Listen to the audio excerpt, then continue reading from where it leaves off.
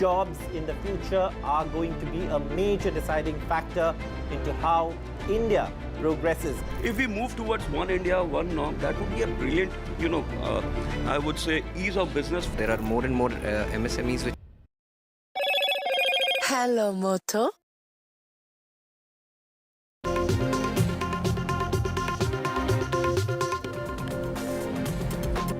A very good morning. You're watching NDTV 24/7. I'm Divya Vauta. We have a whole lot lined up for you, including top management positions in Karnataka have got a reservation of 50%. As far as the 50% reservation in management roles are concerned, that's a new move that is being made by the Karnataka government. We'll get you all the details. But first, the headlines. Top management positions by quota in Karnataka. The Karnataka government now suggesting 50% reservation as far as management roles are concerned. These are key jobs for locals, and that draft bill is expected to be cleared during the ongoing assembly session. Politics over the spate of political murders in Tamil Nadu. We're talking about two murders that have taken place in a matter of 12 days. The NTK worker who was hacked to death on Tuesday. In that case, 4 people have been arrested. JJP leader shooting that took place about a week ago. Now 3 more arrests have been made in that encounter. In Hisar, 3 arrested for shooting JJP's Ravindra Seni. IAS officer Pooja Khetkar's training has now been put on hold. Trainee IAS officer recalled to the academy. Khetkar's disability certificates are being probed. Probationer has been accused of misusing power. Setback as far as the Ajit Pawar camp is concerned. 4 NCP leaders have resigned, and the leaders from Pimpri Chinchwad likely to join the Sharad Pawar camp. Ahead of the budget session, Andhra Pradesh Chief Minister is here in the national capital. He has met with Amit Shah in order to seek funds for his state. He will also be meeting the Finance Minister and also the Prime Minister before he heads back to his state of Andhra Pradesh. Doda encounter still underway. It's been 24 hours, and it is the police and the joint operations that are taking place there. They are underway. They are continuing, even though it's been 24 hours and counting.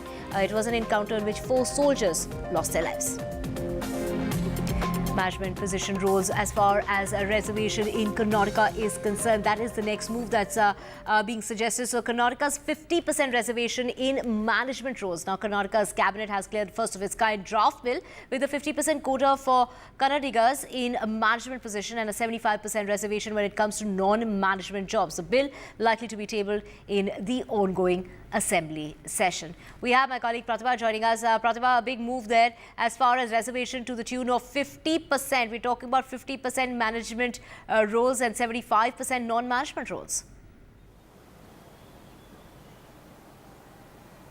In fact, this is not the first time that Karnataka has been talking about job reservation for Kannadigas, but finally, yes, the cabinet has approved this, and the Congress leaders have been suggesting that this would be tabled in the assembly in the days to come.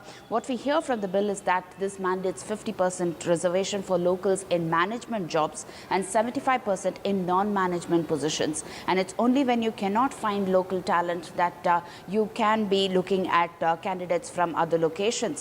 And this also looks at around 3-year gap that will be given for any kind of an industry here. If you cannot find local talent, to find out any kind of skills and workshops that can be done, so that in a span of 3 years, these people, the local talent, can be pooled in for different roles in the organization. So this is what the bill suggests. And who is an eligible candidate is again a question. So the Act defines a local candidate as a person who's born in the state of Karnataka, who's domiciled in the state for a period of 15 years, is capable of speaking, reading and writing Kannada in a legible manner, and has passed a required test conducted by the nodal agency. Now, the details of several aspects of the bill will be discussed in the assembly. When and where would it be presented in terms of the discussion at the assembly is something that still needs to be explained by the Congress leaders. But as of now, yes, the cabinet has cleared this bill. Back to you. Right. Thank you so much, Pratibha, for joining us with all those details. So, of course, the Cabinet there has cleared this bill, which is expected to be tabled in the ongoing Assembly session.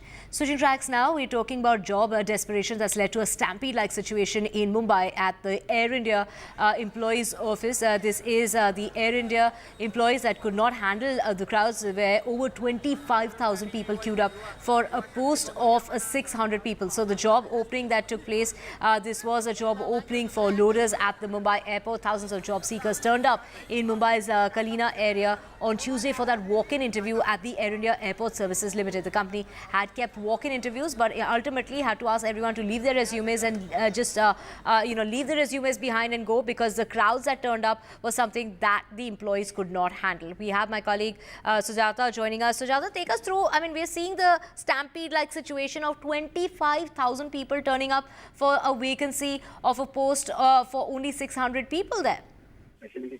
Well, yes, Divya, and also yesterday the video that went viral, after which it was seen that thousands of crowds were seen at the Air India's recruitment drive, which was a walk-in drive, in fact, outside the Mumbai airport yesterday, and also more than 25,000 applicants had gathered, and a stampede-like situation was, could be seen for the 600 post of loaders at the airport. Now, these were the Air India employees also could not handle crowd, and which resulted into these situation, and the condition of the applicants also turned out to be bad after waiting for hours without food and water, just so that they get hired for this job.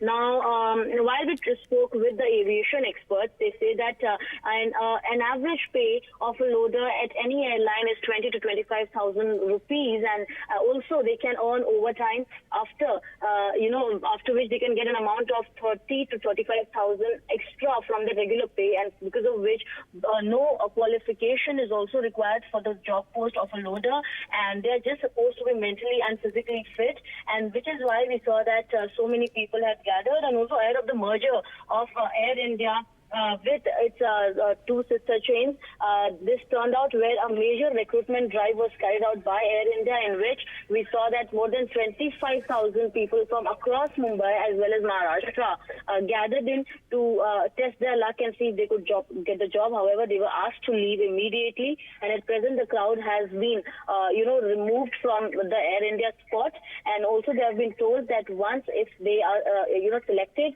they'll be called up, and later which they'll be given the job. So for present, Air India is trying to handle the situation as well. Right. Was this for only the position of the loaders, or did this also include other positions as well?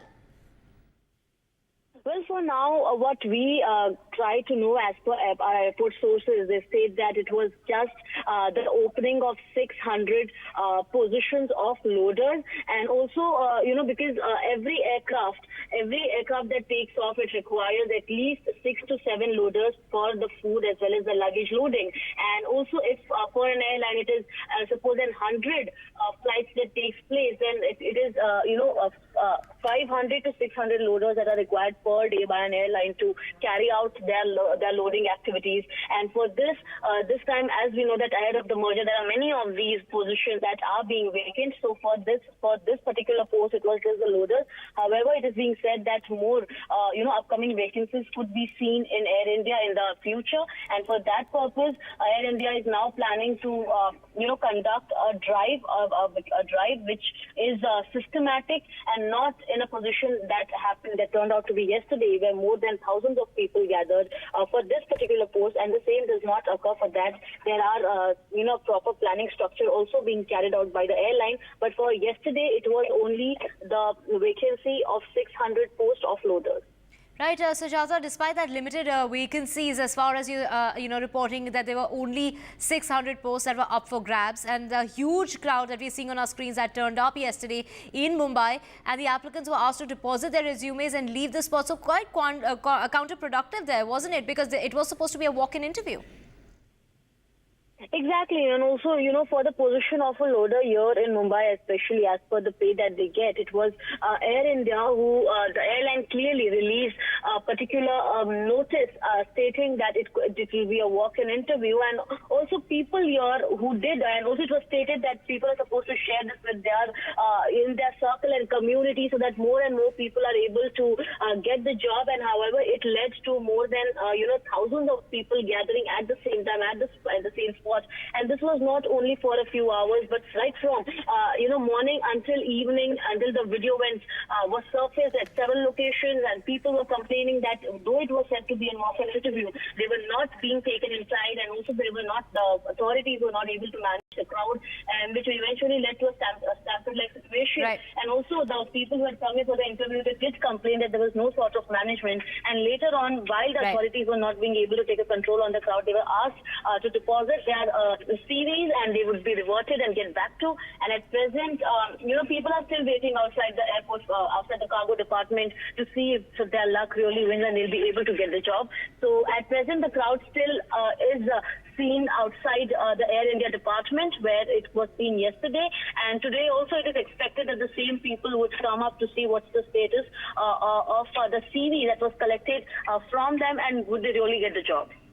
Right, Sujata, details emerging as you can see. These visuals are from yesterday, but today as well, people queuing up outside the cargo department at the airport there in Mumbai. Sujata, we will keep tracking the story and coming back to you for more on that. Switching tracks now to Tamil Nadu, and the Madurai police have arrested 4 people involved in the murder of Bala Subramaniam, a political worker of the NTK party in Tamil Nadu, who was brutally hacked to death yesterday on Tuesday. A preliminary investigation has revealed that a property dispute between the two groups perhaps is the reason what led to the death of Bala Subramaniam. The death of the NTK worker created ripples in the state, as this comes right after that death that was reported of the BSP chief. He was killed by 5 men on the 5th of July. And we have my colleague Sam Daniel joining us. Sam, take us through the action that's been taken so far, because 2 deaths are being reported out of Tamil Nadu. These are political leaders who have died in a matter of just 12 days. Divya, in the case of the murder of an NTK functionary in Madurai, police have arrested 4 people. They are on the lookout for 3 others. And this, they again deny it's a political murder. This particular political functionary was murdered because of a family dispute related to a property issue. And police also say he is a history sheeter involved in 4 old murder cases. And in fact, coincidentally, the Home Secretary has been transferred. Among several other reshuffle of IAS officers, the Home Secretary Amuda has also been transferred, and Dheeraj is the new Home Secretary of Tamil Nadu. And this sets a kind of a worrying trend, because this comes close to the heels of the other murder of a politician, the state BSP chief Armstrong, 12 days ago in Chennai by a 6-member gang. In that case, again, police deny it's a political murder, and they attribute it to a retaliation murder over the murder of a rowdy 1 year ago in Chennai. His name is Arkat Suresh. And that late rowdy's family, police say, suspected that Armstrong could have engineered his killing, and that's why this murder has taken place. And 11 people have been arrested in that case.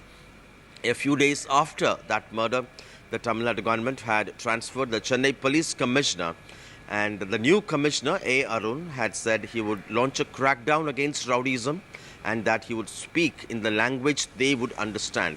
A few days after that, one of the 11 suspects arrested was shot dead in a police encounter outside Chennai.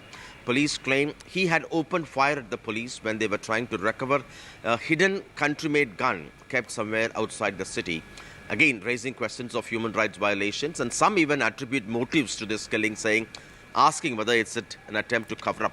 The larger worrying trend for common people is that the contract killing, this kind of a trend is worrying for them.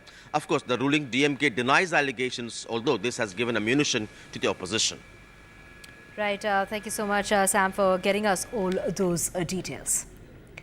Switching tracks now and getting you more news, and this is in regard to the death of the JJP leader who was murdered last week. Now, 3 more arrests have been made in Hisar. As far as the shooting of Ravindra Saini is concerned, 3 attacked the police and they were shot in the leg. The police already have arrested 5 people in that case. Do remember, local leader of the opposition JJP was shot dead by assailants outside his two-wheeler dealership last week. They said that Ravindra Saini, who was aged 50, was shot by 3 men who approached him on foot moments after he stepped out of his showroom. We have Gurpreet joining us. Gurpreet, 5 arrests were made earlier. Now 3 more arrests have been made in this case.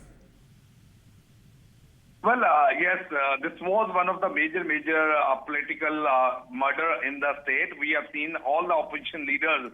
They are putting a question mark over law and order situation, and it was the government responsibility to give a strong answer. What we have learned, a lot of SI team has been made by the Chief Minister of Haryana so that this case could be tracked. And Ravindra Saini, he was the JJP leader, and we have seen from the CCTV camera footage, 3 people, they came there, they shoot on, and after that they were able to escape from that spot. Now what we have learned, that arrests have been made in this case and further investigation is already underway so that the conspiracy behind this murder should be exposed and they will be able to understand what was the real motive behind this murder. Right, so 8 arrests in all made in the death of the JJP leader. We will keep tracking the story. Thank you so much, Gurpreet, for joining us. Moving on now, and the government has put on hold the district training program of controversial IAS officer Pooja Khedkar, who is under the scanner for allegedly forging disability certificates to clear the civil services exam as well as the misuse of power. Khedkar has been asked to report back to the Lal Bahadur Shastri National Academy of Administration, and she's been given a deadline of the 23rd of this month. We have my colleague Radhika joining us to get us more on this. Radhika, get us details as to, her training has now been put on hold. That's right. Trouble certainly mounting for probationary IAS officer Pooja Khedkar. Now her district training in Maharashtra has been put on hold. She's been recalled. In fact, she's been asked to come back and report to the IAS Academy in Mussoorie by July 23rd. In fact, in addition to that, she's also lodged a complaint of harassment against District Collector in Pune, details of which is not very clear, but this is a development that happened yesterday as well.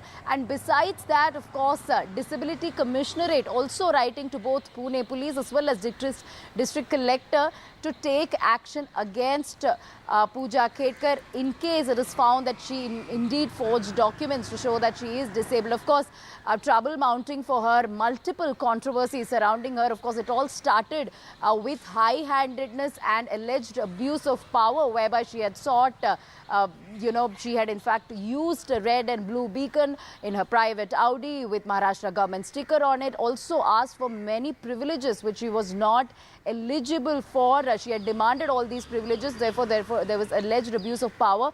Post which, of course, her caste certificate and her disability allegation came under scrutiny. She in fact forged documents to show that she was mentally disabled as well as visually impaired to an extent. Of course, this was apparently fraudulently obtained and also showed that she belongs to OBC non-creamy layer, which is allegedly apparently not true. So therefore, these claims are under scrutiny as far as Pooja Khedkar is concerned. Amid all of these allegations, multiple probes have been launched. A centre asking the state government to look into these claims and also look into the allegations of abuse of power as well.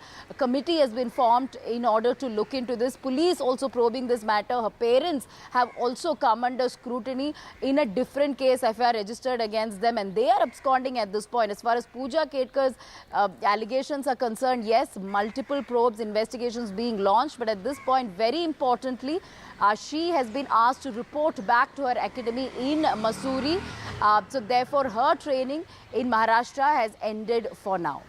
Right, Radhika, do stay with us for our next story as well, and that is with the news coming out of Maharashtra itself. And the Nationalist Congress Party, led by Deputy Chief Minister Ajit Pawar, on Tuesday suffered a big blow as 4 of its leaders from Pimpri Chinchwad quit the party. As per sources, they're set to join the NCP-led faction. This is the NCP camp led by Sharad Pawar. Now, 4 top leaders that have quit. To get more details as to who are those 4 leaders, we have Radhika back with us. Radhika, take us through the resignations that have been submitted by these top 4 leaders. And from what we're hearing is later this week, they're expected to join the Sharad Pawar camp. Yes, that is the possibility, and this is on expected lines considering assembly elections happening in November and considering the poor performance showcased by NCP in Lok Sabha elections. So therefore, there had been multiple disputes and disappointments as far as many of the leaders within Ajit Pawar camp is concerned, which is why now we are hearing that 4 top leaders of Ajit Pawar camp from Pimpri Chinchwad have decided to join Sharad Pawar camp. At this point, they have not made these disclosures open. What they have done is, of course, send out that resignation to Sunil Tatkare of Ajit Pawar party. They have quit the party. These include NCP chief of Pimpri Chinchwad as well as Yuv Sena chief and former corporators. So all of them top leaders from Pimpri Chinchwad area, but haven't really explained as to the reason behind this decision in that particular resignation letter. However, sources within NCP say that they were not happy as far as seat allocation during Lok Sabha is concerned and, seat discussion talks for assembly elections are concerned, which is why they perhaps would be jumping ships and joining NCP Sharad Pawar later in the week. As I said, this is on expected lines considering the fact that Ajit Pawar party is being considerably sidelined within Mahayuti government. They just did not have a great strike rate as far as Lok Sabha elections are concerned. Just 1 out of 4 seats won. Baramati went off their hands, which has left Ajit Pawar in a sticky wicket, as far as his future within Mahayuti is concerned.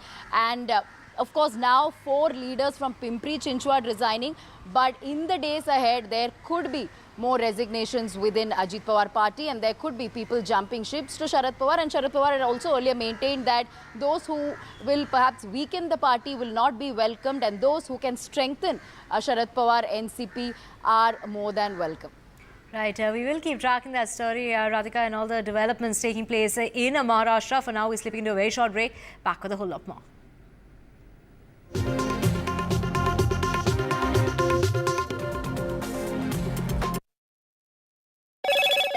Hello, Moto. Motorola, India's best 5G smartphone brand.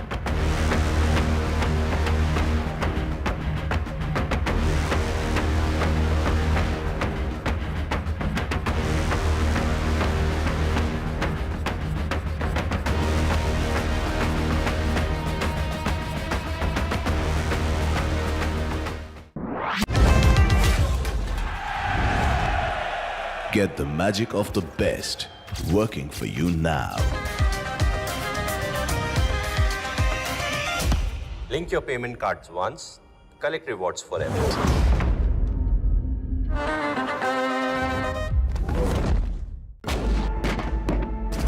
"25 years ago, an unprecedented attack on a part of India very few people knew about. Kargil, a war fought at unprecedented heights, India's first televised war. We are here because we have to be here, because it's the uniform. We were there, on the ground and in the air. A final assault. To bring you stories of valor and sacrifice. 25 years after Kargil. Join us for special.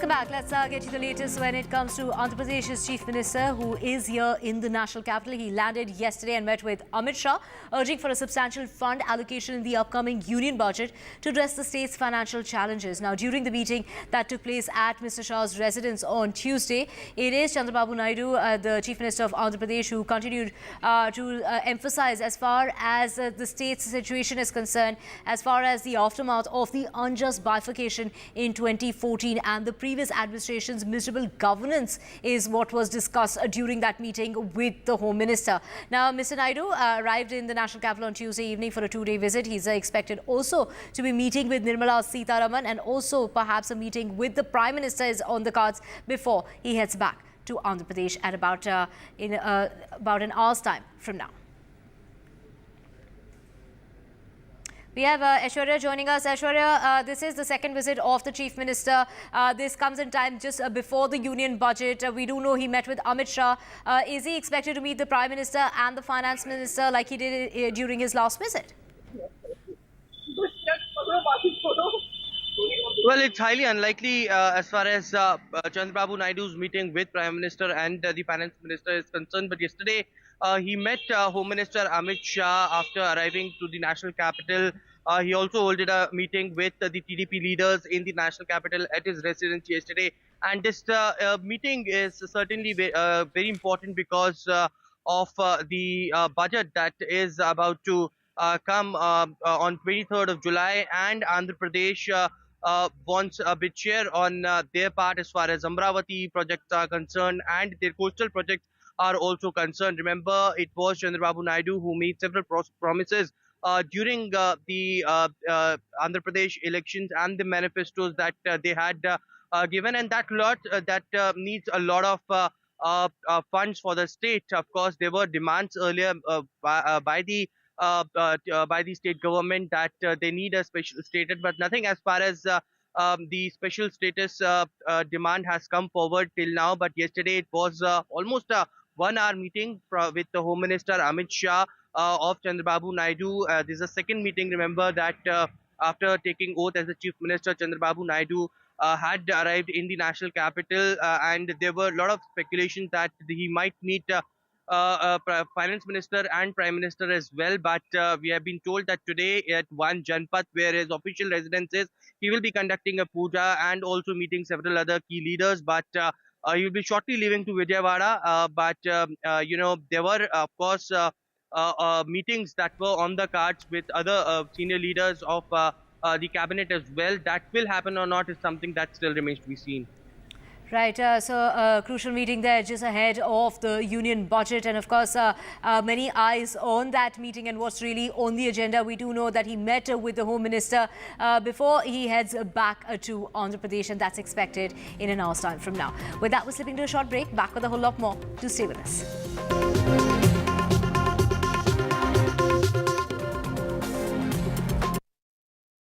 Loan मिलेगा या नहीं, ये आपके credit score पे depend करता है। तो आज ही अपना क्रेडिट स्कोर चेक करें फ्री में पैसाबाजार.com पर। लोन की जरूरत कभी भी किसी को भी पड़ सकती है। ठीक से एक्टिंग नहीं। पैसाबाजार.com। NDTV proudly upholds its legacy of trust and credibility. According to the prestigious Reuters Institute's Digital News Report 2024, NDTV is the top-most news platform in the country. Number one in both online and offline reach in India, beating all its competition. NDTV stands for trust. 25 years ago, an unprecedented attack on a part of India very few people knew about. Kargil, a war fought at unprecedented heights, India's first televised war. We are here because we have to be here, because it's the uniform. We were there, on the ground and in the air. A final assault. To bring you stories of valor and sacrifice. 25 years after Kargil, join us for special and exclusive programming right here on NDTV.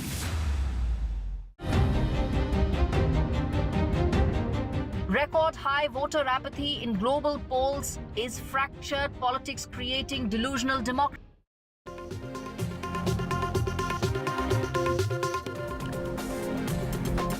Welcome back. Now it's been 24 hours have passed in the Doda encounter in which 4 Indian Army soldiers lost their lives. We're talking about 3 Jawans and a Major who lost their lives during an encounter that took place in Jammu's Doda district, and the opposition has targeted the government for the spike in terrorist attacks that we are seeing lately, particularly in the Jammu area. Now 48 soldiers have died in a matter of 32 months in the Jammu region alone, and we're talking about the hunt for terrorists which is continuing even though it's been 24 hours since that encounter.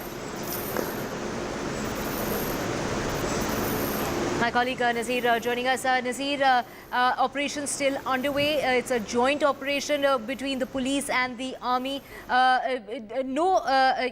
There's been no breakthrough yet. Yeah, exactly. No breakthrough because of the terrain, because of the strategy and the tactics militants have adopted. They get away and they manage to escape after almost every attack in Jammu region. That has become a big worry. Not only these militants appear to be highly trained, they appear to have been actually choosing their target very carefully and at a place where they can manage to escape, and despite massive operations, they cannot be tracked down. But security force since yesterday morning have launched massive operation in the area, Desa area of Doda district. Army, police, paramilitary force, and they are backed by the helicopters which are hovering in the operational area. There are drones have been pressed into service. All the equipment is also be it human intelligence or the technical intelligence that is being used. So, but the fact is the terrain is such, and more importantly, how discreetly these militants are operating in this area. They are not leaving any trail. What security forces have told us that when this incident happened, this encounter or the ambush happened, before that militants were spotted crossing a local river there. Then they had snatched some mobile phones from the locals and trying to sign them they are there. But then what happened with security force led by the army, led by Captain Thapa, then they reached there. There was a heavy firing, and 4 army soldiers, including captain, they were killed. And since then, this operation is underway. But this is, since it's not the one-off incident, it is part of the series of attacks, spate of attacks. That has become a bigger challenge, and security forces have been working hard at factoring in their response, even as the normal response is, launch operations, launch coordinate search operations.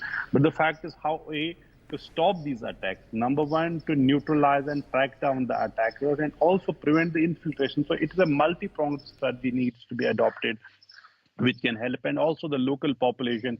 And now the way we see the militancy theater shifting from the plains of the valley to the mountains of Jammu for last some time.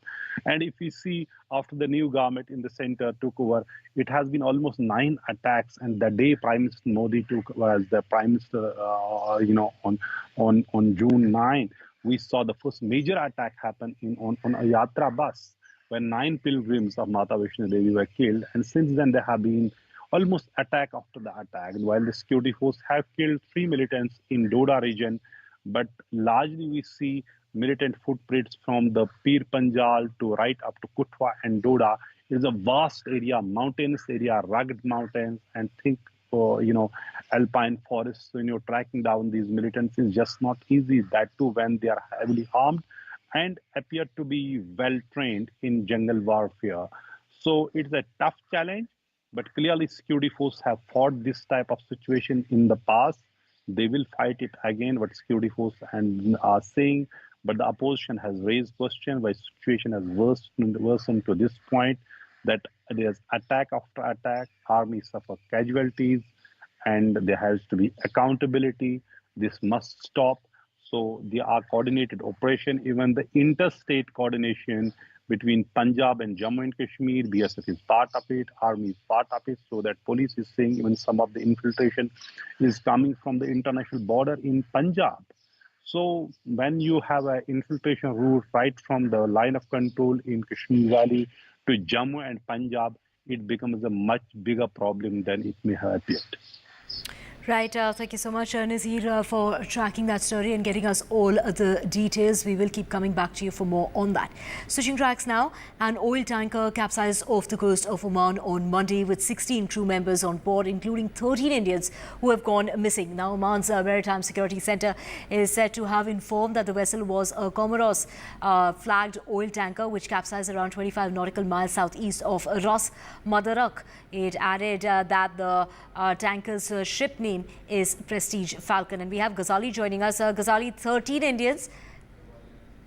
13 Indians and the other crew members, other 3 crew members are said to be Sri Lankans who have gone missing, and there's no word whatsoever on their whereabouts. And we have Ghazali joining us. Ghazali, 16 members have gone missing. No word yet, though it's been 36 hours since the boat that capsized. Yeah, the Oman's Maritime Security has said that the boat is inverted and immersed in water in near the Gulf of Oman only.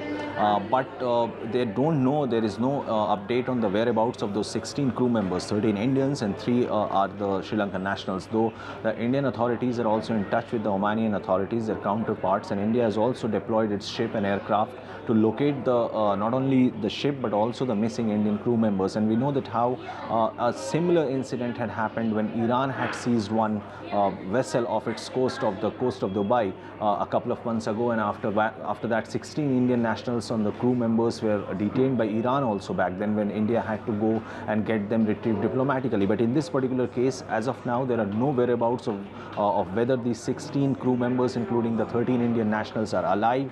They are still missing. Their status is missing. While the Oman's Maritime Security is still trying to locate them and also trying to locate the exact location where the boat has capsized. And in and around that area, the Oman's authority or Maritime Security is trying to find out any whereabouts of those missing crew members. Indian authorities are also in touch. The External Affairs Ministry, through the Navy forces, are also in touch with their counterparts in Oman to help in assisting in locating these missing Indian nationals or all the crew members who were on this vessel, which was moving towards Yemen in the Gulf of Aden. Right, Ghazali, thank you so much for getting us all those details. Now, switching tracks to Mumbai, and in job desperation that has now led to a stampede-like situation. We're talking about Air India employees who could not handle the crowds that had turned up for 600 vacancies that had been put up by Air India for the job of loaders. 25,000 people landed up. They were queuing up outside for that walk-in interview. Take a look at the visuals on your screen of the kind of people that turned up. We have Sujata joining us. Sujata, thousands of job seekers turned up for that walk-in interview, which was counterproductive because they were made to just leave their resume and walk away.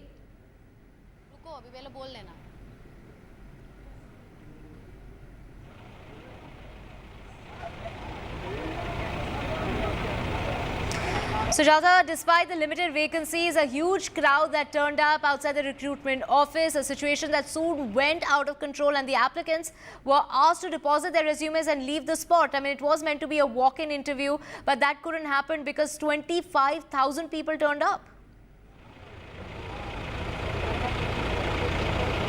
Well, certainly, Divya, and also this particular vacancy that was led out by the airlines, which clearly stated that this is a walk-in interview and people have to just come up with their CVs and basic educational qualification details, and they will be interviewed. A physical interview will be done and they will be given the job, which led to more than 25,000 people coming at the same day at the same spot for the same post, for which there were 600 vacancies which were there. And now at present, I'm at the same spot where yesterday there were people in thousands who the Air India authorities were not able to get control on. And also I've got some of the applicants who are not here since yesterday but since the day before yesterday, only so that they get the job, and also that they are being called inside for interview. आपका नाम क्या है? Prathamesh madam. Prathamesh. कहाँ से आए हैं? District Buldhana madam. Buldhana से आप आए हैं यहाँ पर सिर्फ इस जॉब के लिए? Yes yes. कौन सी नौकरी थी? Handyman post madam. क्या बताया गया था नौकरी के बारे में? नौकरी के बारे में सैलरी 22,500 बताई गई है और 3 साल की इंटर्नशिप भी बताई गई है। अच्छा, और आपने पढ़ाई क्या की है? मेरा BBA सेकंड ईयर चालू है मैडम। और आपको BBA की पढ़ाई छोड़कर आपको ये नौकरी करनी है? जी हाँ, अभी क्या करें मैडम, बेरोजगारी इतनी है और मेरी सरकार से यही दरख्वास्त है कि रोजगार और बढ़ा है, क्योंकि बेरोजगारी का इंडेक्स जो है मैडम साल भर साल बढ़ते जा रहा है. And also Divya, if you look around, there are people who are waiting here since the last couple of days while they came from so many different parts of Maharashtra. Let us speak to them. कहाँ से आए हैं? देवगढ़ से आए हैं. किस नौकरी, कौन से पद के लिए आए हैं? हैंडीमैन के. क्या क्वालिफिकेशन है आपकी? Graduation BCom. और आप यहाँ पर कब से रुके हैं? सुबह से 8 बजे. ये हाथ में आपने अपने पूरे डॉक्यूमेंट्स ले रखे हैं देवगढ़ कॉलेज के. हाँ. नौकरी के बारे में कैसे पता चला आपको? मेरे दोस्त ने मुझे भेजा था. और आप यहाँ पर आ गए बुल्ढाना से? कहाँ से भी आए? महाराष्ट्र से. महाराष्ट्र से. क्या बताया गया था नौकरी के बारे में? आपको क्यों ये नौकरी, आप क्यों रुके गए हैं? क्या रिस्पांस दिया आपको अंदर से? कब तक बुलाएंगे? 12 बजे. 12 बजे इंटरव्यू होगा? हाँ. अच्छा, और आप तैयार हैं इंटरव्यू के लिए? नौकरी क्यों ज़रूरी है ये वाली? घर के लिए. घर में कौन कौन है? माँ बाप और भाई बहन. और आपकी ये पहली नौकरी होगी? हाँ. Well, we have got some more people with us. कहाँ से आ रहे हैं आप? हाँ, कहाँ से आ रहे हैं? जलगांव से. क्या पढ़ाई की है आपने? BA की है. BA. और आपको यहाँ पर इस नौकरी के बारे में क्या बताया गया था? क्यों आप कब से क्या रख रुके हैं? क्या पोस्ट थी? हैंडीमैन की लिए. क्या एक ये बताइए कि आपने हैंडीमैन की नौकरी पहले की है? नहीं. पहली बार करने वाले हैं. हैंडीमैन का जॉब प्रोफाइल क्या होता है? आप एक ग्रेजुएट हैं, आप यहाँ पर नौकरी करने आ रहे हैं. क्या जॉब प्रोफाइल होता है? अभी पता नहीं ना. वो पता नहीं, बस नौकरी थी इसलिए आ गए. हाँ. इसके पहले आपने कहीं पर ट्राई किया है? नहीं.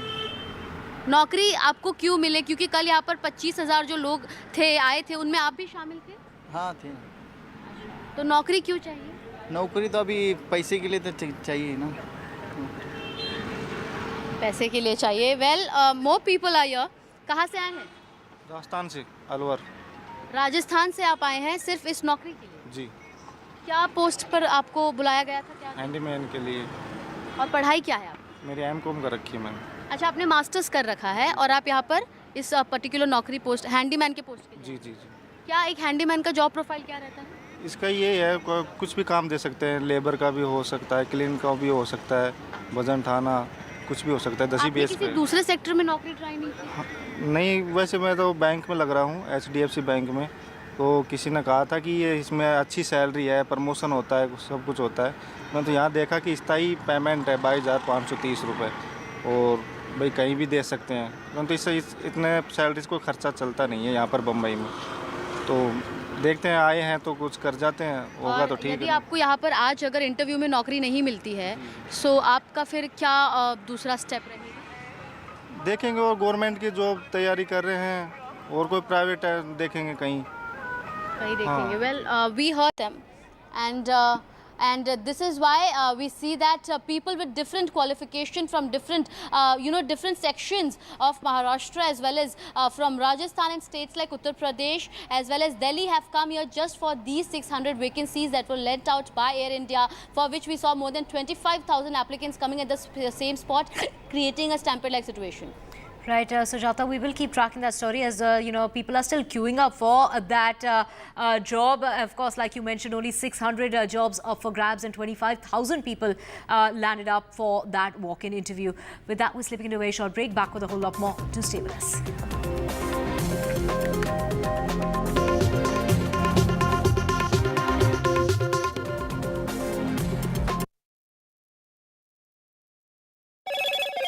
Hello, Moto.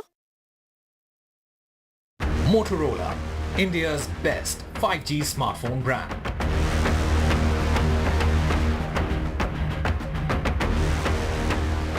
लोन मिलेगा या नहीं, ये आपके क्रेडिट स्कोर पे डिपेंड करता है. तो आज ही पैसाबाजार.com पर जाइए और अपना क्रेडिट स्कोर चेक कीजिए फ्री में, क्योंकि लोन की जरूरत कभी भी किसी को भी पड़ सकती है. बस एक्टिंग करा लो इनसे. पैसाबाजार.com, क्रेडिट स्कोर चेक, आदत अच्छी है. Get ready for the ride of your life. NDTV brings you the NDTV Auto Show with me, Mugdha Mishra. From the fastest supercars to the sleekest new energy vehicles to your trusted daily ride, we cover it all. Every Saturday at 10:30 a.m. and Sunday at 8:30 p.m. only on NDTV 24/7. Your next great escape starts here. 25 years ago, an unprecedented attack on a part of India very few people knew about. Kargil, a war fought at unprecedented heights, India's first televised war. We are here because we have to be here, because it's the uniform. We were there, on the ground and in the air. A final assault. To bring you stories of valor and sacrifice. 25 years after Kargil, join us for special and exclusive programming right here on NDTV. Stay informed and entertained with the new and updated NDTV News app. You can watch all our channels live, listen to podcasts, read breaking and exclusive news from around the world and more. Download the NDTV app today and get access to the best journalism and storytelling on your smartphone or tablet.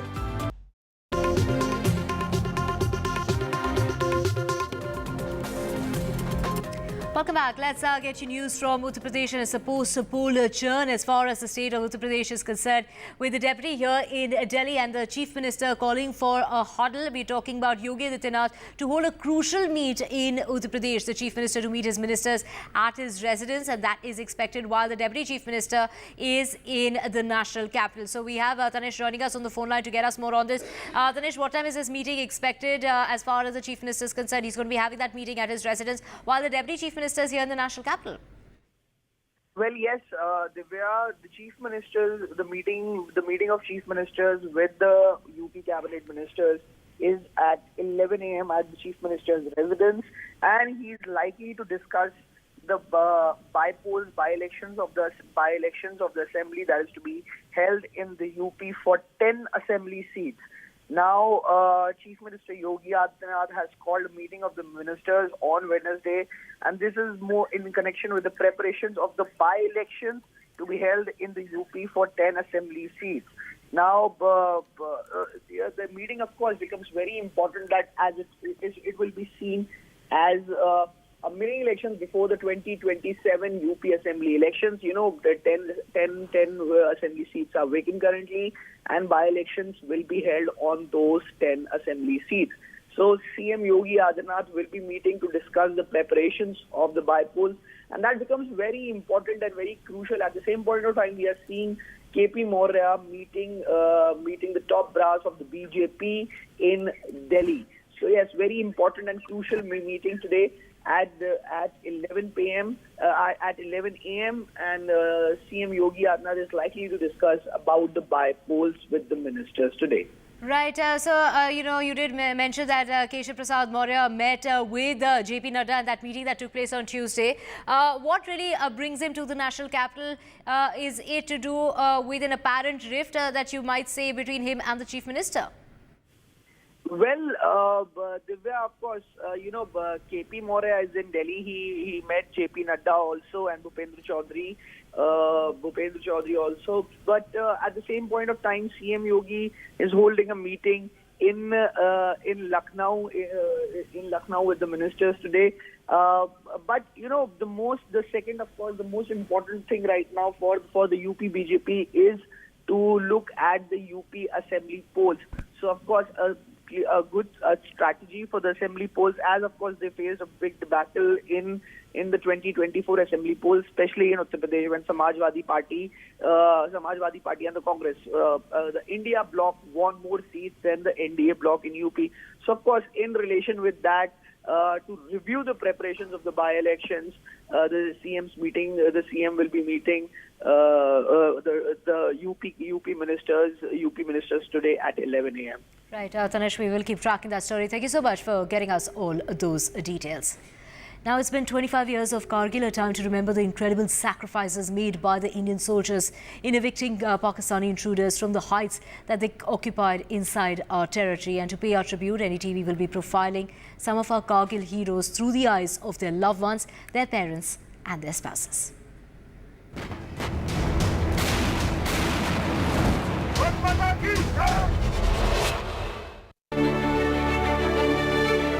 Robin would listen to a story. As was routine, One night he cuddled up next to his father to listen to the absorbing story of adventures of a young boy. Suddenly he started screaming, "Papa, I'm going to die. Papa, I'm going to die." 25 years have gone past, and I feel as if Kargil happened yesterday. All memories are absolutely fresh today.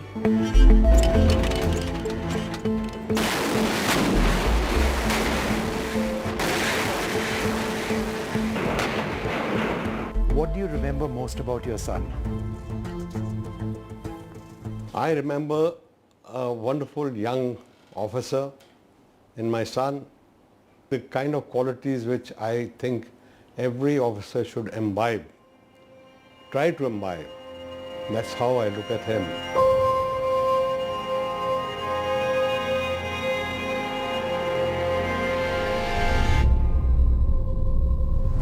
Tololing happened on 12th and 13th, and 14th I got a call from Robin that, "Mama, do you know that we have captured Tololing?" So I said, "Yes, I know that." I took it for granted that nothing can happen. But finally when I got the call, that was a shock for me. But never mind, my son has done something for his country, and I am a proud mother.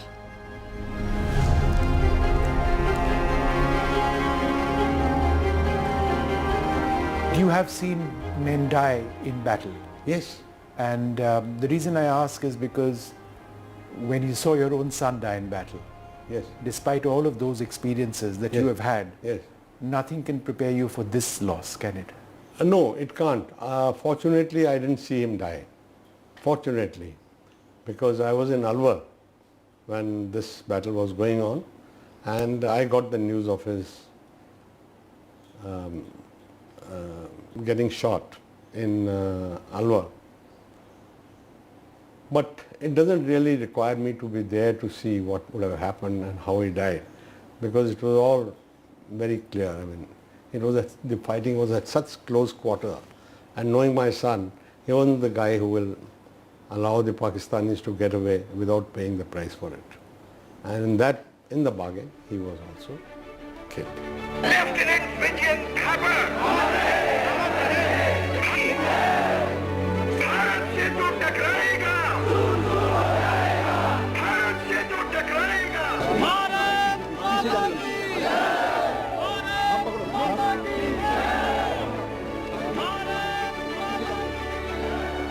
I always call my son soldier saint because he was very honest, very kind-hearted, very loyal and disciplined, of course, very disciplined. And above all, he was a true patriot, एक सच्चा देशभक्त, which he proved.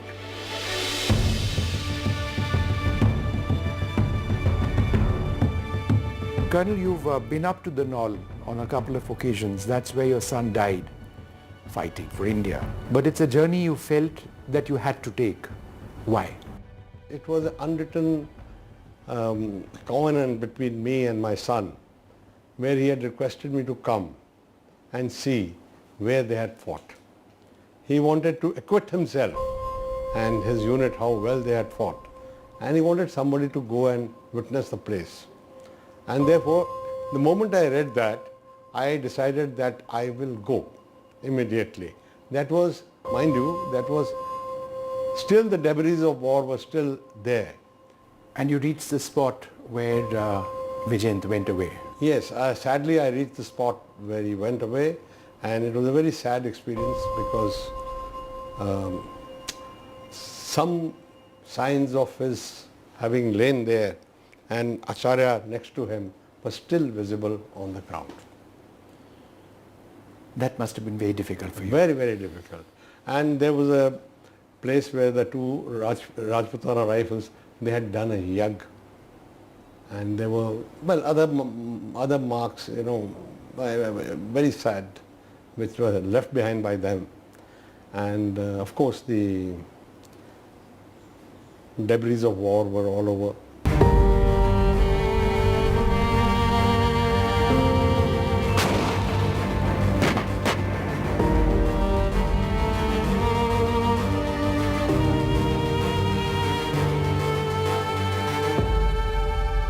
What are you holding?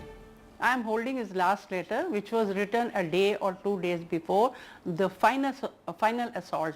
First assault was Tololi, where he captured the post-Barbad bunker.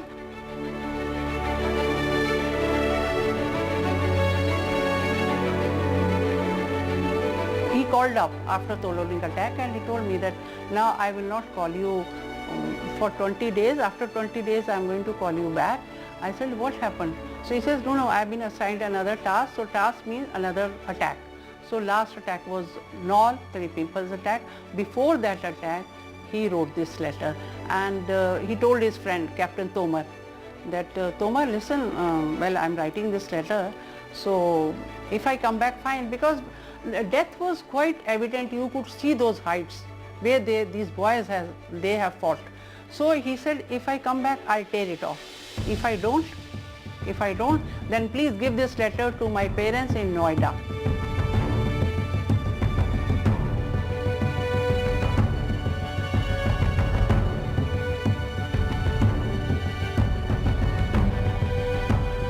ये चिट्ठी कब मिला था आपको? जब उसका सामान आया था, उसका बॉक्स था वहाँ पर, उस बॉक्स में काफ़ी चीज़ें थी और उसका एक छोटा सा वॉलेट था जिसमें he had only 300 rupees और उसकी जो जैकेट थी उसके अंदर चॉकलेट्स और उनको ना थोड़ा सा एक इमरजेंसी राशन भी मिलता है जिसमें थोड़े थोड़े शक्करपारे भी रखे हुए थे जो उसके अंदर उसकी पॉकेट्स में ऐसे मिले।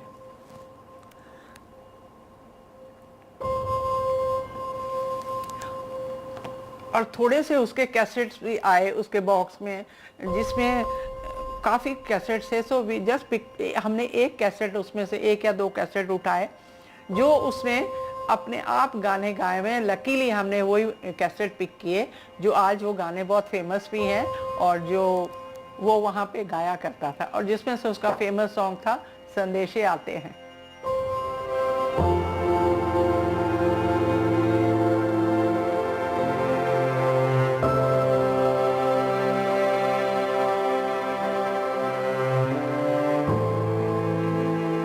Dearest Papa, Mama, Birdie and Granny, by the time you get this letter, I'll be observing you all from the sky and enjoying the hospitality of Apsaras.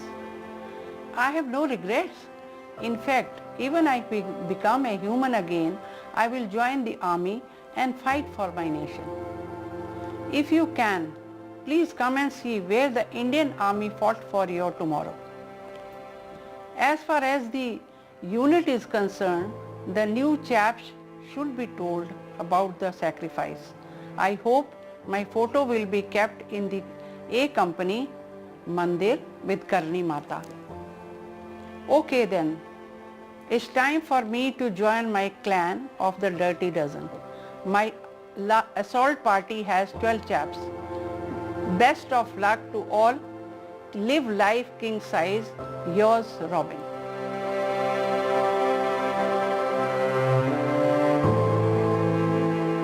This is a thali, puja thali. But why are these? These are soldiers prasad.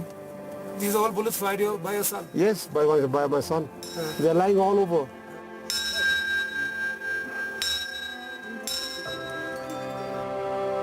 मैं समझता हूँ वहाँ विजयंत रहता है। जब मैं अभी भी वहाँ रहता है? जी, विजयंत वहीं रहता है और हम अपने दिल में हम यही कहते हैं कि वो नहीं आ सकता छुट्टी पे हमको मिलने के लिए क्योंकि उसकी ड्यूटी सख्त है। वो आप अभी भी सोचते हैं? हाँ, अभी भी सोचते हैं। मेरा दिनचर्या जो है वो स्टार्ट होता है पहले प्रेयर करने, रॉबिन के तस्वीर के आगे प्रेयर करने से और फिर पूरा दिन वैसे चलता है।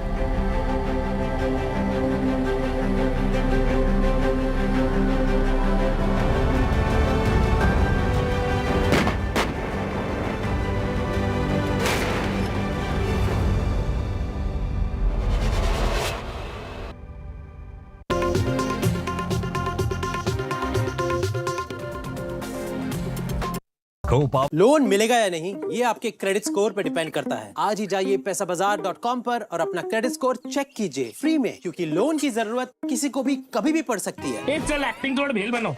ये आया बात पैसाबाजार.com। Some people say the metaverse will only be virtual. One day this lecture hall will be made of code and driverless cars would be trapped in intersections. But even in this maze of the future, you can't wish away health. It's time to become more resilient.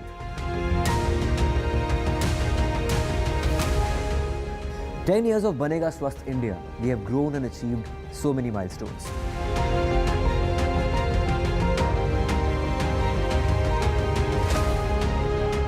And now I have a plan to beat the urgency, to stop breathing with difficulty, to relieve getting choked with inactivity.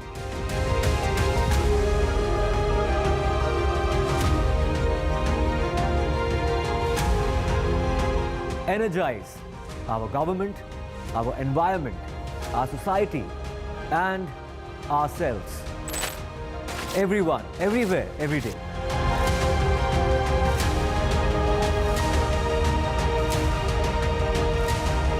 Banega Swasth India. One world hygiene.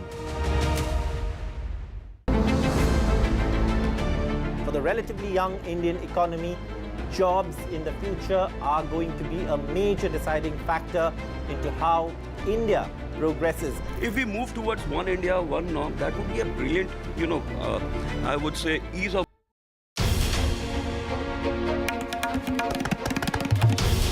This is NDTV. And you're watching NDTV 24/7. Hello, Moto.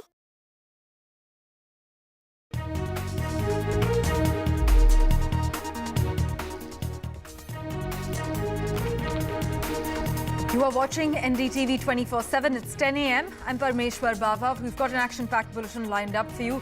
Our big focus is there a post-poll churn in Uttar Pradesh? The finer details are lined up for you. Let's begin with the headlines we're tracking at the moment. The Deputy Chief Minister of Uttar Pradesh is in Delhi as the UP Chief Minister has called for a huddle. UP Chief Minister Yogi Adityanath is expected to hold a crucial meeting at his residence today.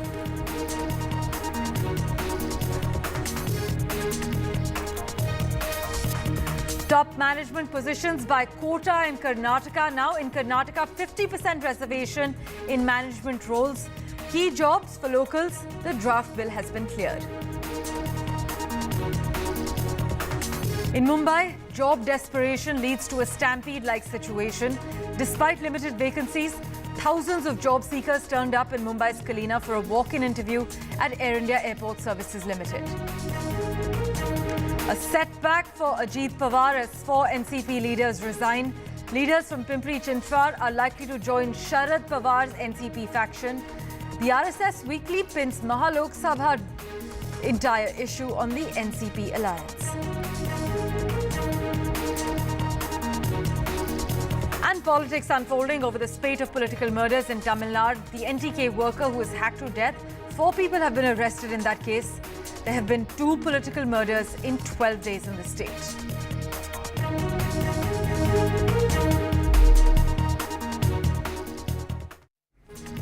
Well, our big focus. There has been buzz that all is not well within the BJP in Uttar Pradesh following the BJP's dismal performance in the Lok Sabha elections.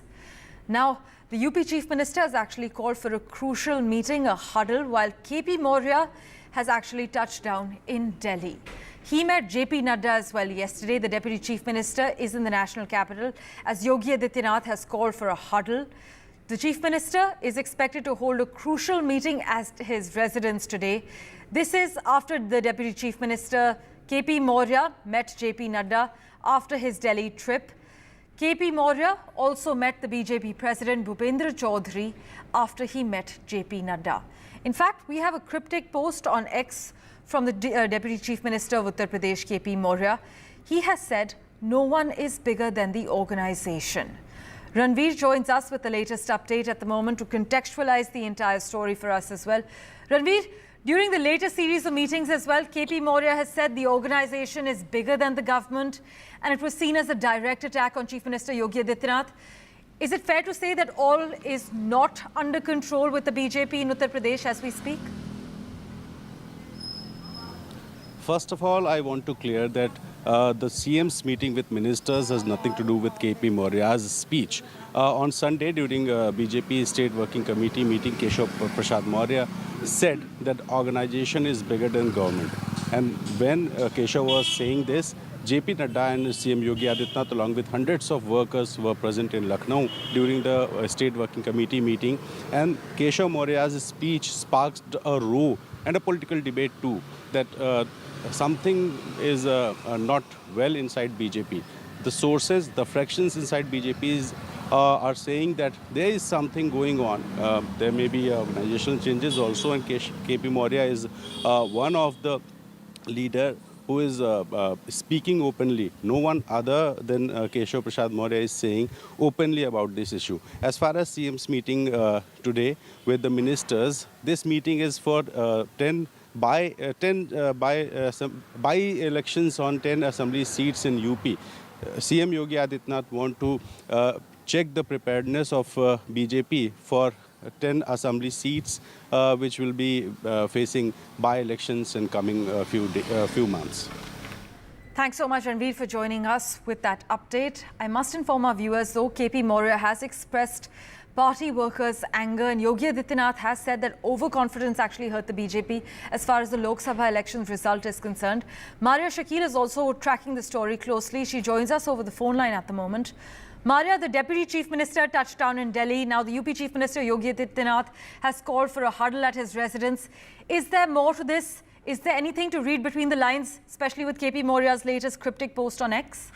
Absolutely, because if you remember, last week Yogi Adityanath, during the course of an event, also had made certain observations. So, as far as the churn or a political churn in Uttar Pradesh is concerned, it is very much happening. Because Keshav Prasad Maurya, Deputy Chief Minister, has been in Delhi since that drubbing that the BJP faced in the Lok Sabha polls. He hasn't really visited Lucknow so far. He had a meeting with the BJP top brass. What is it that, and we do know that Keshav Prasad Maurya and the UP Chief Minister do not share best of equations and relations. There is that OBC factor which is at play here as well. So certainly all these meetings coming in the backdrop of the Chief Minister, even as the Chief Minister calls a meeting of his party leaders, and this has to do with ministers, there is his deputy who is in Delhi and holding another set of meetings with the BJP top leaders, the central leadership in Delhi. So what are the concerns? What is it that is being shared? And this message that has been put out by KP Maurya on his Twitter handle that the party is supreme, the organization is supreme, again becomes important because, we are looking at the differences playing out in full public view. What is being said here is that Sangathan Sarkar se bada hai, that the organization, that the party structure is becoming important, that Karyakarta ka dard mera dard hai. So he's saying that the pain of the workers is his own pain. So he's projecting himself as a leader who understands the problems of the ordinary workers or the supporters of the BJP. Maria, as always, thank you so much for contextualizing the latest political developments for us. With that, let's turn our attention now to Karnataka, where the cabinet is expected to clear first-of-a-kind draft bill.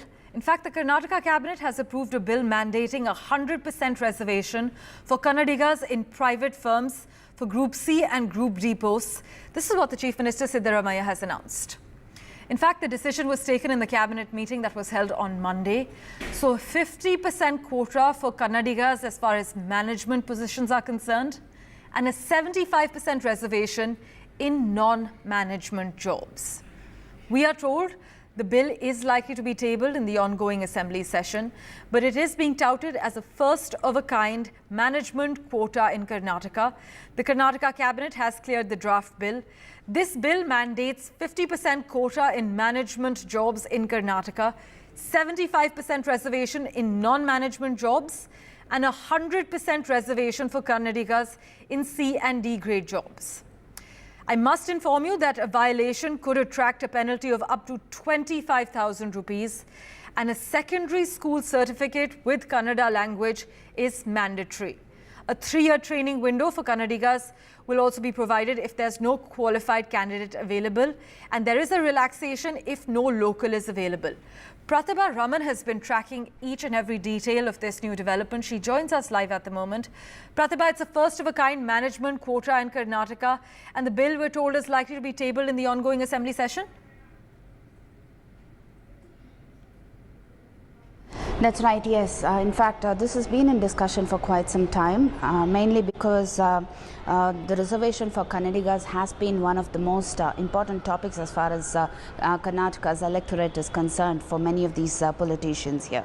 Now, talking about the draft that has been made by the Congress government, which has been cleared at the cabinet that was held in the recent past, and they have drafted this bill in such a manner that 50% of reservation would be given to Kannadigas in management jobs, and non-management jobs would have around 75% reservation for Kannadigas. Now, organizations that wouldn't comply with this rule would invite a fine of up to around 25,000 rupees. And what has also been mandated is that if they do not find local talent, then the organization along with the government would find a way to ensure that locals are trained for these kind of skills as well as job roles. And the other thing that has also been mentioned is that most of these Kannadigas who have their domicile in Karnataka for around 15 years would be eligible for this. They would have to provide a secondary certificate in the language of Kannada, and also they would have to undergo a test which will be conducted by a nodal agency. Now, in a short while from now, once the bill is drafted and approved and tabled in the assembly and passed, the nodal agency would be set up, and the things would take place from there on. Now, we'll have to see what kind of discussion would take place in the assembly and how soon this bill will be passed. Back to you. Pratibha, as always, thanks so much for joining us with the latest details and developments. With that, let's turn our attention now to Maharashtra. Thousands of job seekers turned up in Mumbai's Kalina on Tuesday for a walk-in interview at Air India Airport Services Limited. The company actually had kept walk-in interviews for 2,216 vacancies for the post of handyman, a person who performs various repairs and maintenance tasks. But despite the limited vacancies, take a look at the visuals on your screens at the moment. A huge crowd turned up outside the recruitment office, and the situation soon went out of control. The applicants were asked to deposit their resumes and leave the spot instead. The General Secretary of the Aviation Industry Employees Guild has said that this recruitment process organized by Air India was mismanaged. Sujata Dwivedi has been tracking the latest developments. She joins us live at the moment. Sujata, as we can see, job desperation led to a stampede-like situation in Mumbai during AI's recruitment drive.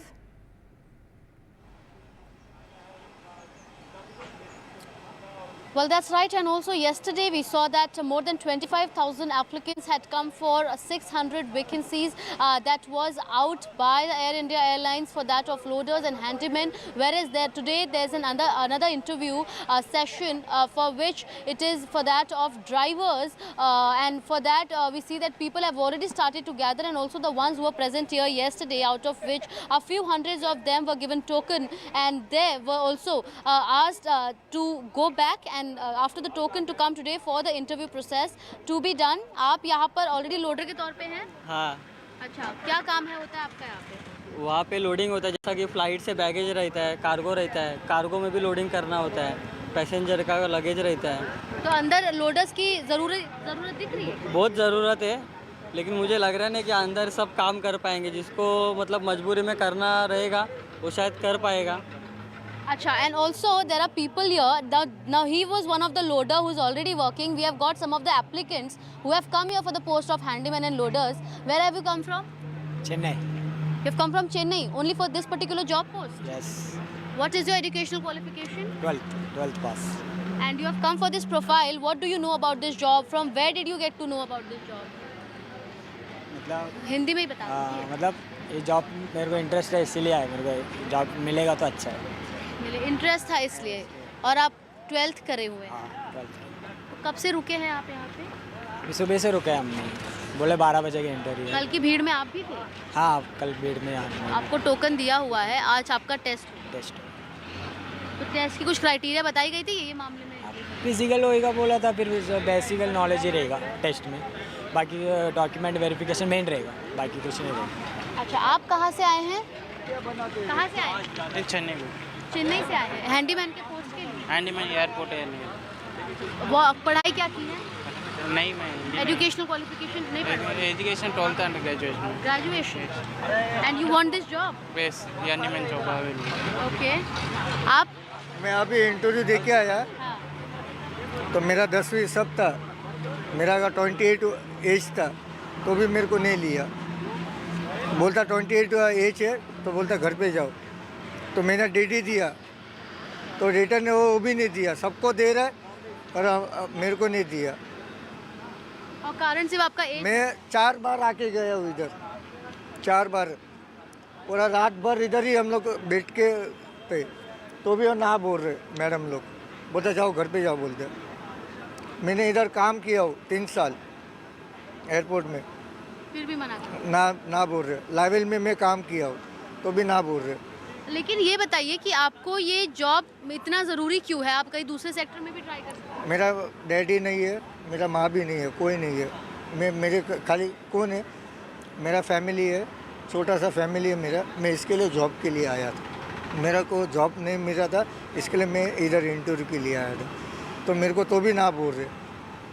और अब जब job यहाँ पे नहीं मिल रही तो आप आगे क्या करने का सोच रहे हैं? अभी क्या करेंगे? जॉब नहीं मिला तो किधर भी होटल लाइन पे लग जाएंगे, और क्या करेंगे। आप यहाँ पर अंदर आए थे जॉब के लिए? जी। क्या उम्र है?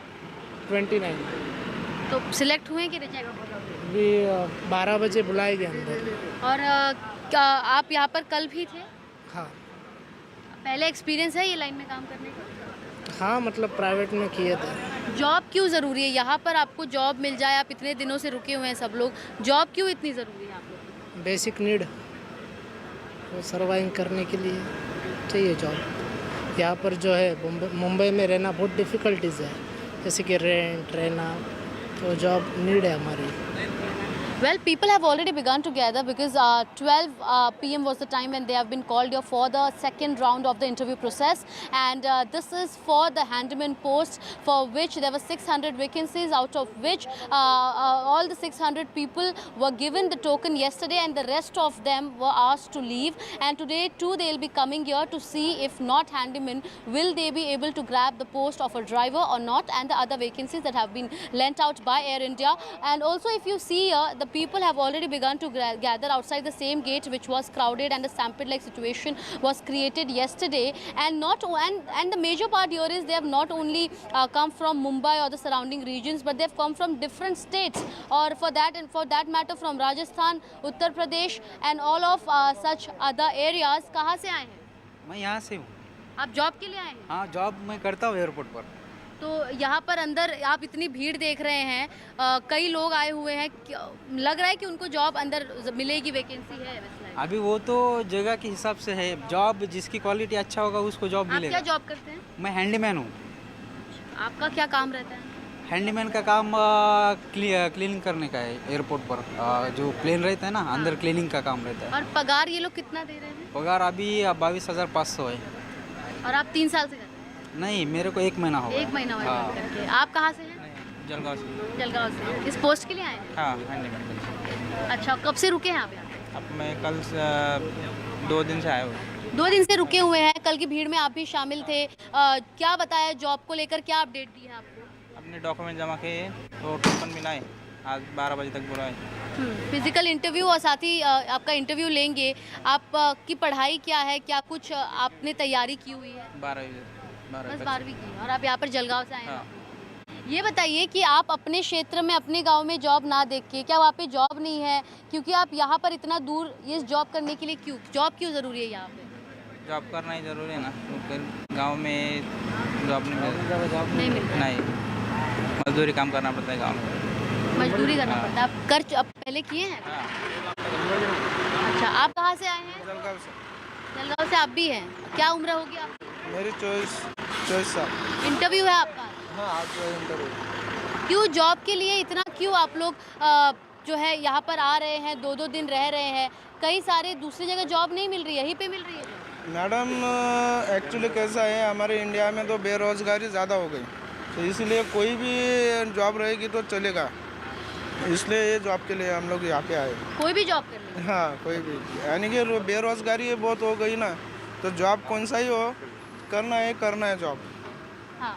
All right, so we heard these applicants who have come from so many other, so many areas across the nation just for these 600 vacancies, that of handymen and loaders. And also it is not just the handymen, but also there were other 1200 vacancies that have come out, that of technical engineer and several such posts for which people have been applying for more than a month. And there were a few hundreds of them who were given the token, while the rest have been told to come back after 2 or 3 months, and again they'll be interviewed, and thereafter it will be seen whether they have to be hired or not. And somewhere it is the need of a job and the need of money that these people have come from different sections of Maharashtra just for this job purpose. Yes.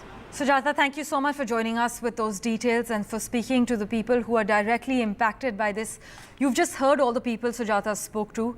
They are MCom degree holders, they are graduates who are desperately seeking for a job, and that too a job of a handyman, a loader, for menial tasks within the airport. The Prime Minister maintains that the country is generating jobs, but it's clear that India is suffering from an unemployment issue. As you've heard from the ground, people are desperate for jobs. And I must mention also, according to a recent poll by Reuters economists, India, the world's fastest growing economy, has failed to generate enough jobs for its large and expanding young population. That's what Reuters has concluded. With that, let's turn our attention to the other big story from Maharashtra. 4 top leaders from the NCP, Ajit Pawar's faction, have resigned in Maharashtra's Pimpri-Chinchwad, dealing a major blow to the party led by Ajit Pawar after a poor show in the recent Lok Sabha elections. They are now likely to join the party led by Sharad Pawar later this week. Ajit Ghavne, the chief of NCP's Pimpri-Chinchwad unit, is among those who have submitted their resignations to Ajit Pawar. The others are Pimpri-Chinchwad Students' Wing Chief Yash Sane and former cooperators Rahul Bhosle and Pankaj Bhalekar. But the resignations do come amid a buzz that some leaders in the Ajit Pawar camp are willing to return to the Sharad Pawar fold. Radhika Ramaswamy is tracking the latest details for us. But I must mention before that the RSS has pinned the Lok Sabha poll's loss on Ajit Pawar. In fact, the RSS-affiliated Marathi Weekly has blamed Ajit Pawar quite blatantly, saying that the BJP's poor performance is due to an alliance with the NCP. The RSS Weekly points out that the BJP workers are unhappy with the NCP alliance, further adding that workers' resentment towards the NCP led to the loss. Radhika Ramaswamy joins us with a lowdown on all that's happening politically in Maharashtra. Radhika, now the RSS has pinned the Lok Sabha poll's loss blatantly on Ajit Pawar in its latest weekly. That's right. So that's the latest development coming in as far as Maharashtra politics is concerned. Of course, NCP, Ajit Pawar clearly in a sticky wicket at this point. We are hearing of 4 top leaders switching sides to Sharad Pawar camp. And of course now RSS affiliated magazine also pinning NCP's inclusion within Mahayuti for its Lok Sabha poll loss. In fact, it talks about how there is a lot of discontent within Mahayuti, within BJP workers as well as leaders over the inclusion of NCP leaders within Mahayuti, and the discontent in fact aggravated post the loss. In fact, it speaks about how an alliance with Sena is organic and natural considering the Hindutva ideology which is common between these two parties. However, the alliance with the NCP Ajit Pawar is not a natural one, which is why there is a lot of resentment within the party. So their RSS affiliated magazine clearly pinning this entire loss on NCP Ajit Pawar inclusion. We know for a fact that it was a poor performance as far as the entire Mahayuti is concerned. Just about 17 seats won by Mahayuti, in which just 1 seat out of 4 won by NCP Ajit Pawar faction, post which of course there had been disputes within NCP Ajit Pawar being sidelined, many within BJP and Sena disappointed at the inclusion of NCP leaders, and also there was a lot of coordination issues within Mahayuti between each and every party. One candidate or rather one, leader or the worker not campaigning for the alliance partners, and this is something that many of the leaders and workers had been talking about. So a lot of coordination issues within the alliance partners, and mostly because of the resentment as far as workers are concerned with the NCP's inclusion within Mahayuti. And to add to the wounds, of course, now several party leaders also wanting to shift sides, wanting to go to Sharad Pawar faction, wanting to return to Sharad Pawar faction, which is why 4 leaders within Pimpri Chinchwad have quit, have resigned, have sent their resignation letters and are looking to go back to Sharad Pawar party. Of course, Sharad Pawar also had maintained that if the leaders do not hurt the sentiments of the parties or hurt the party or weaken the party, then he'll be more than happy to welcome some of the workers back to his fold. Radhika, thanks so much for joining us with those details. As always, news and updates continue on NDTV 24/7. We're slipping into a very quick break for now.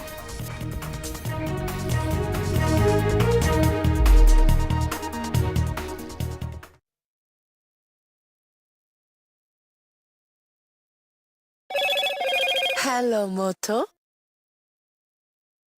Motorola, India's best 5G smartphone brand.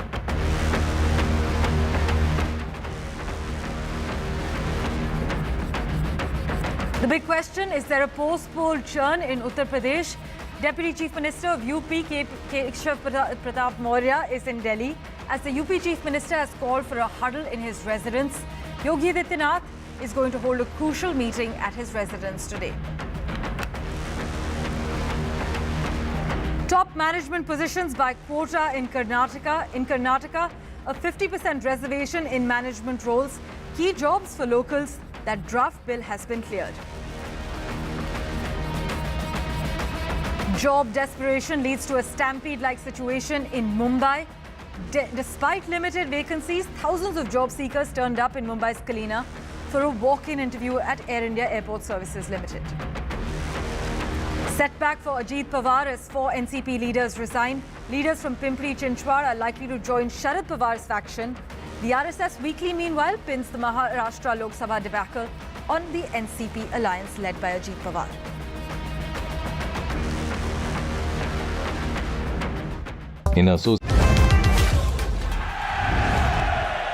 Get the magic of the best working for you now. Link your payment cards once, collect rewards forever.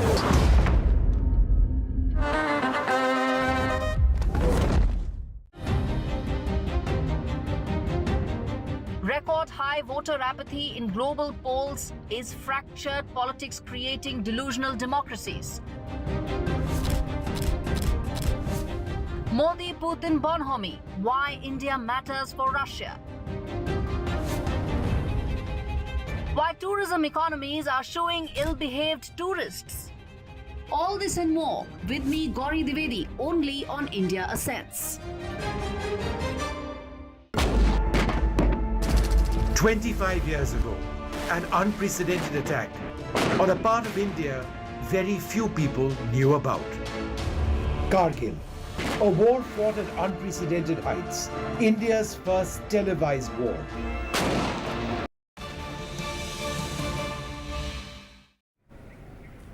Well, breaking news coming in. The BJP has called for a post-poll huddle. BJP chief ministers and deputy chief ministers will be present at this crucial meeting, which is going to take place in the national capital. That's what's been announced. It's a crucial BJP meeting that's going to be taking place by the end of the month. For their plan of action and the agenda, let's go across to my colleague Akhilesh, who's tracking the latest. Akhilesh, we are told a 100-day action plan is likely to be discussed, and the BJP is also likely to conduct a post-mortem of the election performance during this crucial meet. That's correct. In fact, the BJP, suffered major losses in various states as far as this Lok Sabha election is concerned. So this post-mortem will be done in the CM and the deputy CM meeting though it is an annual feature, it happens every year. But this year is very important and significant in the sense that the recently held Lok Sabha elections results are not favorable to the BJP, and the party leaders would like to discuss this with the CMs and the deputy CMs about the major causes of the losses. And apart from that, the major policies of the Modi government, they will also be discussed, how the implementation is being done in various states. That is also a key point which will be discussed with the CMs and the deputy CMs. And apart from that, the budget would have been out, the first budget of the Modi 3.0. So the key features of the budget will be shared by the Finance Minister Nirmala Sitharaman with the CMs and the deputy CMs, and the key points which have to be highlighted in the various states, that has to be highlighted also in this meeting. And apart from that, the major point which has been noticed by the party high command is that there is lack of coordination between the various state governments and the party organization in the states. For example, recently in Uttar Pradesh, we have seen that how Deputy CM Keshav Prasad Maurya has highlighted that the party organization is supreme as far as the state is concerned, and that is why he's saying that he will always listen to the workers. So this is a point which has to be discussed in thread and bare as far as the party organization is concerned. That is why Party President JP Nadda will also be present in this meeting. This is what the sources have indicated. Akhilesh, as always, thank you so much for joining us with the latest details you've accessed. Let's turn our attention now to what's happening as far as Chandrababu Naidu is concerned. The Andhra Chief Minister met Union Home Minister Amit Shah late last night, urging for a substantial fund allocation in the upcoming union budget to address the state's financial challenges, as per our sources. Now, during the meeting at Mr. Shah's residence, the TDP president emphasized that Andhra Pradesh continues to face the aftermath of the unjust bifurcation in 2014 and the previous administration's miserable governance. This is what our sources have disclosed. Mr. Naidu, who arrived in the national capital last evening, was here on a two-day visit. He's actually expected to meet Nirmala Sitharaman today to further discuss the state's financial needs. A meeting with Prime Minister Modi is also likely on the cards, but we are waiting a confirmation on the same. Aishwarya Jain has been tracking the latest for us. Aishwarya, take us through the Andhra Chief Minister's list of demands last evening.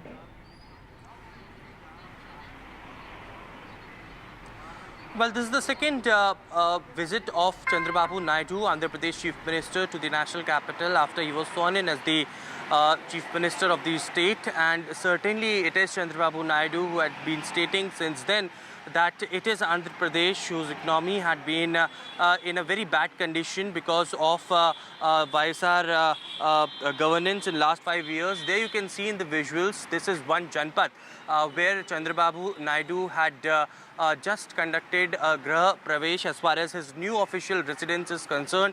And this is one Janpath where Chandrababu Naidu had reached this morning. Yesterday in the evening, as we were mentioning about his meeting with Home Minister Amit Shah, it was Chandrababu Naidu who apprised him of the devastating conditions of the finances that Andhra Pradesh had slipped into over the last 5 years. He also discussed about the findings of the 4 white papers released outlining the strategic debt accumulated between the 2019 and 2024 period, and also stated that there has been complete economic incompetence, gross mismanagement and rampant corruption by the previous government have caused irreparable damage to the state of the Andhra Pradesh. And honouring the mandate given by the people of Andhra Pradesh, it would be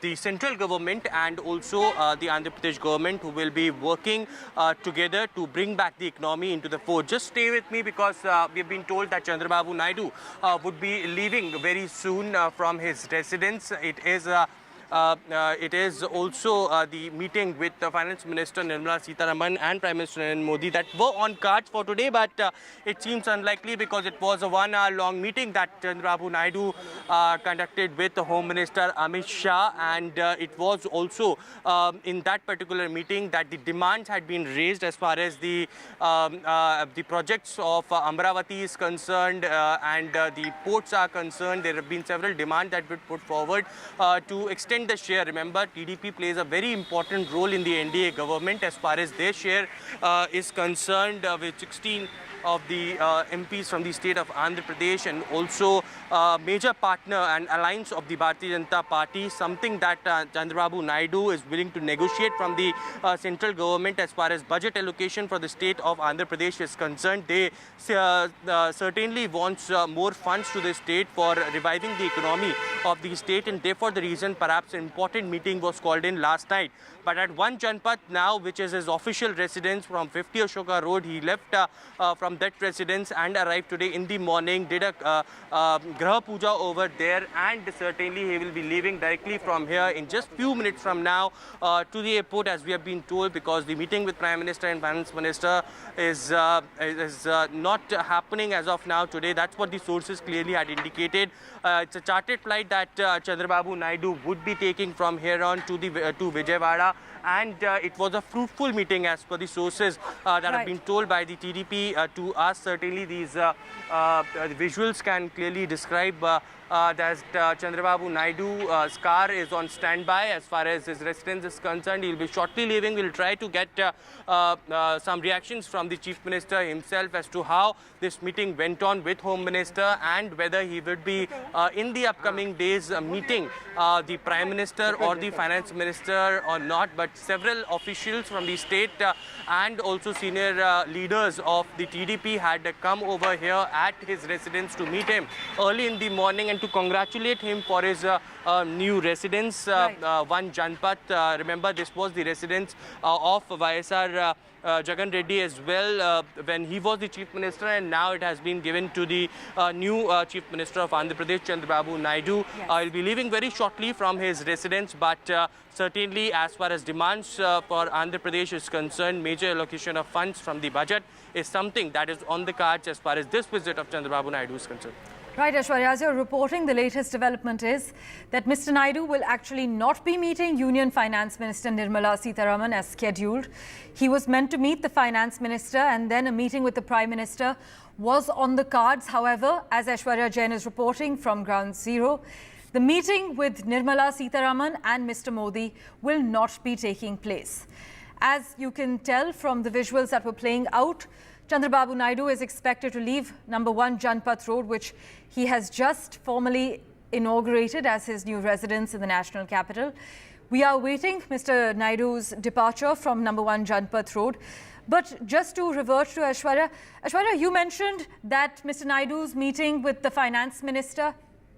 Right, I'm told we've lost that line with Aishwarya. We will, of course, revert to him once Mr. Naidu departs from his official residence. With that, let's get you the latest from Haryana now. In Hisar, 3 more people have been arrested for a JJP leader's murder, I beg your pardon. 3 people have been arrested for shooting Ravindra Saini. 3 attacked the police. They were actually shot in the leg. The police have arrested 5 people already who were accused in this case. And Gurpreet has been tracking the latest developments for us. He joins us live at the moment. Gurpreet, 3 more people have been arrested for shooting Ravindra Saini. Well, yes, of course, 3 more people have been arrested, and what we have learned, total 8 people have been arrested by Haryana police. These 3 people, they were being stopped by the police in Hisar area, but they did not stop the vehicle, and immediately they opened the firing. After that, cross firing had been done from the police side also, and finally they are being shot at the leg and they are being hospitalized. What we have learned, around 8 people have been arrested. The police have been working on the multiple theory in this case, because a lot of traders, they had hold a Band call in the market, saying the extortion call are being given by the anti-social elements to them. So after that, we have seen the police was investigating 2 angles. One was the extortion angle, and another angle the old enmity of this JJP Neta with one of the anti-social member of this society. So what we have learned and what we have seen, 1 person has been taken by the police from on the production warrant from a jail, and after that they were able to get lead.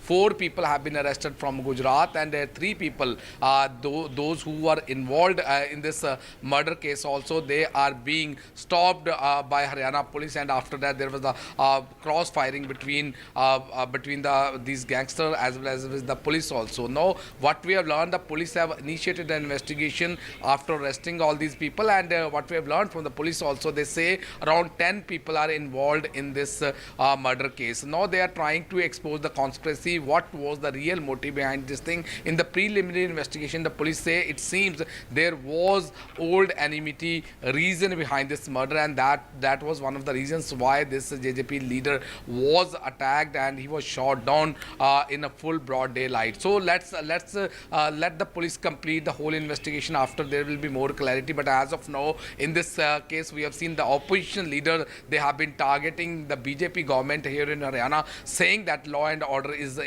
not intact in the state of Haryana, and the government is going to give this answer. And what we have learned, the Chief Minister of Haryana, he is going to address the media at about 3 p.m. today. Back to studio. Right. We will, of course, revert to you for regular updates once the Chief Minister addresses everyone at 3 p.m. With that, let's turn our attention now to live visuals coming in from Rajasthan. Mortal remains of 2 soldiers are being brought home.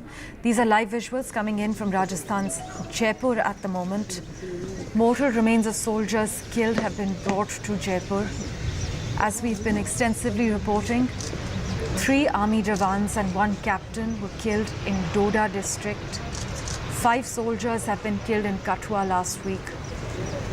As far as the Jammu terror scene is concerned, 48 soldiers have died in 32 months. Nearly 50 soldiers have lost their lives in the last 32 months. 9 soldiers were killed fighting terrorists in the last 7 days. And now we're getting you live visuals of mortal remains of 2 soldiers that have now been brought to Rajasthan's Jaipur.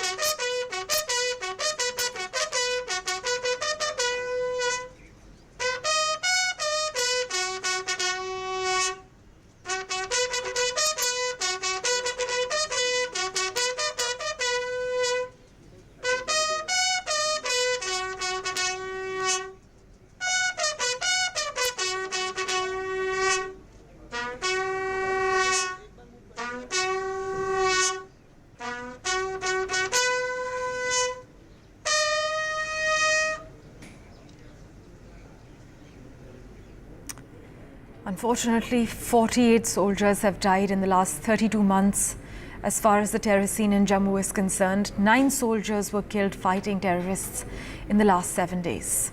We'll keep tracking all the latest developments as far as Jammu and Kashmir are concerned, along with the rest of the country, and get you the latest updates from around the world. For now, we're slipping into a very short break.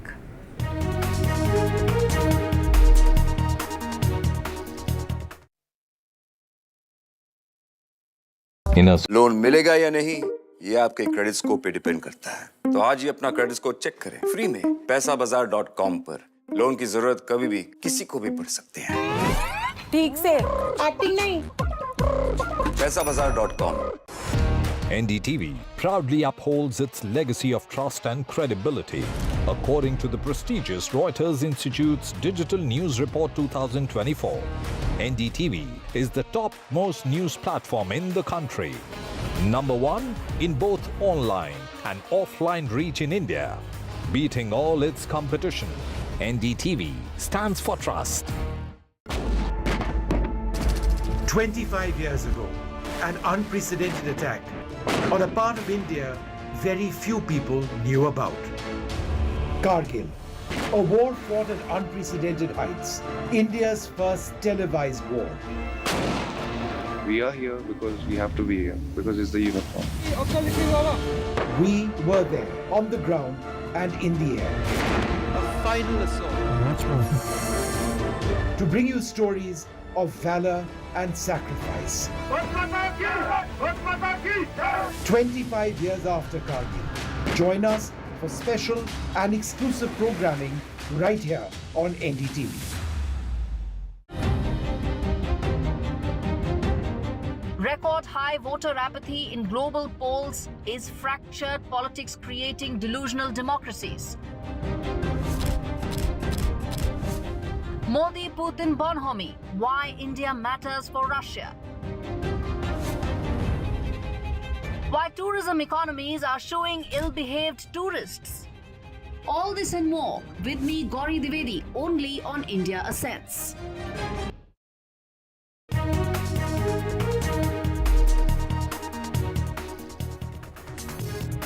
Welcome back. With the monsoon rain lashing various parts of the country, the prices of vegetables, especially tomatoes, have increased in the past few days in both wholesale and retail markets in the capital. And we're told other areas around the capital and parts of the country are also feeling the pinch. The consumers for sure are feeling the pinch of this. Tomato prices are turning red hot as rain damages crops and disrupts supply lines. Here are the details for you. Tomato prices turn red hot as rain damages crops and disrupts supply lines. Latest government data shows the average retail price of tomatoes was more than 70 rupees per kg in at least 18 states on Monday. In Ghaziabad's Vaishali colony, tomatoes are being sold at 100 rupees a kg in the retail market. आज 100 रुपए kilo 100 रुपए kilo है तो ये मतलब अभी एक दिन पहले क्या कीमत था इसकी इसे 10 दिन पहले 40-50 रुपए किलो था 30 रुपए किलो भी था ऐसे पर नवीन जब आप 100 रुपए किलो टमाटर बेचेंगे तो इसका बिक्री पर भी असर पड़ता होगा हाँ तो बिक्री पे असर तो पड़ेगा ही जहाँ लोग 1 किलो लेते हैं वहाँ भी आधा किलो ले रहे हैं A few meters away is Muhammad Rais's vegetable shop. He too is affected by the disruption in supply from Bengaluru and Shimla. टमाटर आज क्या रेट है आपके टमाटर सर 100 रुपए किलो है जी टमाटर इसलिए महंगा है कि शिमला का माल आ रहा है चारों तरफ बाढ़ है इस चक्कर में सब्जी सारी महंगी है पहले आप जितना टमाटर बेचते थे एक दिन में जी बिक्री पे भी असर पड़ा है महंगा होने से हाँ जी पड़ा है काफ़ी असर पड़ा है पहले 6 क्रेटें बिकती थी अब 2 क्रेटें बिक रही हैं मैंने आधी किलो इतना कम क्यों खरीदा अब महंगाई में कम खरीदना पड़ता है ना कम गेरो कम खाओ जी तो आपने उस कम कर दिया खपत ही कम कर दी बस खपत कम कर दी अपना आप सिस्टम बदल जाएगा 3 kilometers away, tomato wholesalers in Naveen Sabzi Mandi of Ghaziabad report a marginal decline in prices, but the uncertainty over supply persists. पिछले 2-3 दिन पहले क्या रेट था आपके और आज उस समय थोड़ा और महंगा था इस समय कम है रेट नहीं कितना है रेट मतलब इस समय उस समय 80 रुपए किलो टमाटर पहुंच गया था लेकिन इस समय 60 रुपए आ गया 60 रुपए किलो आ गया तो इसका बिक्री पे असर पड़ा है नहीं बिक्री पे बिल्कुल असर पड़ा सर मान लो जो बंदा 5 लेता है वो 2.5 किलो पे आ गया जो 2.5 वाला था वो 1 किलो पे आ गया Ghaziabad resident Ram Nivas runs a canteen in a corporate office. He says his budget has gone haywire. 2-3 दिन पहले अगर हम जो है ना 60 से 70 रुपए किलो खरीद रहे थे मंडी के अंदर मंडी में मतलब ये होलसेल रेट जो होलसेल जो रेट है वो 70-80 रुपए किलो का जी जो कि आज जो है ना आज 50 रुपए किलो का हो गया है आज हुआ है 50 रुपए किलो कई दिन से और अब कुछ ऐसा लग रहा है कुछ राहत आ रही है वरना इससे पहले तो आग निकल रही थी ऐसा लग रहा था क्या आगे होगा क्या कितना पहले आप खरीदते थे अब कितना मैं 2 किलो पहले खरीदी अब 1 किलो खरीद रही हूँ इतना फर्क आ गया और क्या Tomatoes are expensive across the country. According to data from the Ministry of Food released on July 15, 2024, the average retail price of tomato remained above rupees 70 per kg in 18 states of the country on Monday. Andaman and Nicobar recorded the highest average retail price of rupees 116 per kg, while the average retail price of tomato in Sikkim was rupees 98 per kg. The average retail price in Delhi was recorded at 83 rupees per kg. It was rupees 78.75 per kg in Uttarakhand and rupees 75.79 per kg in the retail markets of Uttar Pradesh. According to traders, the fluctuation in tomato prices will continue for a few more days, as supply to mandis is likely to remain affected due to monsoon. In Ghaziabad with camera person Prem Singh and Himanshu Shekhar, Bureau Report, NDTV.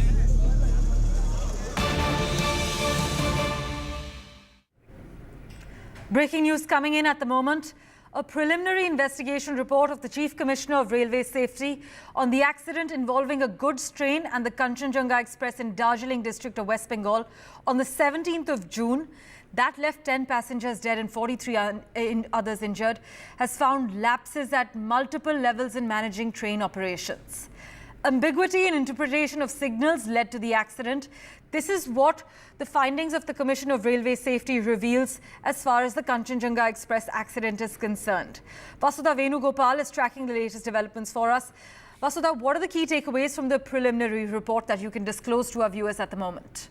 Well, what we know so far is that ambiguity in the interpretation of signals by different drivers actually led to that accident. This is what is revealed by the findings of the Commission of Railway Safety on this Kanchenjunga Express accident that took place on June 17th last month. It ended up killing about 10 people. And Railways has already started the process of standardization of instructions across the country. What happens is, there is, the case was about a lightning and some circuits had gotten short. And what had happened is some signals had turned red. That's what the report says. In such situations, paper authorities or instructions are given to station staff and also to loco pilots and guards. And in those cases, loco pilots are expected to stop at the red signal for 1 minute during the day, 2 minutes during the night, and they are also supposed to drive with a speed of 15 kilometers per hour. In those situations, what happens is it is often left to the loco pilots to interpret these instructions, which is what really happened, and there is some ambiguity with regard to that, which is why the loco pilot of the goods train, according to the report, did not interpret the authority report properly, whereas the loco pilot of the Kanchenjunga Express had interpreted correctly, and he in fact had stopped at the red signal. But of course that also led to the collision. In fact, Railways after this report has decided to increase the reliability of signalling equipment. In fact, it is preparing an action plan with all the zonal managers, and it is also working to ensure that this Kavach system is sort of installed in the next 5 years. Now this is, remember just a preliminary report on the Kanchenjunga Express accident. We're waiting for the final findings, and the other thing that the report points out is that the loco pilot and the train manager were not really provided with walkie-talkies that could have ensured the proper flow of communication and could have in some ways also prevented this. In fact, what really happened is that the speeding train could not stop and it rear-ended the Kanchenjunga Express, and this is mainly because of the differences in the way in which both the drivers interpreted the authority letters or the instructions.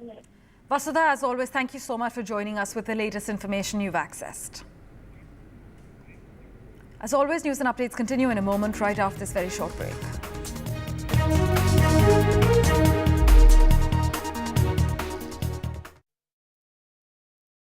Loan मिलेगा या नहीं ये आपके credit score पे depend करता है। तो आज ही पैसाबाजार.com पर जाइए और अपना क्रेडिट स्कोर चेक कीजिए फ्री में, क्योंकि लोन की जरूरत कभी भी किसी को भी पड़ सकती है। बस एक्टिंग करा लो इनसे। पैसाबाजार.com, क्रेडिट स्कोर चेक, आदत अच्छी है। Get ready for the ride of your life. NDTV brings you the NDTV Auto Show with me, Mugdha Mishra. From the fastest supercars to the sleekest new energy vehicles to your trusted daily ride, we cover it all. Every Saturday at 10:30 a.m. and Sunday at 8:30 p.m. only on NDTV 24/7. Your next great escape starts here. 25 years ago, an unprecedented attack on a part of India very few people knew about. Kargil, a war fought at unprecedented heights, India's first televised war. We are here because we have to be here, because it's the uniform. We were there, on the ground and in the air. A final assault. To bring you stories of valor and sacrifice. 25 years after Kargil, Join us for special and exclusive programming right here on NDTV. Stay informed and entertained.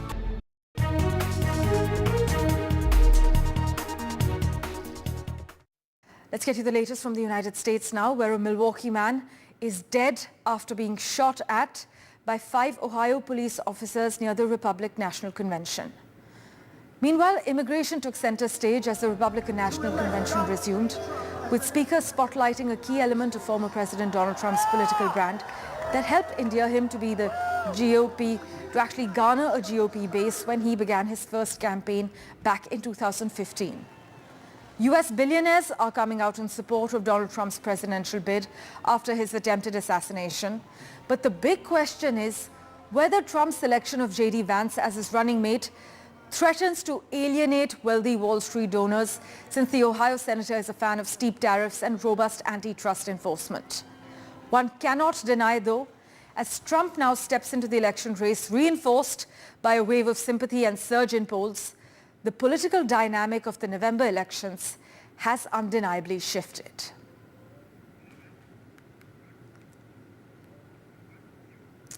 Meanwhile, Usha Vance, Yale Law graduate and trial lawyer, was thrust into the spotlight this week after her husband, J.D. Vance, was chosen as Donald Trump's running mate in the U.S. presidential election. Usha was raised in San Diego by Indian immigrants. Here are the finer details.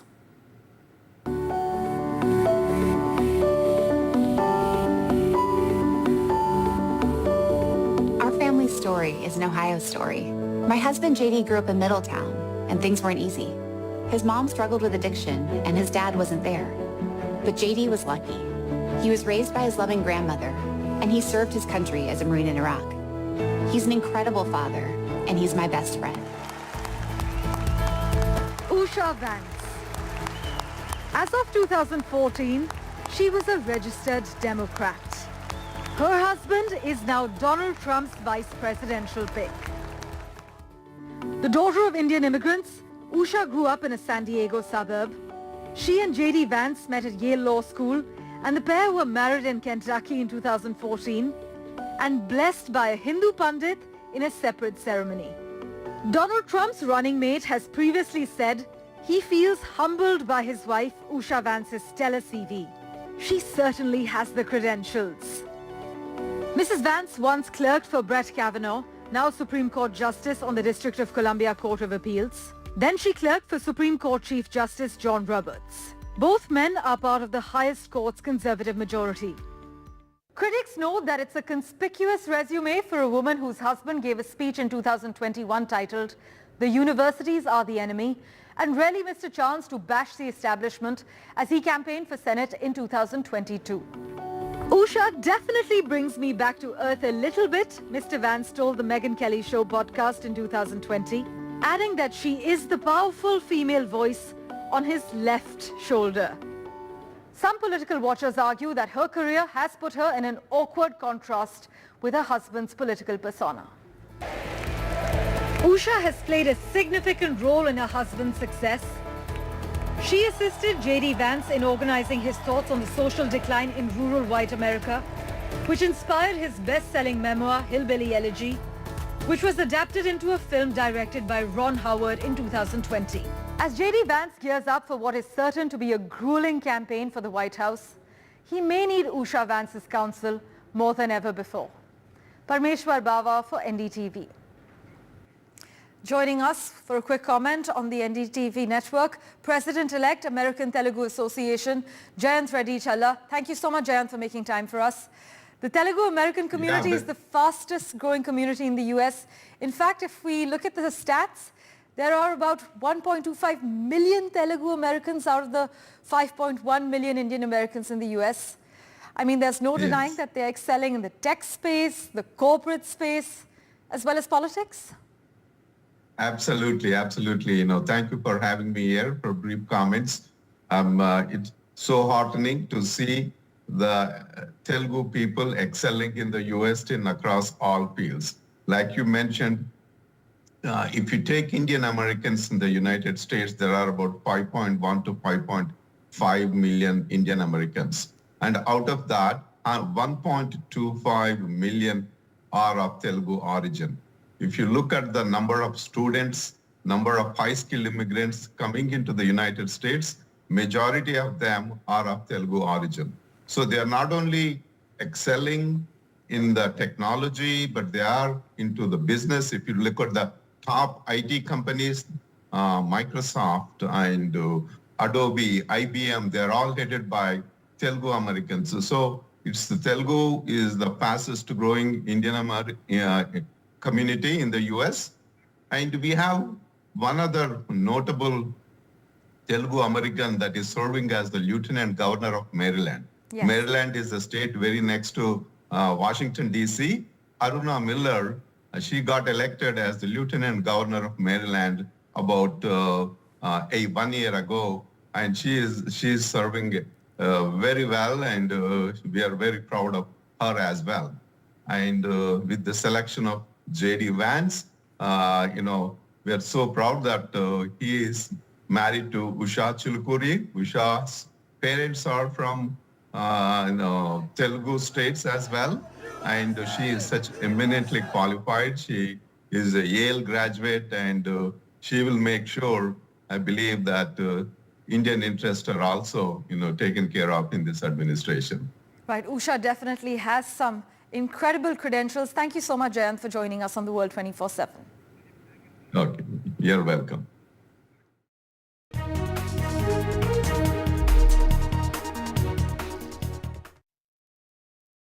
Loan मिलेगा या नहीं, ये आपके credit score पे depend करता है। आज ही जाइए पैसाबाजार.com पर और अपना क्रेडिट स्कोर चेक कीजिए फ्री में, क्योंकि लोन की जरूरत किसी को भी कभी भी पड़ सकती है। चल एक्टिंग थोड़ा भेल बनो।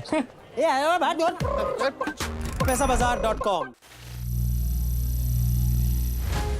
Some people say the metaverse will only be virtual. One day this lecture hall will be made of code, and driverless cars would be trapped in intersections. But even in this maze of the future, you can't wish away health. It's time to become more resilient.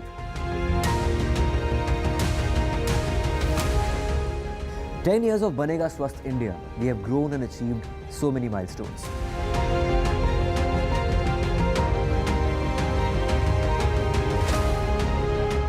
And now I have a plan to beat the urgency, to stop breathing with difficulty, to relieve getting choked with inactivity.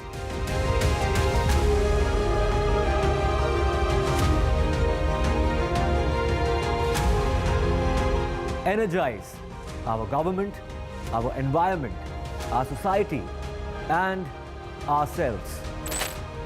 Everyone, everywhere, every day."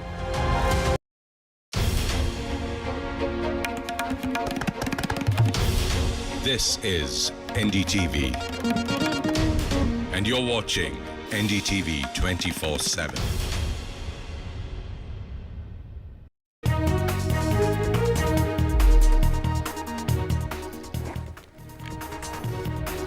Very good morning. You're watching NDTV 24/7. I'm Divya Vapa. We have a whole lot lined up for you over the next 1 hour, including the Karnataka cabinet that's approved of a bill that reserves a major chunk of private jobs to be filled by local candidates.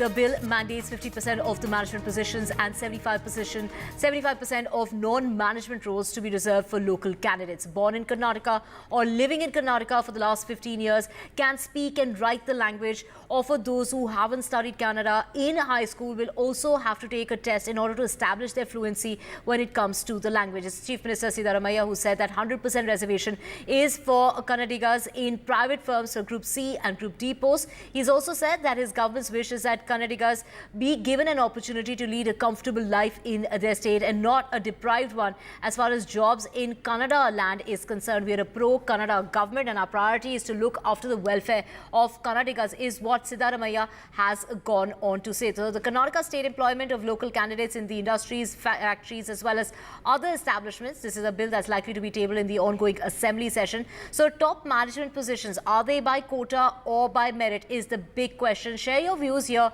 on NDTV. You can call us on this number that's flashing on your screen. You can call us on 8377-088-377 and share your views when it comes to this reservation bill that's being passed. And of course, it has got the nod from the government. So this is going to be, as far as the jobs sector is concerned, the private job sector, so the top management positions, is it by quota or by merit? That's the big question. Do share your views here. You can call in and share your reactions to something that is being suggested by, it's got the nod of the government, and it's going to be tabled soon as far as the ongoing assembly session is concerned. And here are, reactions coming in. We have Kiran Shaw also putting out a message on X saying, as a tech hub, we need skilled talent. And whilst the aim is to provide jobs for locals, we must not affect our leading position in technology by this move. There must be caveats that exempt highly skilled recruitment from this policy. She has put out this message. We also have my colleague Pratibha joining us. Pratibha, take us through, the kind of reactions this is that, something like this, a reservation when it comes to private jobs. So we're talking about 50% and 75% reservations that will be made based on your fluency in the language. This reservation for Kannadigas, as far as jobs in Karnataka is concerned, the talks have been there for quite some time, and we're talking of the Congress government that has drafted this bill in the cabinet that was held recently, and they have plans of tabling this bill in the assembly. While all eyes are on the discussion that will take place at the assembly with respect to this bill, now the details of what has been drafted is that 50% of reservation would be given to Kannadigas in management jobs and 75% for non-management jobs. Now, most of these organizations that do not comply with this would invite a fine of around 25,000 rupees or up to 25,000 rupees. And if they do not find local talent, then they'll have to work with the government to ensure that people are trained within a span of 3 years. In the meantime, there would be a relaxation of this provision. Also, most of these Kannadigas who can be eligible for this are people who belong to Karnataka, who can express their domicile in Karnataka for a span of 15 years would be eligible. They will have to provide a secondary certificate in the language of Kannada, and also will have to undergo a test that will be conducted by a nodal agency. Once this bill is passed and cleared is when the nodal agency would be set up. How soon will this bill be tabled, and how will the discussion take place is something that needs to be closely watched until then. And Pratibha, thank you so much for getting us all those details. We also have Harish Kumar, a Managing Director of Winger and Watson, joining us. Mr. Kumar, after mandatory signboards and hoardings in Kannada, now a major chunk of private jobs being reserved for those who can speak the local language Kannada. Your reactions? So,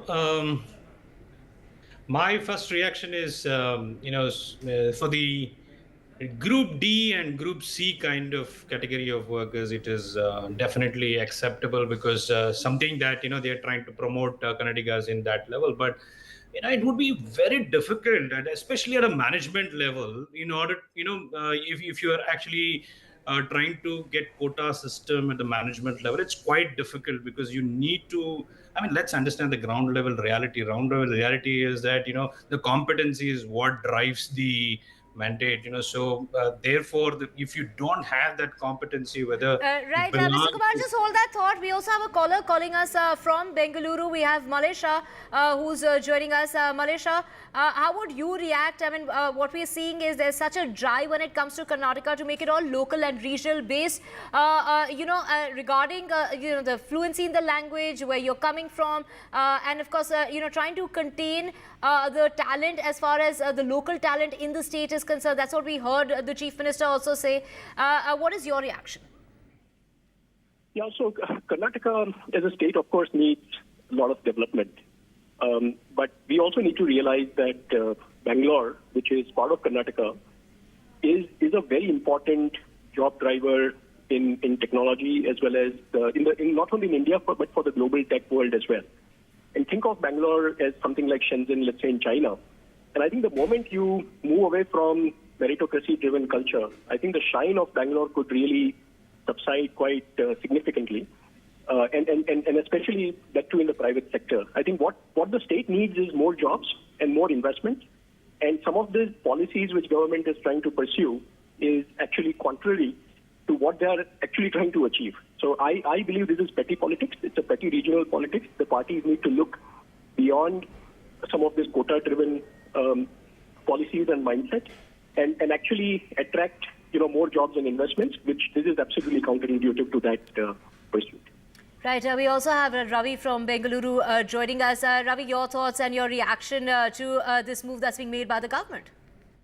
Yeah, hi, good morning. This is Ravi speaking from Bangalore. And whenever it comes to a reservation, actually, it is always about politics, and it's always about getting number of votes, because I see there are a lot of reservation based on region, based on religion, based on caste and other things. Ultimately, merit should not be compromised, right? I mean, even if it is a quota reservation, you can give them free fees, you can give them financial aid, you can give them extra tuitions or something when it comes to an MBBS course or when it comes to an engineering course.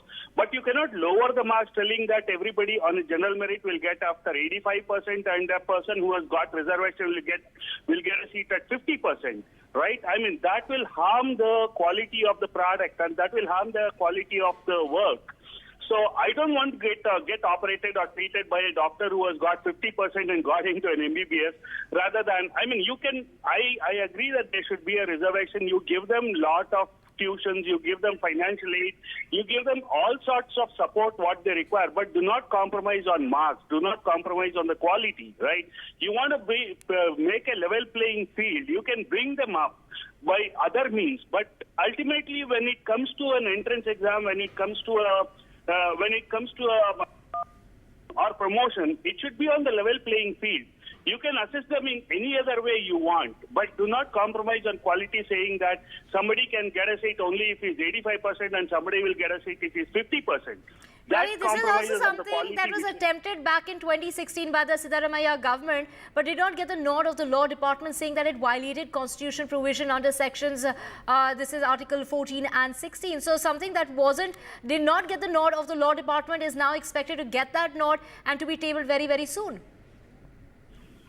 Yes, but sooner or later that should happen, because ultimately when somebody is becoming a doctor and treating hundreds of patients, you cannot be less qualified and treat the patients, right? I mean, ultimately they'll have to learn and then treat, right? I mean, you can give them all sorts of aid if they do not have a level playing field. But do not compromise on the qualification marks like 85% or 65%. That should be general for everybody. Right. So let's also get our next caller in, and that is Rakesh joining us from Bengaluru. Rakesh, what really happens to those who've been employed, given the fact that now they perhaps don't fill the criterion? What really happens to them? Actually, I would like to, as our previous caller, right? I would like to top management positions should be by merit based instead of the other factors like caste, the Canadians, all that. Basically, to improve the system, the merit matters a lot, right? Instead of quota by local leads or by language and all. So definitely a merit based system should be there. Maybe for low, like C grade and D grade positions, maybe we can consider quota-based priorities. But yeah, merit-based, I would like to go for merit-based. That's my opinion. Right. Let's just also get Mr. Kumar back with us. Mr. Kumar, when we talk about what we're seeing, this is going to be mandated, and they're going to be if one does not comply with this bill, then one can be fined 10,000 rupees to 25,000 rupees for violation, and repeated violation could also lead to additional penalties. So something that they are going to try and reinforce. We've seen that happen as far as signboards are concerned. We saw the kind of protest that also took place at the time. When it comes to this particular move that the government is making, given the fact that Bengaluru is known as the Silicon Valley of India, is this move really something that should be done? So, I mean, let's understand, why some of those things are happening, right? The objective of certain faction of the, Kannadigas is that, we want the Kannada language to be taken care. The rich heritage of Kannadigas are taken care, and the language should not be,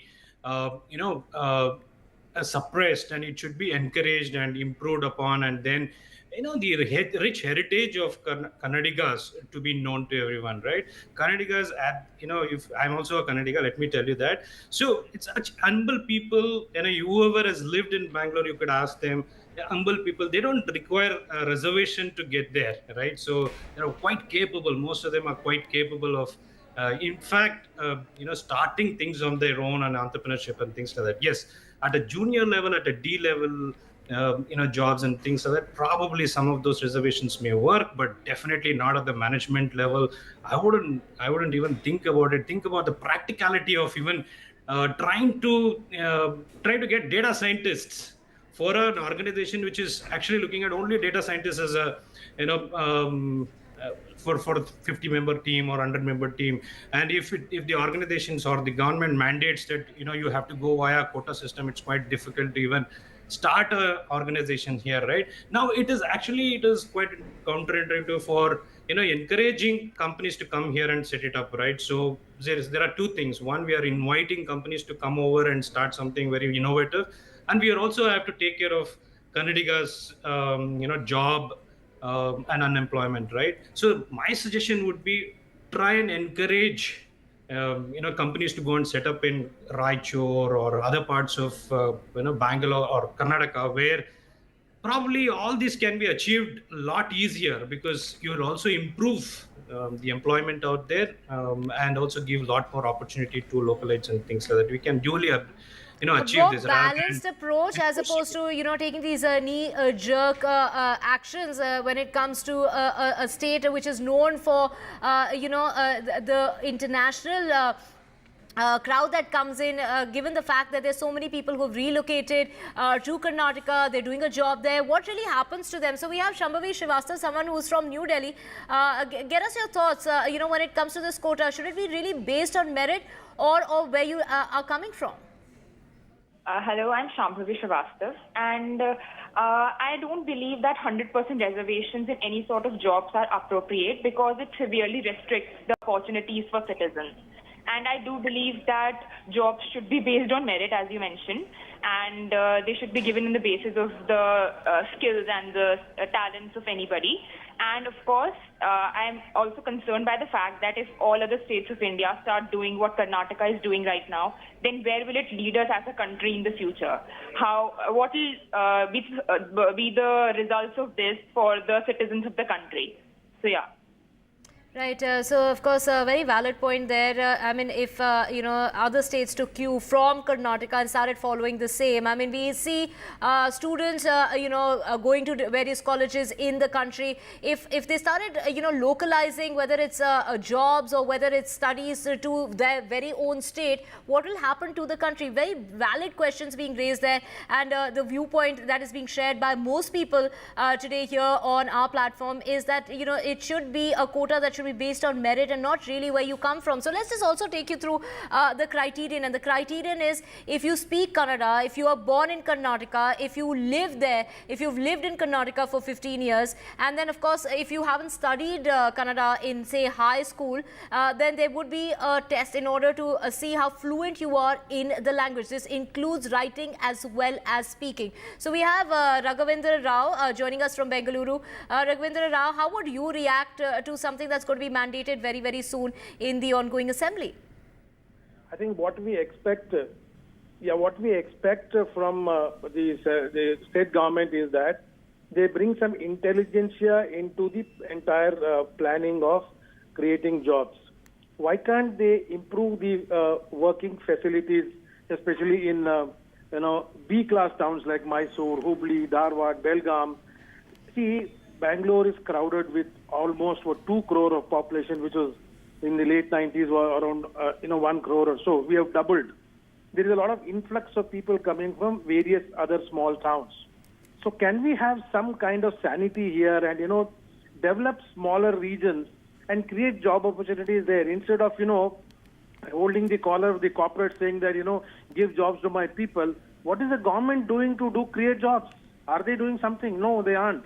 So I think there's some sanity should prevail here, instead of using these kind of laws which have no direction at all for the state as such. Yeah.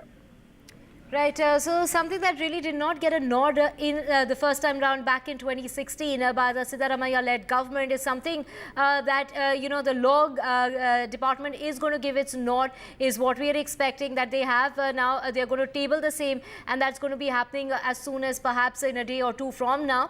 Let's also just go back to Harish Kumar. Harish, how would you react to, there are people who already have those jobs. What really happens to those people? Will they lose their jobs? Are they expected to relocate? So that's this question I think the government should answer. So whether they need to, what they need to do, right? So I'm not sure about the direction in which it is moving. But if it is, in order to promote Kannada as a language, that's the effort that's going on. Now, how do we achieve? So something that I think, the government should think about it. But imagine, there are several lakhs of people who have relocated from other parts of India and then moved here in Bangalore, and what will happen to them? And they consider Bangalore as their hometown now. So I have quite a few friends who are, who hail from different parts of India and they have settled down and they don't want to go back. But if some of these laws will become very uncomfortable for them, but at the same time, some of them are also pro learning local language, because they have to live with the locals out here and all of that, and they are accepting some of it. And see, it is also the economic opportunity. How do we create economic activities? Now, if our state is going to be based on quota and other things, it will become even more difficult for companies to come and set it up. That's something that we need to be concerned about. The second thing is also, what are we trying to ask our, the bureaucrats and others to go after with these companies? Now, think about it. You give another law in their hand, and then first of all, it is so difficult to start something in India. India is not ranked as in the top countries or where we can start the companies with relative ease and then conduct the businesses. Now, the more and more we try and trouble the employers, it would be difficult on employers to start thinking about starting something new and innovative. Right, Mr. Kumar, just hold your thought. We also have a caller from Hyderabad. We have Ravi calling us. Ravi, the Chief Minister of the state has gone on to say that we are a pro-Kannada government, which is why they're making this move. What are your thoughts on that? I think it's a reasonable idea. For example, the Prime Minister is calling Make in India, right? So the Indians are consuming. So you make in India. Similar to that, if Kannada government can prove if the company, whatever the company is making, is consumed by Kannada people only, then they can have Kannada people as employees. Suppose if you take IT companies, exports are far higher than what is used in India with respect to IT services. So if Karnataka government identifies a company which provides, say, 80% of services to Kannada people only, then go for it. But if you have a company which is exporting and which is serving the whole world, then they cannot justify that Kannada people only should do, because Kannada people are not using the product. So that's, I think that's logical.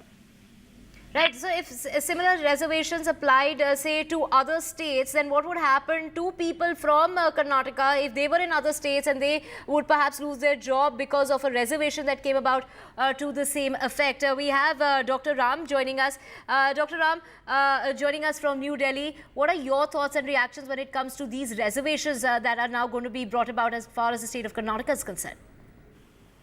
Hi everyone, ma'am. Thanks for having me in this program. Actually, Bengaluru, I felt it is very inclusive. First of all, I want to register this opinion. It's a place which is very inclusive.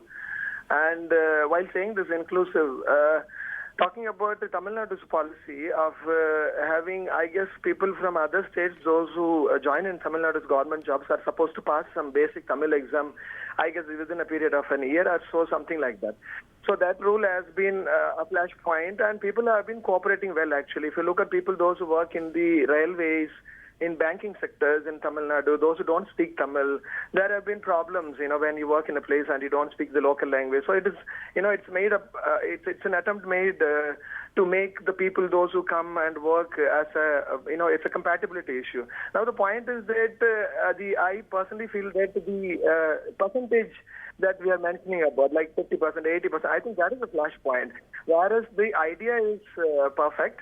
And while we should remember that we can't have all the management professional in one particular state fulfilling your requirement from any, though I'm not a management professional, but I would say this, that they cannot fulfill single-handedly, a particular state can feed all the posts which are vacant. But yes, getting conscious of that Kannada language point included in this topic. So right. that's a very valid point there, Dr. Ram, of course, that there should be a more inclusive approach, a more wholesome approach to this topic. Of course, we will keep following and tracking this and getting you more on the other side. For now, we're slipping into a very short break.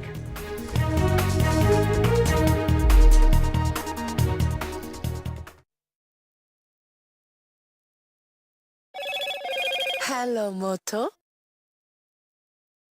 Motorola, India's best 5G smartphone brand.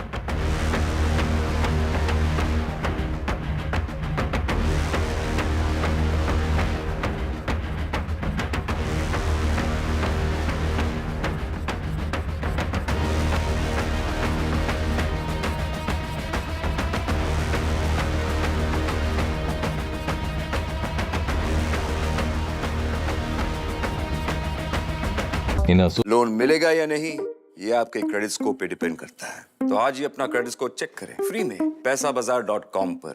Loan की जरूरत कभी भी किसी को भी पड़ सकती है। ठीक से एक्टिंग नहीं। पैसाबाजार.com। The biggest democratic exercise in the world. Team NDTV covers it from ground zero. BJP really had to fight a tough election this time. Unprecedented exercise. Unmatched coverage. There is no dispute. जनता को decide करना है. From polling to counting, NDTV brought you the most trustworthy news and updates.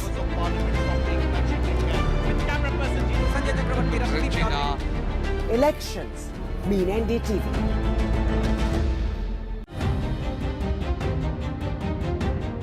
Record high voter apathy in global polls. Is fractured politics creating delusional democracies?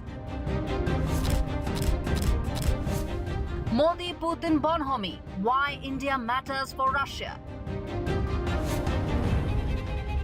Why tourism economies are showing ill-behaved tourists?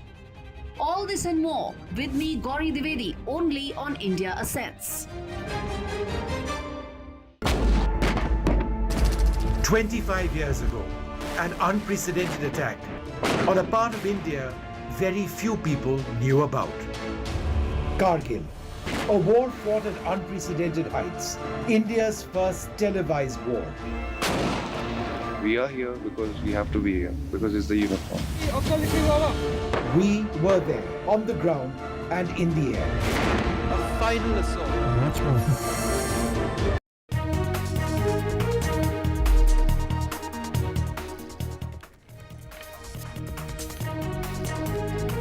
Welcome back. Let's get you the very latest. So we are discussing the bill which has got the nod of the Karnataka government. 50% of jobs in the management category, whether supervisory, managerial, technical, operational, administrative and higher positions, should be reserved for local candidates, is what the government of Karnataka is saying. The Chief Minister has gone on to say that the bill will reserve 75% of non-management category jobs, which are clerical, unskilled, semi-skilled, employees in IT and IT firms, contract and casual workers as well. So local employment that has been lost is what they're saying, that it is going to be pro-Kannada as a state, and which is why they're introducing this reservation. Now, this is a bill that's going to get tabled very, very soon, is what is being said. And we have a caller joining in. We have Nagra joining us from Nigeria to talk us through. What are your thoughts when it comes to this reservation? I mean, they're trying to defend their stand, saying that local employment has been lost due to acquisition of agricultural land to build private business establishment, which is why they're taking the stand. How would you react to this? Ma'am, this is really, I think this is going to be a disaster, and it will be a brain drain for Karnataka, because a lot of the intellectuals, though it is, we are all in pan-India, and it is not that the reservation will help in any kind. This also will lead to a lot of real estate issues where if this is implemented there, actually people will just fly from Bangalore and the new companies and all will be out of Karnataka. So the intangible demerits will be very high if this comes into the picture. So that is what was my view. And it is going to create a clear discrimination between the states. And if the states have this retaliation in the other states, then Karnataka people will have problems in getting jobs otherwise. Right, Nagaraj, what is being said is there's a dissatisfaction in the local community and that's leading to an industrial unrest. Therefore, there has been a need to, basically address this problem through a legal framework. And that is exactly what the government now is saying is what they've set out to do. But, very drastic measures that are being put into place. This has to be very much highly debatable. It is not that you can just implement these laws, and we should be very much prepared for whatever the disadvantages we have from this draft bill, which is going to come. Right, Nagaraj there joining us from Nigeria. And to all our callers, thank you so much for joining us on the broadcast this morning in order to discuss this reservation that's going to be brought about by the government of Karnataka. We're talking about 50% of jobs in the management category that are now going to be reserved for local candidates, and a bill that reserves 75% of non-management category jobs, which basically includes clerical, unskilled, semi-skilled employees in the IT and IT firms, contract and casual workers as well. So all our callers there of the opinion that jobs should be reserved on the basis of merit and not as far as reservations are concerned. With that, we're slipping to a very short break. Back with a whole lot more on the other side. Do stay with us.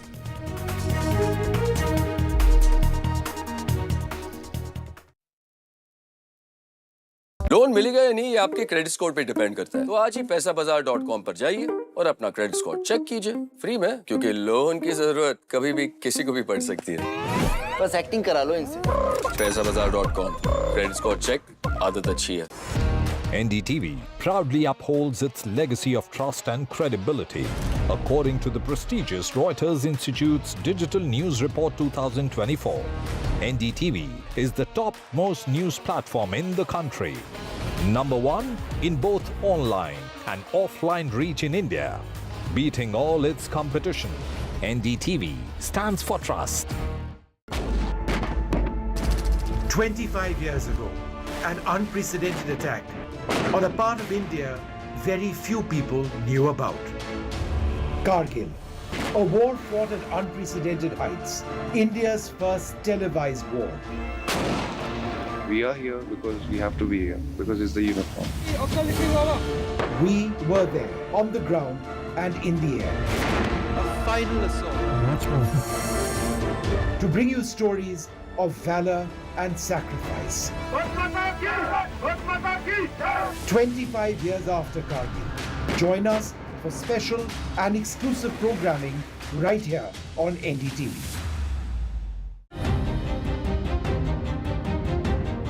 Record high voter apathy in global polls. Is fractured politics creating delusional democracies? Modi-Putin bonhomie. Why India matters for Russia. Why tourism economies are showing ill-behaved tourists. All this and more with me, Gauri Dwivedi, only on India Ascents. For the relatively young Indian economy, jobs in the future are going to be a major deciding factor into how India progresses. If we move towards one India, one norm, that would be a brilliant, I would say, ease of business. There are more and more MSMEs which are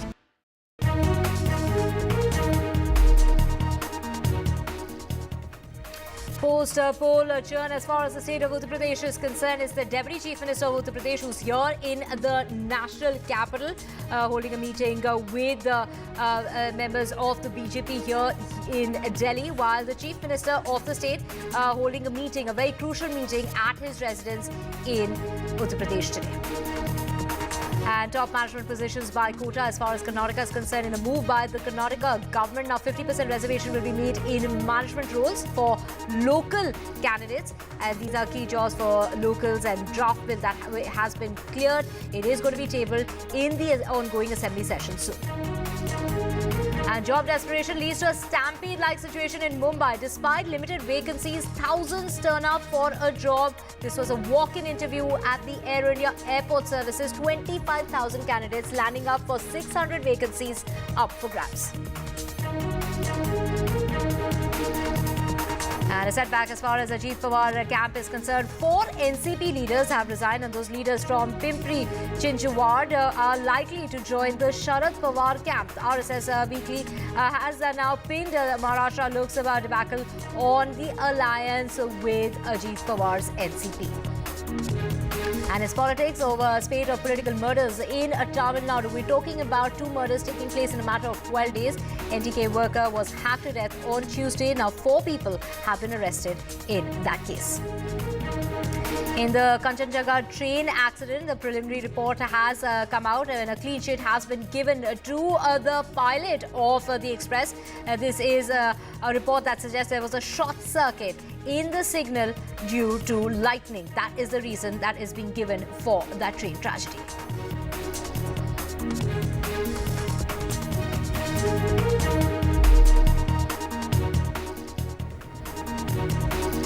Let's get your top story at the moment, and that's Deputy Chief Minister of Uttar Pradesh, who is in Delhi, while the Chief Minister of the state has called for a meeting. This is a huddle that's taking place at the Chief Minister's residence today. So Yogi Adityanath holding a very crucial meeting, that meeting that's going to be taking place at the residence of the Chief Minister. This is after the Deputy Chief Minister has been in Delhi.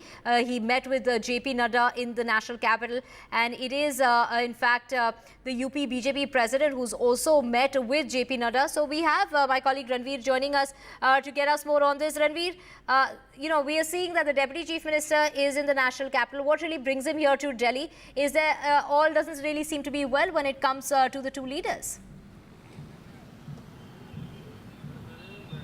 As far as Deputy CM Keshav Prasad Maurya is concerned, Keshav Prasad Maurya said that organization is bigger than government. On Sunday, when the BJP State Working Committee was going on in presence of JP Nada and Chief Minister Yogi Adityanath. After this this comment, the political debate has started that is there all okay in BJP, or there is something going on inside the organization. But in between, Chief Minister Yogi Adityanath has called a meeting of those ministers who are in charge and co-in charge of those 10 seats, which will witness by-elections in coming August or September.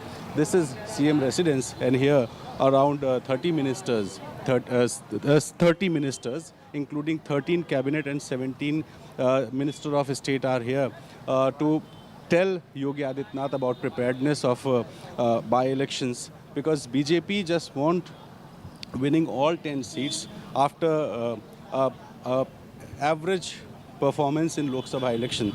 So as far as Chief Minister Yogi Adityanath is concerned, Chief Minister want all 10 seats to win in UP in the by-elections. That will give a positive message after a bad performance in the Lok Sabha elections. As far as Keshav Prasad Maurya is concerned, Keshav Prasad Maurya met JP Nada yesterday in Delhi just to inform him about the reasons behind defeat in Lok Sabha elections. So Keshav Prasad Maurya and Yogi Adityanath, though both issues are separate issues, Yogi Adityanath is not talking about Keshav Prasad Maurya in this meeting, and opposition want to say that there is something going on inside the BJP organization, and Akhilesh Yadav tweeted on X and said that what BJP had done with other political parties, it is going on inside BJP organization now because of bad performance in Lok Sabha. Right. So, Ranveer, of course, a very crucial meeting coming up at a time when the Chief Minister of the state is in the national capital. Perhaps the party working out a strategy following his poor performance in the Lok Sabha elections. So this, of course, is, also giving a way to all those, speculation as far as the rift, that is an apparent rift as far as the Chief Minister and the Deputy Chief Minister is concerned. As far as BJP is concerned, BJP has set a target of winning all 80 seats in UP, but after the results, BJP won only 33 and NDA won 36 seats, while Samajwadi Party became the single largest party in UP in terms of Lok Sabha and won 37 seats. So BJP want to rectify its image because after Lok Sabha elections, it is said that the common voters are angry with BJP, and that's why Yogi Adityanath has set a meeting. Yogi Adityanath allotted different constituencies to different ministers. 13 cabinet ministers and 17 state ministers. They visited those constituencies, assembly constituencies, where by-elections will happen in August or September, and to check the preparedness of these seats, the political mood, to know the agenda, to know the issues of workers as well as the common people. Yogi Adityanath called a meeting of all those 30 ministers, and they are here inside CM residence, and the meeting started at 11 and may end by 12 or 12:30. So after this meeting, Yogi Adityanath will check how to go into elections, what agenda should be there in the by-elections on those 10 assembly seats which will witness by-elections in August. Right. Ranveer, also, Akhilesh Yadav, they're reacting, saying in the heat of the battle for the BJP chair, governance and administration in Uttar Pradesh have been put on the back burner. Their divide and rule kind of politics, which the BJP is known for and is used to do with other parties, is now doing the same with its own party, and is why the BJP is now facing internal rift. There's no one in the BJP who thinks about people. So many questions being raised, regarding that basically that it is a BJP that's also facing an internal rift. So again, speculations doing the rounds as far as the BJP in the state of Uttar Pradesh is concerned. All doesn't seem to be going down too well. Akhilesh Yadav knows that there is some, there are some rumors about conflicts inside BJP organization, and that's why he posted on X and said that what BJP had done with other political parties, the tod-fod politics. So that is going on inside BJP just after the Lok Sabha elections. This time, Akhilesh Yadav is in a win-win situation because Samajwadi Party won 37 seats, and as far as these 10 assembly constituencies are concerned, 5 seats were won by Samajwadi Party in 2022, 3 by BJP, 1 RLD and 1 Nishad Party. So Akhilesh Yadav want to win at least 5 seats or more than that, and BJP want to give a message that the common voters are not unhappy with BJP, and that's why Yogi Adityanath is very much concerned and called a meeting of these ministers who are in charge and co-in charge of those assembly constituencies which will witness a by-election. So Akhilesh Yadav, he just want to make a satire, he just want to comment on the so-called rift inside BJP organization, and that's why he posted on X and said that whatever BJP had done with others, it is going on inside BJP organization now.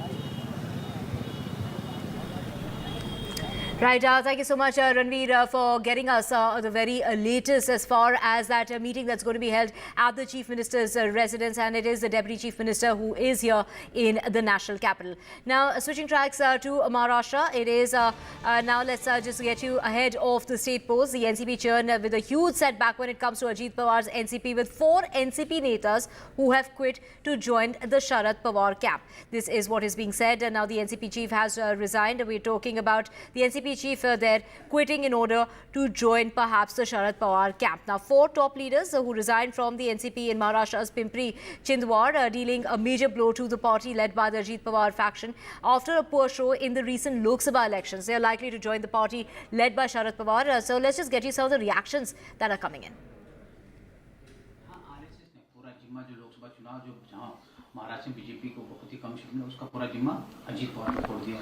किस तरह इसको देख रहे हैं sir? जिस तरह से आप बता रहे कि बीजेपी वाले और आरएसएस का कोई मुखपत्र है जिसमें ये सब लिखा गया कि एनसीपी अजीत पवार गुट जो है उसकी वजह से वो चुनाव हारे, ये सब सुनकर और देखकर ऐसा लग रहा है कि अब बीजेपी को अजीत पवार जी जो है उनकी ज़रूरत अभी नहीं रही। कहीं ना कहीं वो चाहते हैं कि उनको निकाल दे और वो उनके साथ नहीं रहे। देखिए, महाराष्ट्र में भारतीय जनता पार्टी ने सिर्फ पार्टी तोड़ने का काम, घर तोड़ने का काम, यही सब किया। उन्हें कोई फ़ायदा नहीं हुआ, नुकसान ही हुआ है। लोकसभा चुनाव में वो हार गए बुरी तरह। तो अब जाकर उन्हें ऐसा लगता है कि इन लोगों को साथ में लेकर हमें कुछ फ़ायदा नहीं हुआ तो उनको हम निकाल दें। तो कहीं ना कहीं से बहाने ढूंढ रहे, ये बहाने ढूंढकर उन्हें निकालेंगे। ये चीज़ अजीत पवार जी को भी समझ आ गई होगी, क्योंकि वो भी खुद तो हार रहे हैं। आप देखिए बारामती विधानसभा क्षेत्र में वो खुद करीबन 50,000 वोटों से पीछे चल रहे हैं। तो महाराष्ट्र की जनता जो है उन्होंने दिखा दिया है देश को, महाराष्ट्र को, कि असली राष्ट्रवादी कांग्रेस पार्टी एनसीपी कौन सी है।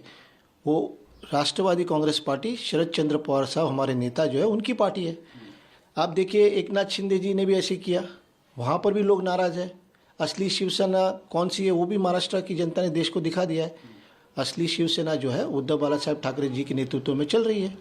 तो कहीं ना कहीं वहाँ के लोग जो है ये समझ गए हैं कि अजीत पवार गुट जो है उसके वजह से बीजेपी को भारी नुकसान होने वाला है।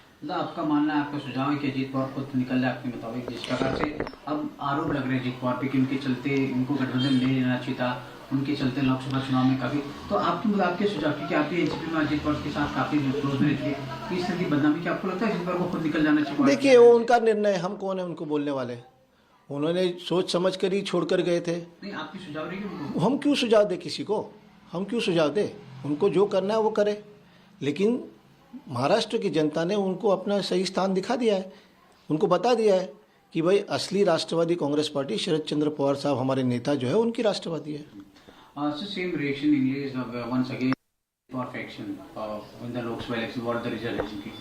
He also said that in the alliance not to take the Ajit Pawar. So what's your reaction on that? See, what we are hearing from you about what the RSS newspaper or some kind of magazine has quoted, and what the BJP is saying, this goes to show that the BJP does not need Ajit Pawar ji or his team anymore. They only broke parties, they only broke families in the quest to gain some kind of votes and all. But nothing has happened. People of Maharashtra has shown or proved who the real NCP is, which is led by Sharad Pawar Sahab. And also at the same time, Eknath Shinde camp also has realized that, the people have shown who the real Shiv Sena is, led by Uddhav Bala Sahib Thackeray ji. So I think the BJP has realized that taking Ajit Pawar ji means only loss to them. There are no gains whatsoever. And I think in the future also, they want to make sure that, these kind of people are not with them so that they can probably win elections. But at the same time, even the people within the Ajit Pawar camp are beginning to realize that, we made a mistake coming here, because Ajit Pawar ji himself in the Baramati Vidhan Sabha constituency is trailing by more than 49-50,000 votes. So I think in times to come, the BJP wants Ajit Pawar ji away from them, and therefore they are, finding reasons to say that, they are the reasons why we are in trouble. And it's the Pimpri Chinch ward NCP chief who has resigned from the Ajit Pawar camp and has now joined the Sharad Pawar camp. And to get more on this, we have Radhika joining us. Radhika, so, something, the writing was on the wall, and after they quit from the party, now we have visuals on our screen of the NCP chief there joining the Sharad Pawar camp. Certainly, all this unexpected lines. We knew for a fact that there were murmurs of several leaders wanting to quit Ajit Pawar camp and going back, returning to Sharad Pawar camp, and that's exactly what happened. This looks like this is just the beginning of jumping ships that's going to happen within NCP. This is with respect to leaders from Pimpri Chinchwad, which is close to Pune, and this entire induction event happening in Pune in the presence of Sharad Pawar. Over 20 corporators, former MLAs, mayors within Pimpri Chinchwad have decided to say goodbye to Ajit Pawar camp and return to join hands with Sharad Pawar. Of course, this is as a result of the discontent that had been brewing within, Mahayuti over the last several months. All this, of course, aggravating post the Lok Sabha poll results, in which, of course, there were, apparent dispute, apparent disappointments within the alliance partners. In fact, there's also sidelining of Ajit Pawar faction that we saw soon after the results came out. Just 1 out of 4 being won by Ajit Pawar. And we also saw the RSS weekly magazine also really criticizing the alliance with the NCP as the reason for the loss of Mahayuti in Maharashtra as well. All this certainly not going down well with many of the NCP leaders, MLAs, corporators, mayors and workers, which is why we are seeing this assembly elections in October, November. And Sharad Pawar had always been maintaining that if people want to join hands and if they're going to strengthen the party, strengthen the NCP, are not going to hurt the party or the party leadership, then they're more than welcome. So yes, those are the visuals that we're getting from Pune, where many of these leaders met Sharad Pawar, expressed their desire to return back to Sharad Pawar fold, and of course him welcoming them with open arms. And we'll see more such switchovers happening in the next few months. Right, Radhika, of course, the Pimpri Chinchwad NCP chief there who has resigned from the Ajit Pawar camp and now joined the Sharad Pawar camp. And of course, this has made a buzz that there might also be other leaders in the Ajit Pawar camp who are willing to return to the fold of Sharad Pawar. Certainly, there are going to be more such leaders. This is just one constituency that we are talking about. As far as Pimpri Chinchwad is concerned, the NCP chief in that particular area himself has decided to join Ajit Gavane, who's the chief of NCP's Pimpri Chinchwad, and also another individual who is students wing chief there, and former corporators have joined, former mayors also joining. So the numbers are only going to increase. We are seeing one after the other, all these leaders as a show of strength showing up outside Sharad Pawar's office and residence in Pune, wanting to join hands, wanting to go back to the party. And as you said, this is just the tip of the iceberg. We could, in the months to come, see more such leaders, not just from one particular constituency, but from across Maharashtra, perhaps some from Mumbai as well. We know for a fact that Chhagan Bhujbal had a meeting with Sharad Pawar just a couple of days back, which really sent out some murmurs and rumors about perhaps him not happy with the Mahayuti alliance and perhaps him wanting to join hands with Sharad Pawar. Of course, he did rubbish those rumors. He said the discussion and talks with Sharad Pawar was on reservation issue. However, we know that Chhagan Bhujbal did not get that particular seat, or rather candidature, from Nasik constituency, which he was eyeing for. It instead went to his Mahayuti partner, which certainly disappointed him and his supporters. And also he did not get that Rajya Sabha seat that he was vying for. Instead it went to Sunetra Pawar. So there is discontent within top leadership as well within Ajit Pawar NCP. So yes, we will see many more switchovers in the days to come. Right, Radhika. So, of course, this is in the run-up to the elections which are going to be held between October and November of this year. We are seeing a lot of shift when it comes. Of course, this has a lot to do with the poor performance as far as, the Lok Sabha elections concerned. Certainly, poor performance in Lok Sabha elections can be attributed to this switchover. Of course, and NCP in a way, Ajit Pawar NCP in a way being sidelined within Mahayuti, as much as they publicly rubbish these rumors, say that, everything all's well, between the alliance partners. Things are visible when we sort of speak to many of these leaders. Many of them not really happy with the way things are.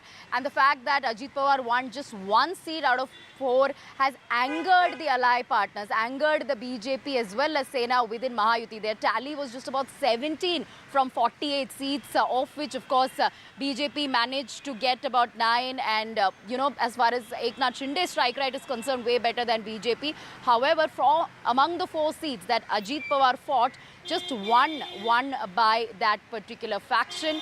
Baramati, which was the most important seat as far as the entire family, Pawar family is concerned, did not go to Sunetra Pawar. It instead went to Supriya Sule. So that's a big setback, which was certainly did not go down well with the BJP top leadership or Sena top leadership, which is why, we see what was written in RSS mouthpiece as well, whereby it said that inclusion of NCP into Mahayuti fold was the biggest mistake done by BJP, and which is visible now with many of these leaders wanting to go back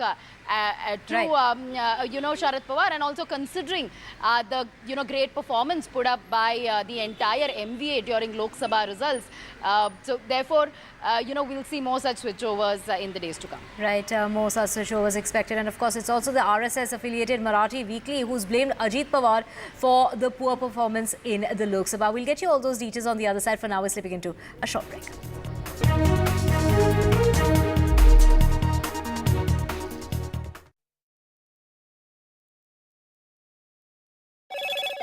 Hello, Moto.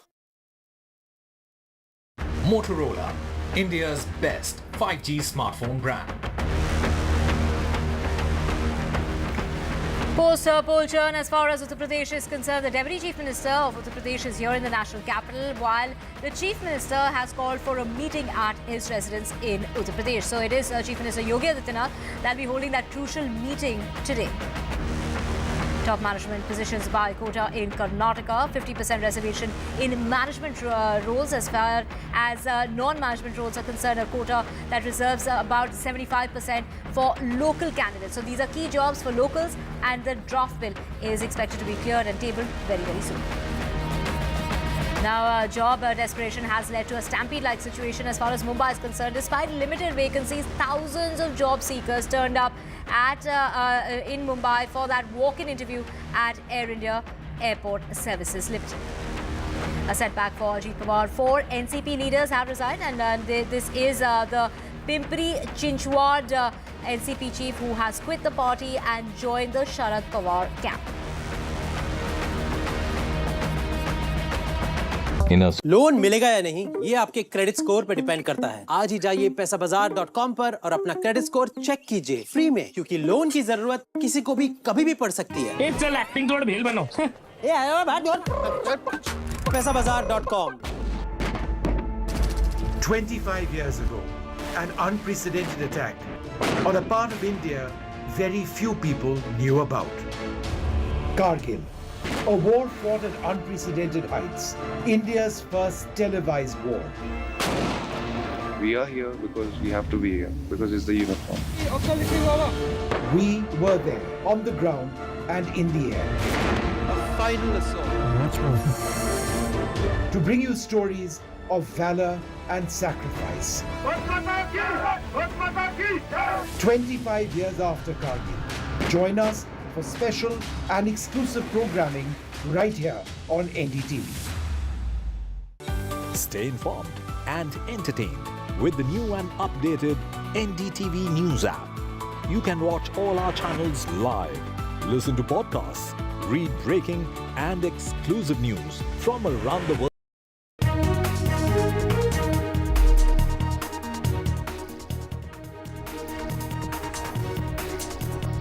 Welcome back. Let's get you the latest. And that's Chief Minister of Andhra Pradesh, Chandrababu Naidu, who has been in the national capital, is now leaving for Andhra Pradesh. Do remember that he did meet with Amit Shah yesterday on Tuesday night, urging for a substantial fund allocation in the upcoming union budget to address the state's financial challenges, is what we are hearing. It is the Andhra Pradesh Chief Minister who's heading back to his state of Andhra Pradesh. And do remember, this is his second meeting in a matter of 2 weeks. He was here earlier on when he met with the Finance Minister and the Prime Minister as well. So Chandrababu Naidu there he was in the national capital over the last 2 days. He got here yesterday. He has now, he is leaving for Andhra Pradesh. We have Aishwarya joining us. Aishwarya, take us through the agenda of this meeting, coming very close to the union budget that's coming up. So, of course, there, Chandrababu Naidu meeting with Amit Shah. Take us through the, what was really high on the agenda as far as that meeting is concerned. Well, yesterday it was Andhra Pradesh Chief Minister Chandrababu Naidu who arrived in the national capital, and he met Amit Shah. It was Chandrababu Naidu who apprised him of the devastating conditions of the finances that Andhra Pradesh had slipped into over the last 5 years. He also discussed about the findings of the 4 white papers, which was released outlining the strategic debts accumulated between the financial year 2019-2024 when it was YSRCP who was ruling the state of the Andhra Pradesh. It was stated by Chandrababu Naidu that there was economic incompetence, gross mismanagement and rampant corruption by the previous government, and that has caused irreparable damage to the state of Andhra Pradesh. And therefore the reason perhaps, and the recovery plan is being needed, and the central government, state government will devise a comprehensive strategy to revive the economy of the Andhra Pradesh. And therefore, the reason perhaps the meeting was very important just before the budget session, and it was Andhra Pradesh Chief Minister who also stated that to revive the economy of the state, it was the funds that they are demanding from the union budget, which is about to come. Of course, there were also meetings that were lined up with Prime Minister and Finance Minister, but that couldn't happen because it was already Home Minister who assured Chandrababu Naidu of giving enough funds to the state of Andhra Pradesh so that they can bring back the economy back to normal as it was planned. And now it is, along with Chandrababu Naidu, Union Minister Ram Mohan Naidu and several other MPs who had now left from the new residence of the Chief Minister of Andhra Pradesh, that is one Janpath now. For him, it was Graha Pravesh that he did in the morning, and certainly now left for Vijayawada after that crucial meeting last night with Home Minister Amit Shah. Right, of course, a very crucial meeting that's taken place just ahead of the union budget. Thank you so much, Aishwarya, for bringing us all those details. And of course, the Chief Minister of Andhra Pradesh now heading back to his state. And with that, we're slipping in a very short break. Back with a whole lot more on the other side. To stay with us.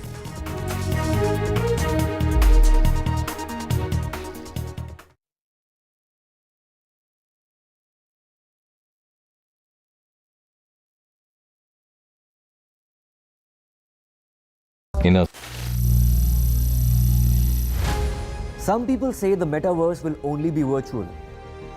One day this lecture hall will be made of code, and driverless cars would be trapped in intersections. But even in this maze of the future, you can't wish away health. It's time to become more resilient.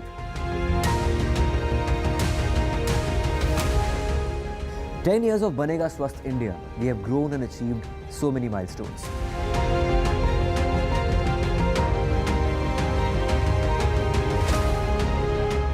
And now I have a plan to beat the urgency, to stop breathing with difficulty, to relieve getting choked with inactivity.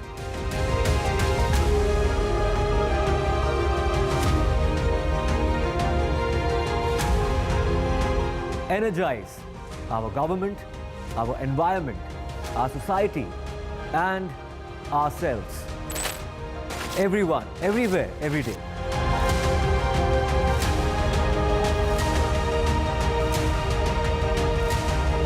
Banega Swasth India, one world hygiene.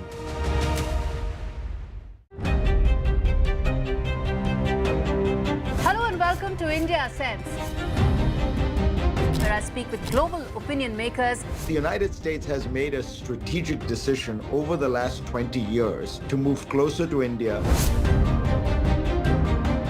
So a $7 trillion economy seems a perfectly conceivable number. If you want to be a national party, it's that you sort of accept the way the world is rather than want to endlessly hark back to how it was.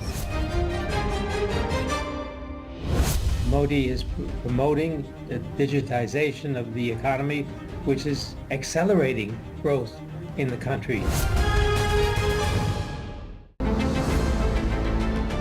For the relatively young Indian economy, jobs in the future are going to be a major deciding factor into how India progresses. If we move towards one India, one norm, that would be a brilliant, I would say, ease of business. There are more and more MSMEs which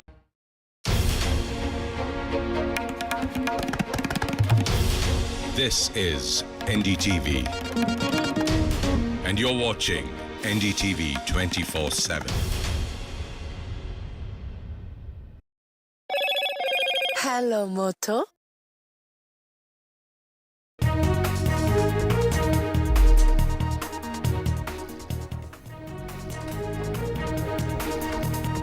%50 quota in management posts in Karnataka. Karnataka government clears draft bill. Top corporate voices slam Karnataka government's quota move. Will brand Bengaluru take a hit for this? Setback for Ajit Pawar. 4 NCP leaders quit. Leaders from Ajit Pawar camp join Sharad's NCP.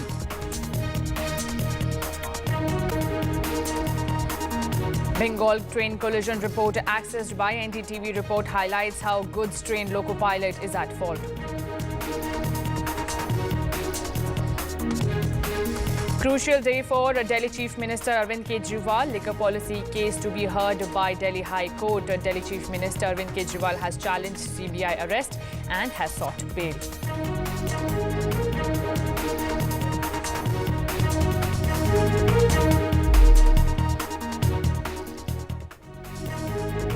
Now, this remains our top focus here at NDTV. In a move to prioritize Kannadigas in the state, the Karnataka cabinet has approved the draft state employment of local candidates in industries, factories and other establishments bill, which will mandate the reservation of 50% of management jobs and 75% of non-management jobs for Kannadigas. Now, this bill covers entire private sectors, including the IT sector, and it will be tabled in the current assembly session. However, this bill has created ripples among the job seekers, with even top corporate voices slamming the move of the Karnataka government. Listen in.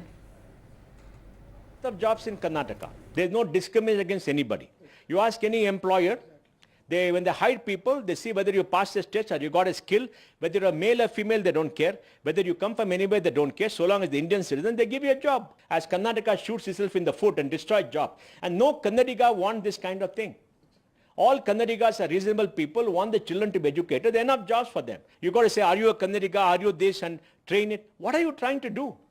Who has applied their mind? Is there a mind at all that has been applied to this? I don't know. It's a very draconian, very sad day. In one swoop, they destroyed the brand equity of Karnataka, brand equity of Bangalore, because whatever happens in Bangalore is broadcast all over the world. This reservation for Kannadigas, as far as jobs in Karnataka is concerned, the talks have been there for quite some time, and we're talking of the Congress government that has drafted this bill in the cabinet that was held recently, and they have plans of tabling this bill in the assembly. While all eyes are on the discussion that will take place at the assembly with respect to this bill, now the details of what is being drafted is that 50% of reservation would be given to Kannadigas in management jobs and 75% for non-management jobs. Now, most of these organizations that do not comply with this would invite a fine of around 25,000 rupees or up to 25,000 rupees. And if they do not find local talent, then they'll have to work with the government to ensure that people are trained within a span of 3 years. In the meantime, there would be a relaxation of this provision. Also, most of these Kannadigas who can be eligible for this are people who belong to Karnataka, who can express their domicile in Karnataka for a span of 15 years would be eligible. They will have to provide a secondary certificate in the language of Kannada, and also will have to undergo a test that will be conducted by a nodal agency. Once this bill is passed and cleared is when the nodal agency would be set up. How soon will this bill be taken? America, Europe, Middle East and rest of Asia also. And we want our people also to get jobs, but not at the cost of investments, because investments will create jobs. So we will reskill, upskill, whatever it is, we will do a wider consultation with the industry and take a call. Sir ये आपके कानून के बाद आपके cabinet के decision के बाद मोहनदास पै और किरण मुजुमदार शाह ये अपोज कर रहे हैं, कैसा हो सकता है? अरे बिल का रूल कहाँ आया अभी तक? Rules are not there. Like I said, consultation was not done. It's the Labour Department's opinion. They will consult Department of Industry. They will consult Department of Information Technology, and more importantly, consult also the industries. So there is nothing wrong in giving 100% employment to local on Group D or Group C if possible. So whatever it is, ultimately skill determines everything. We will ensure our people are more skilled. There is nothing regressive about it. We will have wider consultations. Okay. Thank you, sir. Now, you just heard the Karnataka minister. He's saying that they are ready to counsel and discuss this bill with the corporate sector. Now, we heard how the top corporate voices slammed what the proposal by the Karnataka government is. Now, Kiran Shaw said in a post on X that as a tech hub, we need skilled talent, and whilst the aim is to provide jobs for locals, we must not affect our leading position in technology by this move. There must be caveats that exempt highly skilled recruitment from this policy. Now, not just Kiran Mazumdar-Shaw, but even Mohandas Pai has critiqued this move, saying that this bill should be junked. It is discriminatory, regressive, and against the constitution.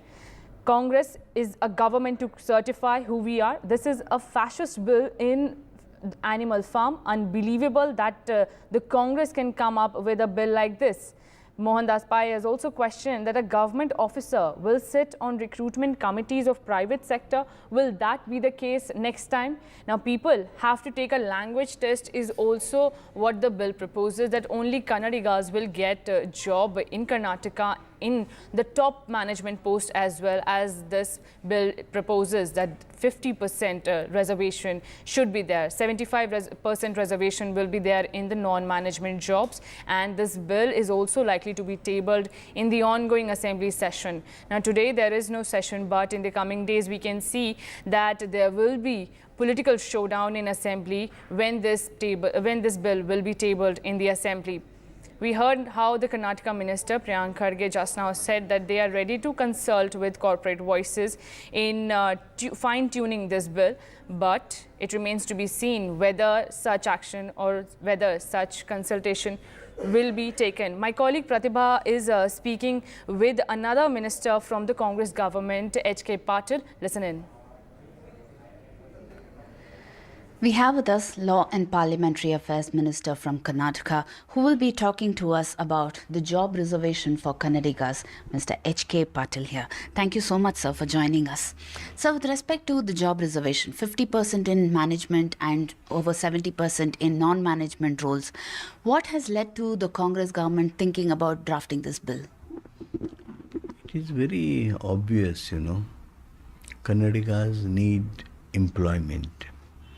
And there was a demand of people that in a state like Karnataka, where industries come, where companies come, we should get higher percentage of employment in those companies. And that all made us to make this law. And it is quite very reasonable. 50% reservation in management seats, then 70% in non-management like Group D and other things. And I'm sure industry will also feel happy. And this is one welfare measure, a measure for Kannadigas to get employment in our own state. So also with respect to this bill, most of them seem to think that this could be a clash between merit versus reservation, and that this could also be looked at as luring the electorate of yours. I'm sorry. Those who think this in terms of election politics, they are silly-minded people. See, why companies have come to Bangalore? Why are they coming to Karnataka?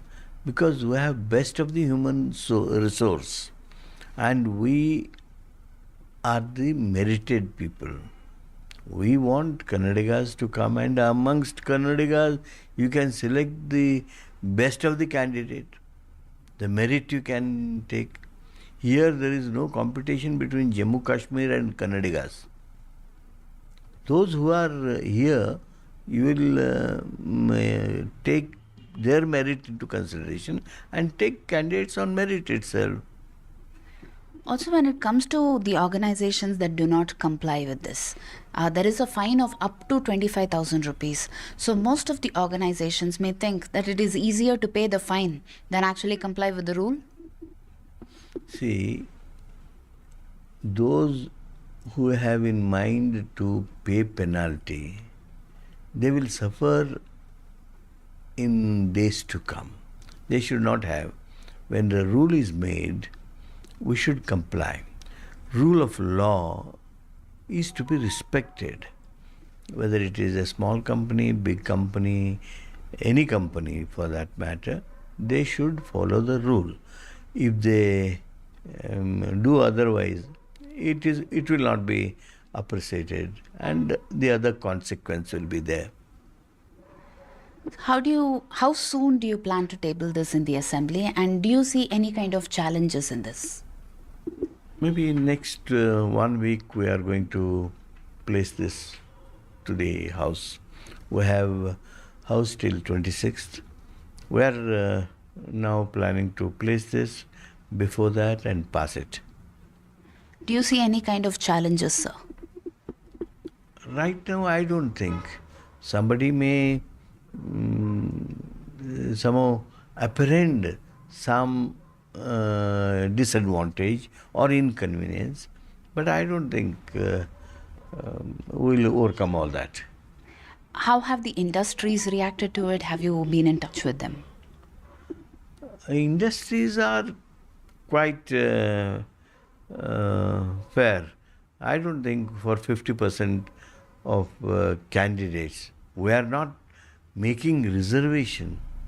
We are making 50% of the candidates for Kannadigas. And that should not be any inconvenience for them. Thank you so much for this. So that was Mr. H.K. Patel explaining about the genesis of this bill and how they do not foresee any kind of challenges. With camera person Govind, Pratibha Raman in Bengaluru for NDTV. Now, to discuss more about this bill, I have with me on the panel Apra Kuchal, ex-chairperson of FICCI FLO. Thank you, Apra, for speaking to NDTV. And first, tell me, what are your views on the bill? Should top management positions be given by quota or by merit? Thank you so much for having me over. As an educated, civilized individual who studied abroad and in India, I think, merit is the basis on which such position should be given. And that is how the country is going to go ahead. We must understand that the entirety of this situation and the implications that are going to be coming out of it. How can you just tell people not to apply for a given job in spite of being a meritorious student? These are things that are going to harm the unity of the nation. When you talk about harm the unity of the nation, I would like to bring in the perspective, was this bill moved just to please Congress voters? Doesn't this discriminate employees on the basis of their place of birth or residence? See, whatever the political agenda is, I would not want to comment on it, that why was this done? We have to see what are the effects of this bill and how are intelligent students or students who are based on merit or the younger generation going to react on such a situation. On one hand, you say that this is going to stop migration, but on the other hand, you see that this is such a fluid concept on the basis of domicile or on the basis of place of birth. Such discussions have been held before also. And also the government, in terms of various rulings, have tried to keep these things away. Because, as I said, that this is going to harm and disrupt the unity of the nation, the kind of trust an individual would have upon the system. Because we also know that, situations are rampant, the loopholes of such things come faster than the effects of such bills. You were talking about how this has happened before. Let me give you an example. Haryana government also tried to bring similar bill, but it was scrapped by Punjab and Haryana High Court, stating that it is unconstitutional to bring such quota for locals in private sector.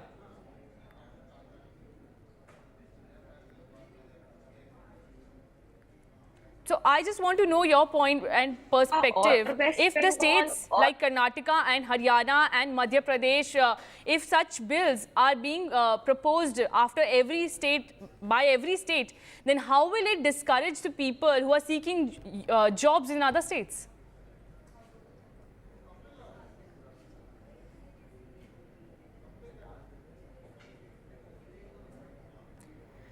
Apra, if you can hear me, I was asking you a question that, Right now it is Karnataka, but in the past even Haryana has tried to do such a similar bill. They wanted 50% reservation in private sector, but court's intervention, the Punjab and Haryana High Court scrapped it, said it is unconstitutional. Wouldn't this, bills by such states will discourage youth from seeking jobs? Yes, of course. You are absolutely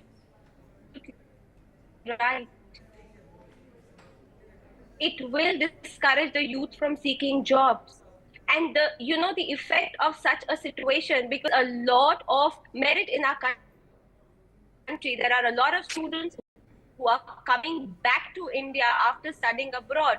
You will have to answer such people. This is absolutely, I do not know how the lawmakers are going to face such a situation. Right. And, just before this, we were talking about how the estimated population in India, and it is estimated that 100 million or 20% India's workforce is migrant. Now, won't such mandates discourage people from working in India while people are searching for jobs from one state to another in good opportunities? And, good resource is going to southern states like Bengaluru is a IT hub. Many youth go there to seek jobs, and such bills, if the states are bringing in, then this will only mean that there is no place for people to switch jobs. And what will happen to the people who are currently residing in Karnataka? They have shifted their whole livelihood there just in order to get good posts in private firms. Yes, you're absolutely right. And I totally, I totally agree with you. See, also, the government is not an employment guaranteeing agency. Rather, they should make an environment where the policies are there that minimizes inequalities in terms of all these things. And this is against the spirit of constitutional equality and fraternity. Apra, while you criticize the bill, we just heard the Karnataka minister, in the bulletin where Priyank Khadge said that he's ready, the Karnataka government is ready to hold a wider consultation with the corporate sector. And, if I can ask you, what are your suggestions if the Karnataka government goes on to consult the private sector, the corporates like you, what will you suggest that states should do? I think the states must bring forward that what exactly is the percentage of people and how exactly the percentage is based. Whenever the industries are asked or requested to come on board to discuss about any bill like this, we always do our homework, and only with open communication and open dialogue, such things can have the effect which they are actually looking at. But the sad part is this, that, the bills are already kind of, discussed, the bills are already formed, and we have no way but to just kind of, understand or incorporate it. They should be discussed in the first go before passing it and before making it into a national kind of a debate or discussion. Apra, you have been the former chairperson of FICCI. Let me ask you, we heard Karnataka Minister H.K. Patil also. He is saying that big corporates like you are coming to Karnataka because there is a good human resource. Then what is the problem if there is, a quota-based job? Yes. No. See, I'll tell you what. India is a country where, something is better here, and, you cannot divide the country in terms of such, ideas. This, I think, is not a thing. This is not a thing which an educated person, or as I told you, that, children coming back after studying abroad would want to do it. I mean, before they come, you've already divided them in terms of their state or in terms of their domicile or place of birth. Right. Apra, thank you so much for sharing your views. And it is a big political debate right now whether, jobs should be given on merit or quota basis. But thank you so much for speaking to NDTV, Apra. And we will play out Karnataka Minister Priyank Khadge's reaction. Take a look. English and Hindi. The bill has been brought in by the Labour Department. They are yet to consult with the industry, the Minister of Industry and with Department of Information Technology. I'm sure that before coming up with the rules of the bill, they will have due consultations with the respective ministries and more importantly, a wider consultation with the industry. So there is no need to panic. We are going to safeguard the jobs for the state as well as encourage investments in the industries with their consultation. Sir आप IT minister हो, आपके under बहुत सारे IT companies आते हैं, क्या ये कानून जल्दी लागू होगा आईटी में भी? See, right now, Karnataka is catering to the global workforce. So we have people going from here working in America, Europe, Middle East and rest of Asia also. And we want our people also to get jobs, but not at the cost of investments, because investments will create jobs. So we will reskill, upskill, whatever it is, we will do a wider consultation with the industry and take a call. Sir ये आपके कानून के बाद, आपके cabinet के decision के बाद मोहनदास भाई और किरण मुजुमदार शाह ये अपोज कर रहे हैं, ये कैसा हो सकता है? अरे बिल का रूल कहाँ आया अभी तक? Rules are not there. Like I said, consultation was not done. It's the Labour Department's opinion. They will consult Department of Industry. They will consult Department of Information Technology, and more importantly, consult also the industries. So there is nothing wrong in giving 100% employment to local on Group D or Group C if possible. So whatever it is, ultimately skill determines everything. We will ensure our people are more skilled. There is nothing regressive about it. We will have wider consultations. Now my colleagues Pratibha Raman and Radhika Ramaswamy, who is joining us from Mumbai, is also on the broadcast with me. Pratibha, let me come to you first. Contrary statements are coming in from Karnataka ministers. One is saying that the bill will be tabled in the next week, and the other one is saying we are ready to hold discussions while there is a big furore about Karnataka government's move to reserve jobs.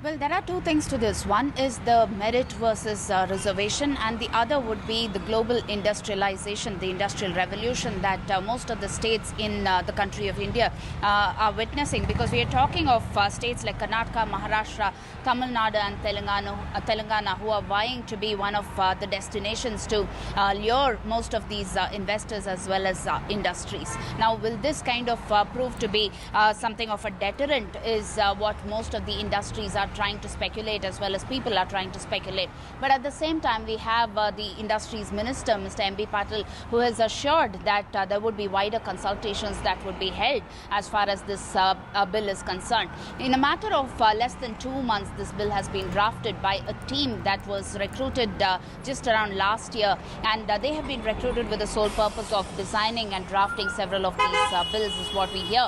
And Mr. H.K. Patil, who is the Law and Parliamentary Affairs Minister, has said that when it comes to merit as well as reservation, this is not reservation. We are talking of meritorious candidates who are Kannadigas. Why can't we explore that as an opportunity? And most of the industries need not worry, because this will not prove to be a challenge. Now, how will they circumvent all of this is something that needs to be closely watched. How soon will they table this in the Assembly is also something that needs to be closely monitored, especially given the kind of discussions that are already being witnessed in the Assembly now.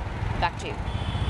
Right. My colleague Radhika Ramaswamy is also joining me from Mumbai. Radhika, if I can come to you, while the Karnataka Congress government is facing heat here, any political reaction coming in from the India bloc allies?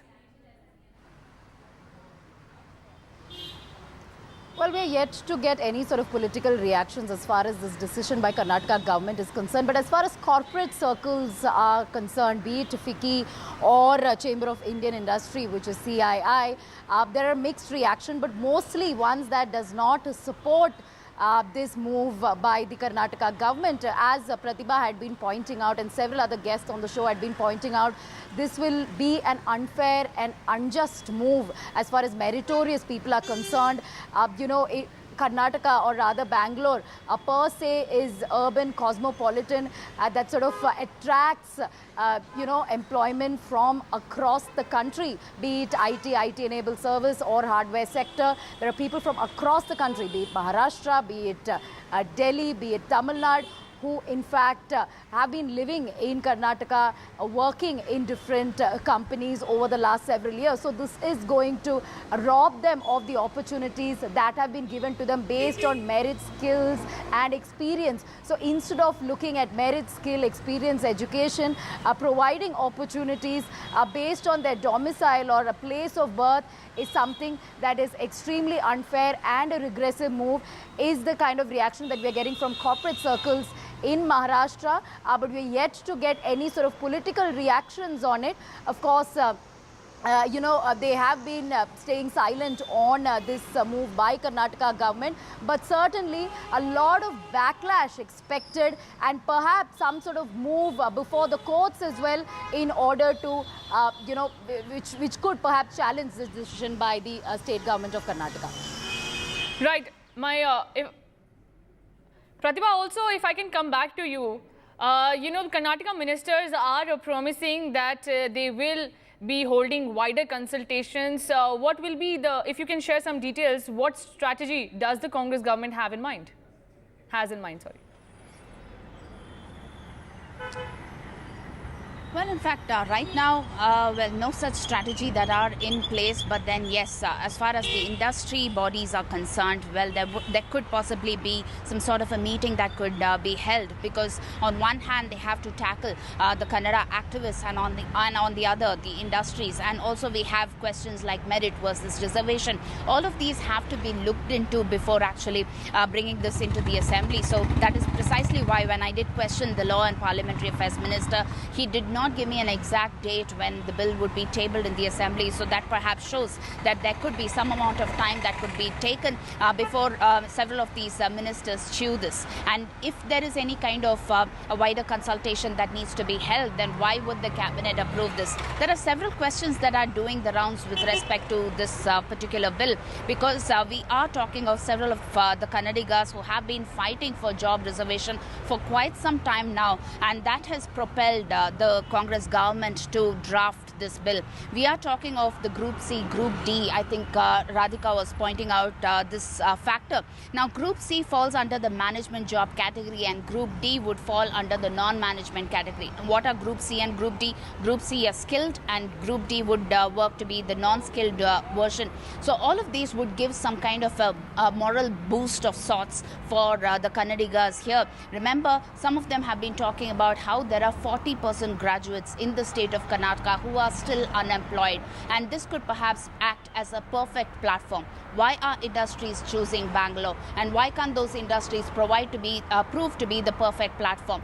These are some of the questions that are still doing the rounds, but an actual wider consultation could perhaps lead the way forward in terms of finding a solution to this. Back to you. Pratibha, is it also a political move by the Karnataka government, keeping in mind that this will give them more chance of winning elections in Karnataka, as they are saying? This also comes on the backdrop of pro-Kannada signages that the Congress government has been highlighting and backing. Now, after that signage and making the language mandatory, now they have proposed that there will be a quota for people in Karnataka. They will be given the first priority, and it is mandatory. There are also provision that the nodal agency will be keeping a track whether the bill is being implemented by corporate sector or not. Well, interestingly, it's, I think, just around 7 months since the time that Karnataka did speak about the signage there. However, the court did intervene there to bring a full stop to that, or a stay on that for now. But as far as this bill is concerned, yes, that was the exact question that I posed before the Law and Parliamentary Affairs Minister, talking about whether this is a move to lure voters, to lure the electorate, and he did dismiss that, stating that this was nothing to do with that. And most of the critics who think so would be silly to do that. And this was the exact reaction that we picked up from the Karnataka minister here. But then, given the fact that we have these Kannadigas who have been time and again fighting for job reservation, and the fact that the Karnataka Congress government has done this soon after the Lok Sabha election, perhaps this could be a move to look at electoral dividends here. This is definitely something that cannot be overlooked at this point in time. However, as far as the ministers are concerned, they have been tight-lipped about this, or they have denied these reports. Well, interestingly, Radhika, Pratibha, I beg your pardon. We also have the reaction where you spoke to Karnataka Law Minister, where he is detailing that this is not a political move and how soon are they planning to table this in the Karnataka Assembly. Listen it. We have with us Law and Parliamentary Affairs Minister from Karnataka, who will be talking to us about the job reservation for Kannadigas, Mr. H.K. Patil here. Thank you so much, sir, for joining us. So with respect to the job reservation, 50% in management and over 70% in non-management roles, what has led to the Congress government thinking about drafting this bill? It is very obvious, Kannadigas need employment.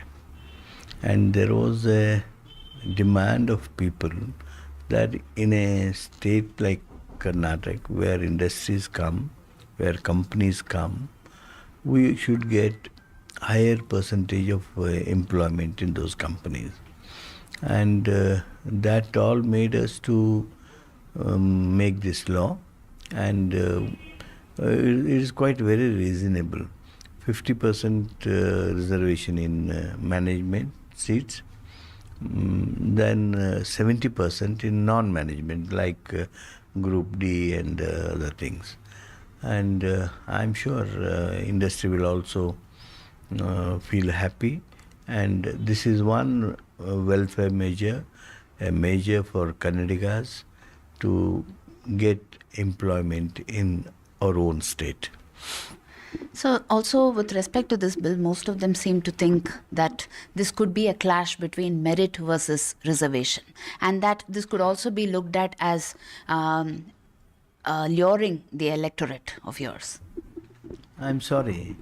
Those who think this in terms of election politics, they are silly-minded people. See, why companies have come to Bangalore? Why are they coming to Karnataka? Because we have best of the human resource, and we are the merited people. We want Kannadigas to come, and amongst Kannadigas, you can select the best of the candidate. The merit you can take. Here there is no competition between Jammu Kashmir and Kannadigas. Those who are here, you will take their merit into consideration and take candidates on merit itself.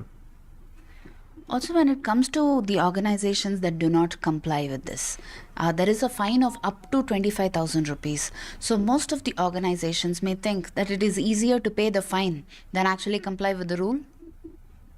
See, those who have in mind to pay penalty, they will suffer in days to come. They should not have. When the rule is made, we should comply. Rule of law is to be respected. Whether it is a small company, big company, any company for that matter, they should follow the rule. If they do otherwise, it will not be appreciated, and the other consequence will be there. How soon do you plan to table this in the assembly, and do you see any kind of challenges in this? Maybe in next 1 week we are going to place this to the House. We have House till 26th. We are now planning to place this before that and pass it. Do you see any kind of challenges, sir? Right now, I don't think. Somebody may somehow apprehend some disadvantage or inconvenience, but I don't think we'll overcome all that. How have the industries reacted to it? Have you been in touch with them? Industries are quite fair. I don't think for 50% of candidates, we are not making reservation. We are making 50% of the candidates for Kannadigas. And that should not be any inconvenience for them. Thank you so much for this. So that was Mr. H.K. Patel explaining about the genesis of this bill and how they do not foresee any kind of challenges. With camera person Govind, Pratibha Raman in Bengaluru for NDTV. Now shifting our focus to Maharashtra, well, just ahead of the Maharashtra state polls, 4 top leaders have resigned from the Nationalist Congress party in Maharashtra's Pimpri-Chinchwad, giving Mahayuti alliance partner Ajit Pawar major setback. About 20 corporators along with these 4 join Sharad Pawar's NCP. Now, this is a second setback for Maharashtra Deputy Chief Minister Ajit Pawar after a poor show in Lok Sabha elections. Now, remember, in the recent Lok Sabha elections, the Mahayuti alliance comprising the BJP, Shinde Sena and Ajit Pawar's NCP managed to only win 17 of 48 seats, which was down from 41 seats it won in 2019. Now, in this Maharashtra elections, we are also witnessing that how the Mahavikas Aghadi alliance has claimed that more people from Ajit Pawar's NCP will jump ship and join Sharad Pawar's leadership. We also have some political reactions coming in. Listen in. After that, today in Vivek has carried that story again. You should ask this question to the BJP and the RSS. How can I? It's their internal. I'm not sure. I mean, the story came in the organizer, and after that, today in Vivek has carried that story again. So you should ask this question to the BJP and the RSS. How can I? It's their internal issue. Now, just ahead of the Maharashtra state elections, 4 top leaders have resigned from Ajit Pawar's camp, and they have joined the rivals group, which is the Sharad Pawar's NCP. Now, it is expected that more corporators, along with the leaders who have quit, will jump ship and join Sharad Pawar's camp. Now, we are also hearing that NCP Chief Supremo Sharad Pawar is holding a presser. Listen in.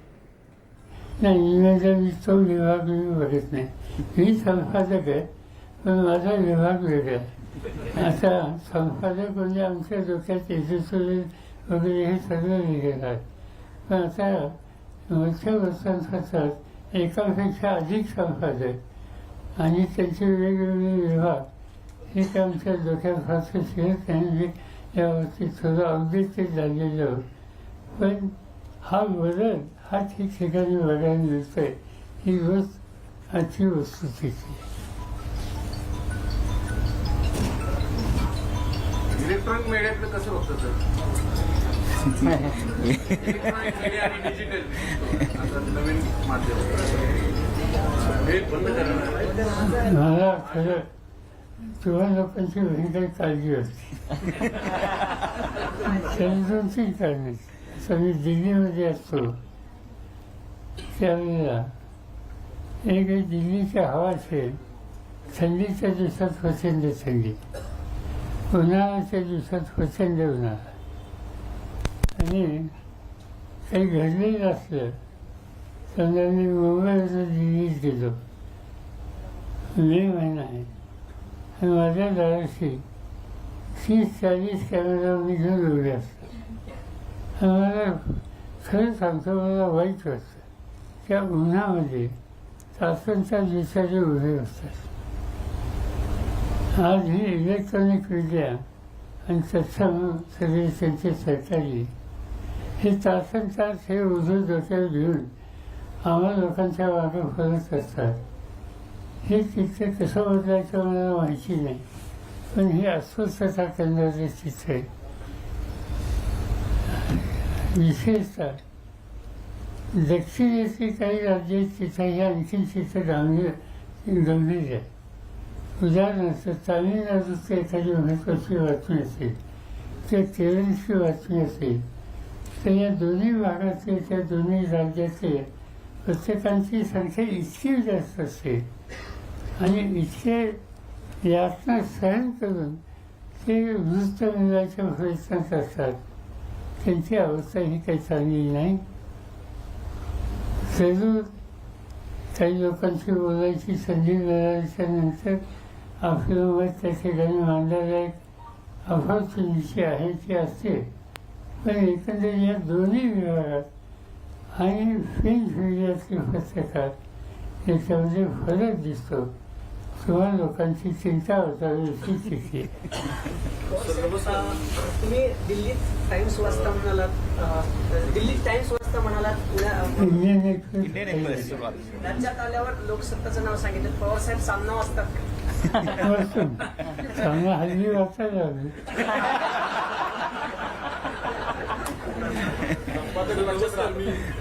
संपादक चांगले लक्षात. And that was Sharad Pawar addressing the media after 4 top leaders of rival Ajit Pawar's camp resigned and joined Sharad Pawar's NCP today. We will be slipping into a very short break. More news and updates on the other side.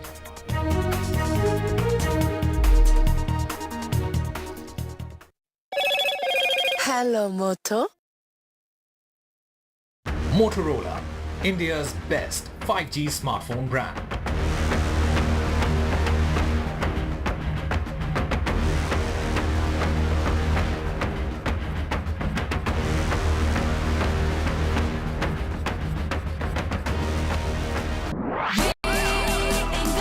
Loan मिलेगा या नहीं ये आपके credit score पे depend करता है। तो आज ही अपना क्रेडिट स्कोर चेक करें फ्री में पैसाबाजार.com पर।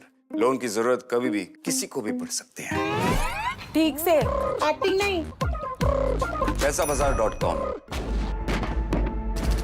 25 years ago, an unprecedented attack on a part of India very few people knew about. Kargil, a war fought at unprecedented heights, India's first televised war. We are here because we have to be here, because it's the uniform. We were there, on the ground and in the air. A final assault.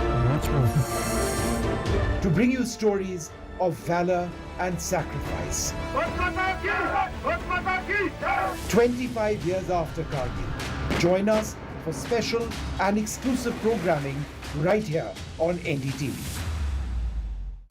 Stay informed and entertained with the new and updated NDTV News app. You can watch all our channels live, listen to podcasts, read breaking and exclusive news from around the world and more. Download the NDTV app today and get access to the best journalism and storytelling on your smartphone or tablet. The NDTV app. News that matters to you. NDTV proudly upholds its legacy of trust and credibility. According to the prestigious Reuters Institute's Digital News Report 2024, NDTV is the topmost news platform in the country. Number 1 in both online. And now we'll talk about what happened in the West Bengal train collision report. Well, a preliminary investigation report has come out where it states that the goods train loco pilot is at fault as he failed to interpret the signal. My colleague Vasudha Venugopal is also joining us on the broadcast to give us more details. Vasudha, clearly the report mentions that the loco pilot of the goods train is at fault. What more details do you have?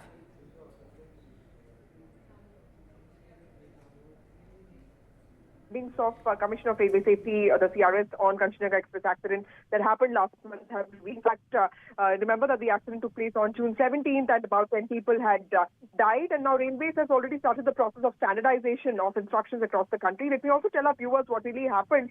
The report says that due to lighting some circuits and fuses of, this whole relay hut between Rangapani and also Chatterhat, which is all in, North Bengal, they were shorted, which also led to the signals turning red. Now, normally during such circumstances, paper authorities or instructions are given to not just the station staff but also loco pilots, but it all depends on how they interpret those signals. The loco pilots are expected to stop at red signals for about 1 minute during day and about 2 minutes during night. They're also supposed to have a speed limit of 15 kilometers per hour, but the way these instructions are given, there is no standardization to it, which is why loco pilots of the goods train did not interpret the authority report properly, while the loco pilot of the Kanchanjunga train had interpreted it correctly. He had stopped at the red signal, but clearly with one person faulting, the other also sort of like,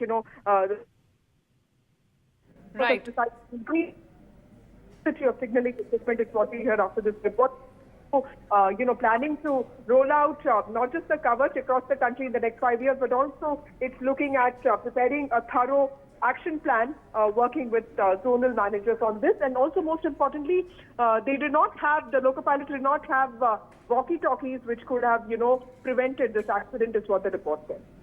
Right. Thank you so much, Vasudha, for giving us the details. As mentioned by my colleague Vasudha Venugopal, that the preliminary investigation report is highlighting that the loco pilot of the goods train failed to interpret signals. Also, lightning at that time played a very big factor, which damaged several signals, resulting in a collision of Kanchenjunga Express in Darjeeling district of West Bengal on June 17 in 2024. That left at least 10 passengers dead and 43 others were injured.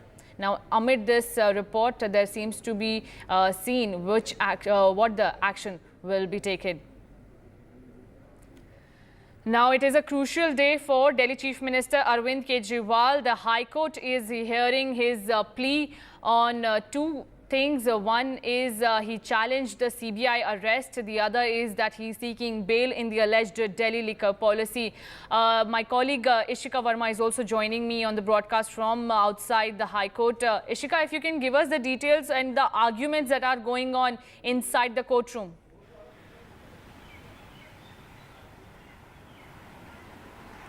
Well, as you rightly mentioned, today is certainly a very crucial hearing for Arvind Kejriwal in the CBI case that he has been arrested in.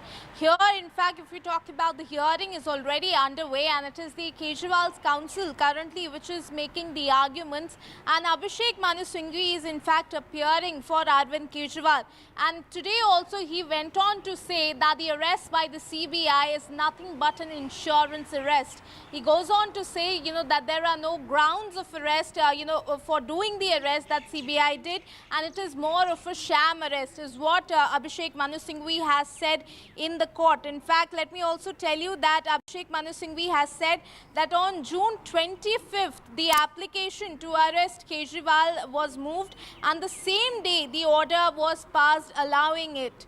Now, in fact, he goes on to say that the only satisfactory answer that I can give according to them is that I demanded 100 crore rupees. What is their satisfaction? Admission of guilt. In fact, Singhvi has gone on to, cite the various pages, of the CBI's application also in the court. And he has said that, in fact, all of this, says that the CBI does not have any grounds of arresting him. And this was more of an insurance arrest. It was more of a sham arrest that CBI did in this case. He, in fact, has also questioned the timing of arrest by the CBI. And also, in fact, again and again, he has question as to what was the necessity of arrest. He also goes on to say that this time he has 3 court orders that is in fact in favor of Arvind Kejriwal, and one being Supreme Court's judgment of giving Arvind Kejriwal the interim bail. And there also he has said that the Supreme Court itself had observed that in fact mere interrogation cannot be made a grounds of arrest. So that also today has been cited by Abhishek Manu Singhvi here in the court today. So certainly we are waiting that for a rebuttal from the CBI's counsel as well. But so far it is Arvind Kejriwal's counsel who goes on to say again and again in the court that it is more of an insurance arrest. And in fact, Singhvi is saying that I have got released 3 times. Twice by the Supreme Court and once by the trial court, that is the Rouse Avenue Court. Unless your lordships find something earth-shattering, what is wrong in me seeking bail now? So these are the questions that Abhishek Manu Singhvi, appearing for Arvind Kejriwal, is asking here in the High Court. Over to you. Right, thank you so much, Ishika, for giving us the minute-by-minute update from the courtroom, and we will be keeping a close track on what's happening in the Delhi Chief Minister's plea. Now, slipping into a very short break, viewers, but don't go anywhere. We will be telling you more news and updates on the other side.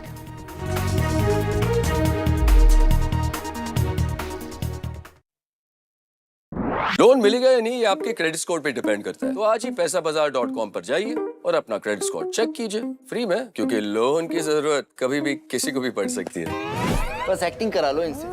पैसाबाजार.com, credit score check, आदत अच्छी है। For the relatively young Indian economy, jobs in the future are going to be a major deciding factor into how India progresses. If we move towards one India, one norm, that would be a brilliant, I would say, ease of business. There are more and more MSMEs which are emerging and doing pretty well. I think they are the answer to job creation. If the government spends a lot of money in upskilling our women to create jobs and upskilling women to take that entrepreneurial plunge as well. If you want India to grow, East has to grow. With all the entrepreneurs that are coming on board, we really have to make that extra effort and get the East into running. The women and the youth. Creating employment for them is the key for country's progress.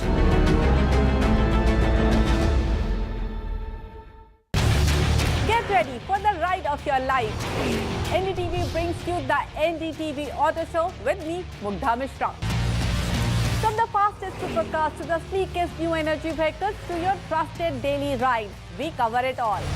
Every Saturday at 10:30 a.m. and Sunday at 8:30 p.m. only on NDTV 24/7. Your next great escape starts here. 25 years ago, an unprecedented attack on a part of India very few people knew about. Kargil.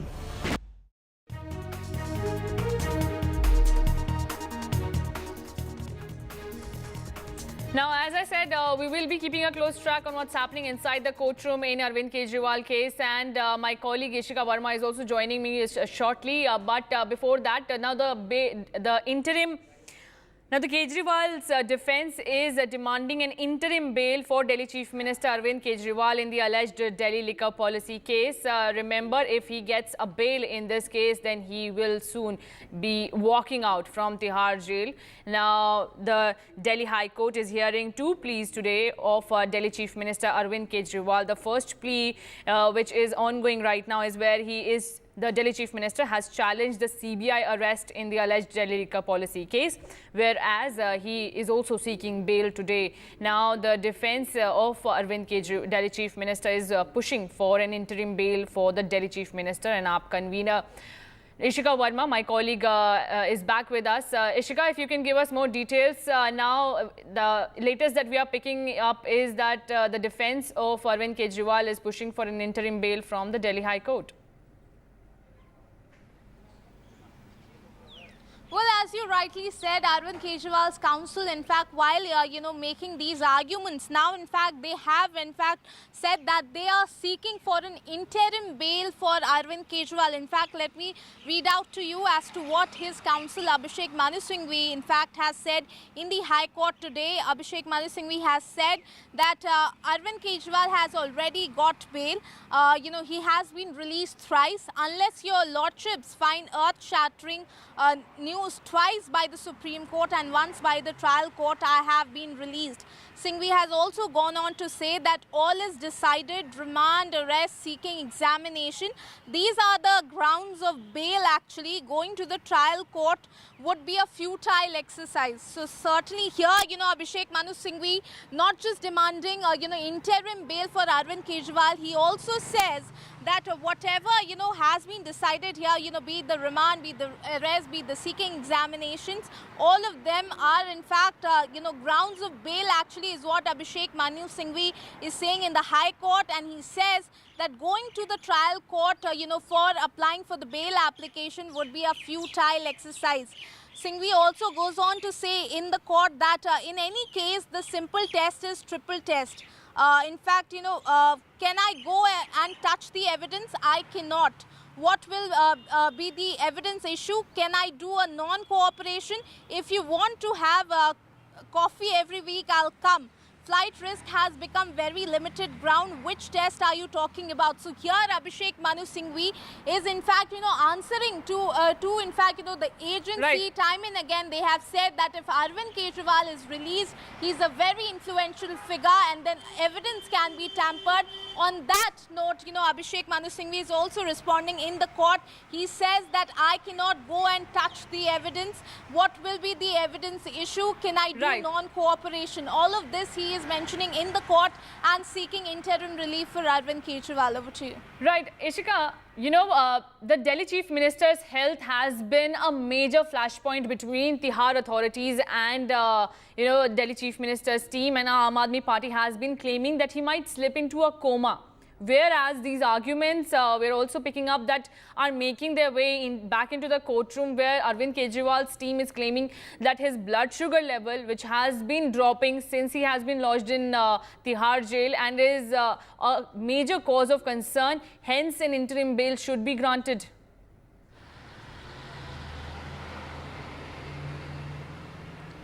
Well, as in fact, you know, as you rightly said, you know, if we talk about Arvind Kejriwal's health, the Aam Aadmi Party, you know, again and again has been taking up this issue. We have seen, you know, a few days, in fact, you know, senior leaders of the Aam Aadmi Party alleging that Arvind Kejriwal's blood sugar level is dropping low, and it is, in fact, a health threat for him, is what the Aam Aadmi Party continues to allege.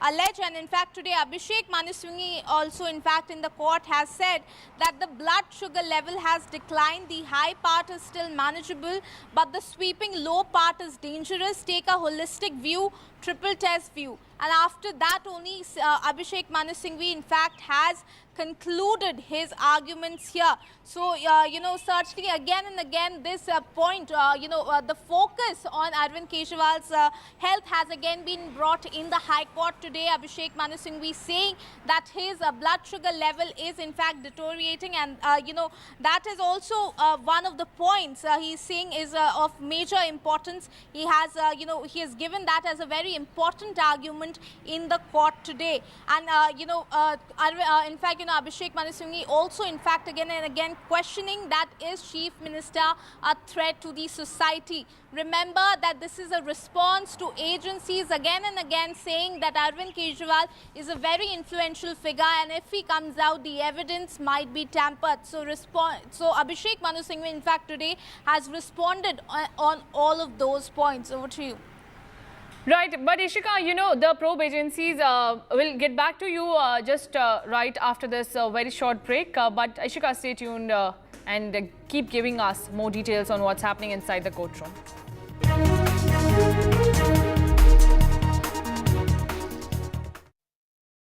Loan मिलेगा या नहीं, ये आपके credit score पे depend करता है। आज ही जाइए पैसाबाजार.com पर और अपना क्रेडिट स्कोर चेक कीजिए फ्री में, क्योंकि लोन की जरूरत किसी को भी कभी भी पड़ सकती है। चल एक्टिंग थोड़ा भेल बनो। ए आयो बात जोर। पैसाबाजार.com। Some people say the metaverse will only be virtual. One day this lecture hall will be made of code, and driverless cars would be trapped in intersections. But even in this maze of the future, you can't wish away health. It's time to become more resilient. In 10 years of Banega Swasth India, we have grown and achieved so many milestones.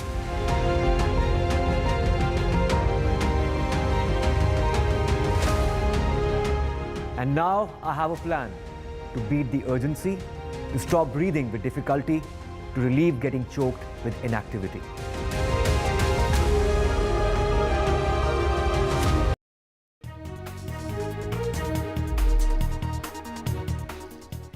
So the Delhi High Court is hearing Arvind Kejriwal's plea, whereas he is seeking a bail in the alleged Delhi liquor policy case, as well as challenging the arrest by the CBI. Now the Arvind Kejriwal's lawyers are pushing for an interim bail for the Delhi Chief Minister.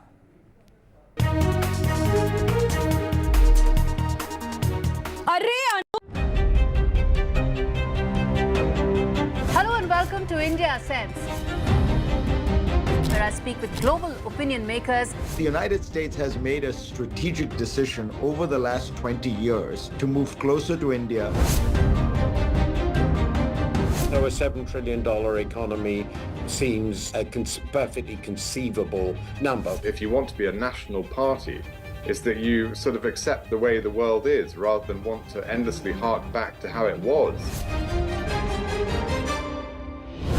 Modi is promoting the digitization of the economy, which is accelerating growth in the country.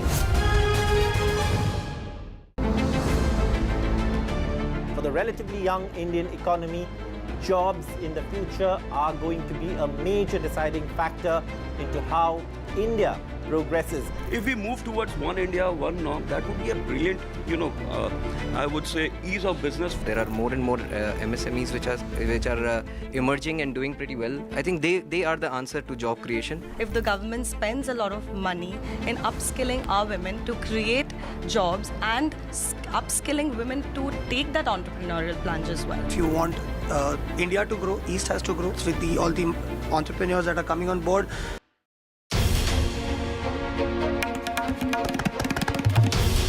This is NDTV, and you're watching NDTV 24/7. Hello, Moto.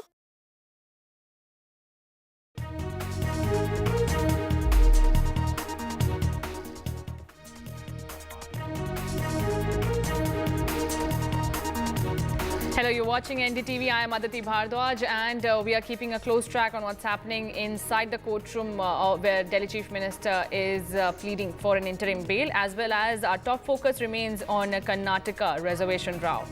But before that, let's take a look at the top headlines.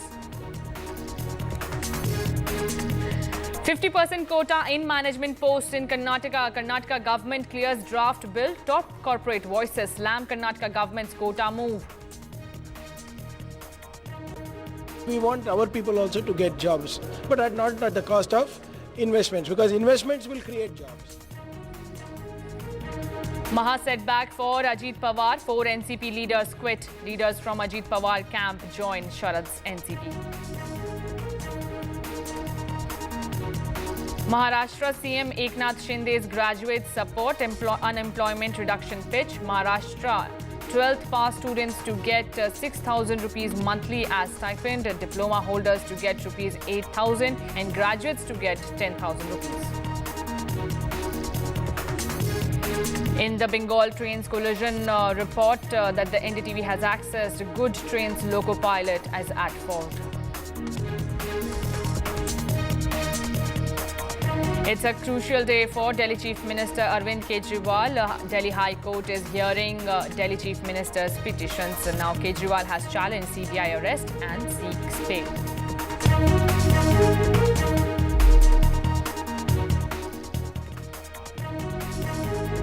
In a move to prioritize Kannadigas in the state, the Karnataka cabinet has approved the draft state employment of local candidates in industries, factories and other establishments bill, which will mandate the reservation of 50% of management jobs as well as 75% of non-management jobs for Kannadigas.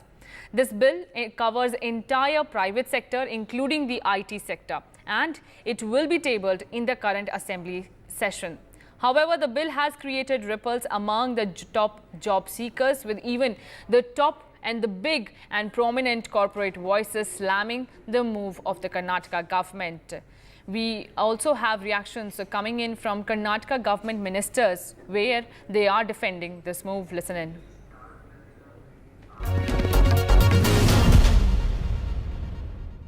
So with respect to the job reservation, 50% in management and over 70% in non-management roles, what has led to the Congress government thinking about drafting this bill? It is very obvious, Kannadigas need employment. And there was a demand of people that in a state like Karnataka, where industries come, where companies come, we should get higher percentage of employment in those companies. And that all made us to make this law, and it is quite very reasonable. 50% reservation in management seats, then 70% in non-management like Group D and other things. And I'm sure industry will also feel happy, and this is one welfare measure, a measure for Kannadigas to get employment in our own state. So also with respect to this bill, most of them seem to think that this could be a clash between merit versus reservation, and that this could also be looked at as luring the electorate of yours. I'm sorry. Those who think this in terms of election politics, they are silly-minded people. See, why companies have come to Bangalore? Why are they coming to Karnataka? Because we have best of the human resource, and we are the merited people. We want Kannadigas to come, and amongst Kannadigas you can select the best of the candidate. The merit you can take. Here there is no competition between Jammu Kashmir and Kannadigas. Those who are here, you will take their merit into consideration and take candidates on merit itself. There is no need to panic. We are going to safeguard the jobs for the state as well as encourage investments in the industries with their consultation. Right now, Karnataka is catering to the global workforce, and we want our people also to get jobs, but not at the cost of investments, because investments will create jobs. So we will reskill, upskill, whatever it is, we will do a wider consultation with the industry and take a call. There is nothing wrong in giving 100% employment to local on Group D or Group C if possible. So whatever it is, ultimately skill determines everything. We will ensure our people are more skilled. There is nothing regressive about it. We will have wider consultations.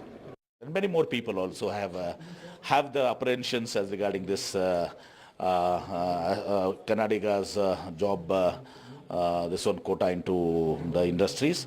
So there has been a little confusion. We will resolve this confusion in the interest of Kannadigas also, as well as let industries, IT companies do not have fear, including Kiran Majumdar or Mohandas Pai, our Chief Minister, myself, IT Minister, then Law Minister, Labour Minister will all sit with the Chief Minister and resolve the issue so that it won't affect, number one, Kannadigas, the job opportunities. At the same time, it will not have any adverse effect on the companies or IT companies. Illegal, unconstitutional bill. It should never have been discussed in the cabinet and put in the public domain. It is not something to be proud of. Our Chief Minister is very experienced, very good person. I am shocked how he can do it. After Deputy Chief Minister is the businessman, a politician, he is into real estate. How can he do all these things? And our industry minister has gone around the world and is probably saying, I'm getting investment. Will people come with all this? Then IT minister had a GCC policy. He said, we're going to attract investment. A lot of people are going to come. We are going to grow. We're going to take jobs outside Bangalore. People come. You can't put such restrictions. And look at the restrictions. They say C and D. C and D category, for example, speak to real estate companies, speak to the metro. Where are they getting people? There are no people here. Speak to the jig workers and everybody. Are all of them Kannadigas? Can all of them speak right and right Kannada to be classified as a local? Please ask them. We have Urdu medium schools here, right? Do they learn Kannada? I don't know. Please ask them. You want to shut them out of the job and not call them locals? Even I may not be a local here. I'm born here. I grew up here. I do everything. I know how to speak Kannada. I read Kannada. I can write Kannada, but now I don't have enough practice. Say, you must read, write, and speak Kannada in a acceptable manner. Then they say if you have a school leaving certificate, is okay. Then you have to take a test for the notice. We will notice and see what kind of testing is this. What kind of policy is this? First of all, Bangalore, Karnataka has got a bad name because of high corruption. It's got a bad name because of bad infrastructure. Now you're destroying the brand. The Deputy Chief Minister will build brand Bangalore. Is it building brand Bangalore? I mean, it is shocking that somebody can even think of all this. And I don't know what they're thinking, why they're doing it. Everybody is opposing it. Kannadigas are opposing it. They want good jobs for the children. They don't want these restrictions. And if people don't, if there are no people for jobs, how will you employ? Do you see that there is any political reason behind all this? I don't know. I don't want to comment. There could be political reason. There could be people doing, somebody trying to prove I'm a champion, etc. and others because of corruption allegations and all that. I don't know. I don't want to talk about that. But, to me it's shocking. Now, joining me on this broadcast is Harish Bijur, who is a brand guru. And thank you so much for speaking to NDTV, Harish. I would like to know, first of all, your opinion on the Karnataka government's bill. Okay. these are my first reactions. Firstly, I'm a lover of the language Kannada, and I do believe language must be given primacy too in the areas that they belong. But when it comes to this bill, it does surprise me because one or two things. One is, this business of reserving jobs only basis language may not be something which you can implement at one shot. If you do say that after the next 10 years or the next 15 years, people will get jobs in Karnataka only if they know Kannada, fine. There is a time frame of 15 years for people to pick up the language if they want jobs out here. But you cannot spring it suddenly onto an ecosystem. The point too is this kind of a reservation brings in the influence of government into the private sector. And I think that's totally, totally wrong. The private sector has an animal spirit, a way of working, a kind of professionalism which it goes by. And the private sector is totally, totally merit related. Now, this questions merit when it comes to recruitment. And I think that's wrong. Because this will bring something called the recruitment Raj once again into the private sector's ambit. I think that's wrong. The third point is do not tread on the toes of the private sector at all. There is a government sector. If you want to bring this into the government sector, go ahead and do it. But with panache. You want to bring it into the NGO sector, go ahead and try and do it. But please don't bring it into the private sector. This is anti-business, it is anti-brand, it's anti-skill, it's anti-professionalism. You say this is anti-skill, this is anti-professional, then why is the Congress government in Karnataka is bringing such a bill? Is this just to please their voters? What are your thoughts? Well, I will put it this way. Populism is a way most governments go. It's not only the Karnataka government, but look at any government. From the 15th of August in Andhra Pradesh, Mr. Chandrababu Naidu is going to let women travel free on buses. The Karnataka government has already rolled this out with its other 4 guarantees added to it. I think, populism is a great thing, but populism must be employed at an end of the economy where the brunt of populism can be borne, not at an end of the economy which is higher up in the hierarchy, where the brunt of populism cannot be borne. If populism can actually only bring down investor sentiment in a state like Karnataka, we must rethink that populism. So there are many kinds of populism. There is socialism at one end, and then there is actually professionalism at another. We need to balance it out. Both the sectors need to be benefited, but the state by and large benefits by an equal balancing of populism and professionalism. And let the private sector be. But the Karnataka government's defense, Harish, is that while keeping in mind the populism only, they are trying to bring such mandates that will give a fair chance to the locals to stay back in Karnataka and look for jobs. I've prefaced my entire set of comments to say that I'm a lover of Kannada.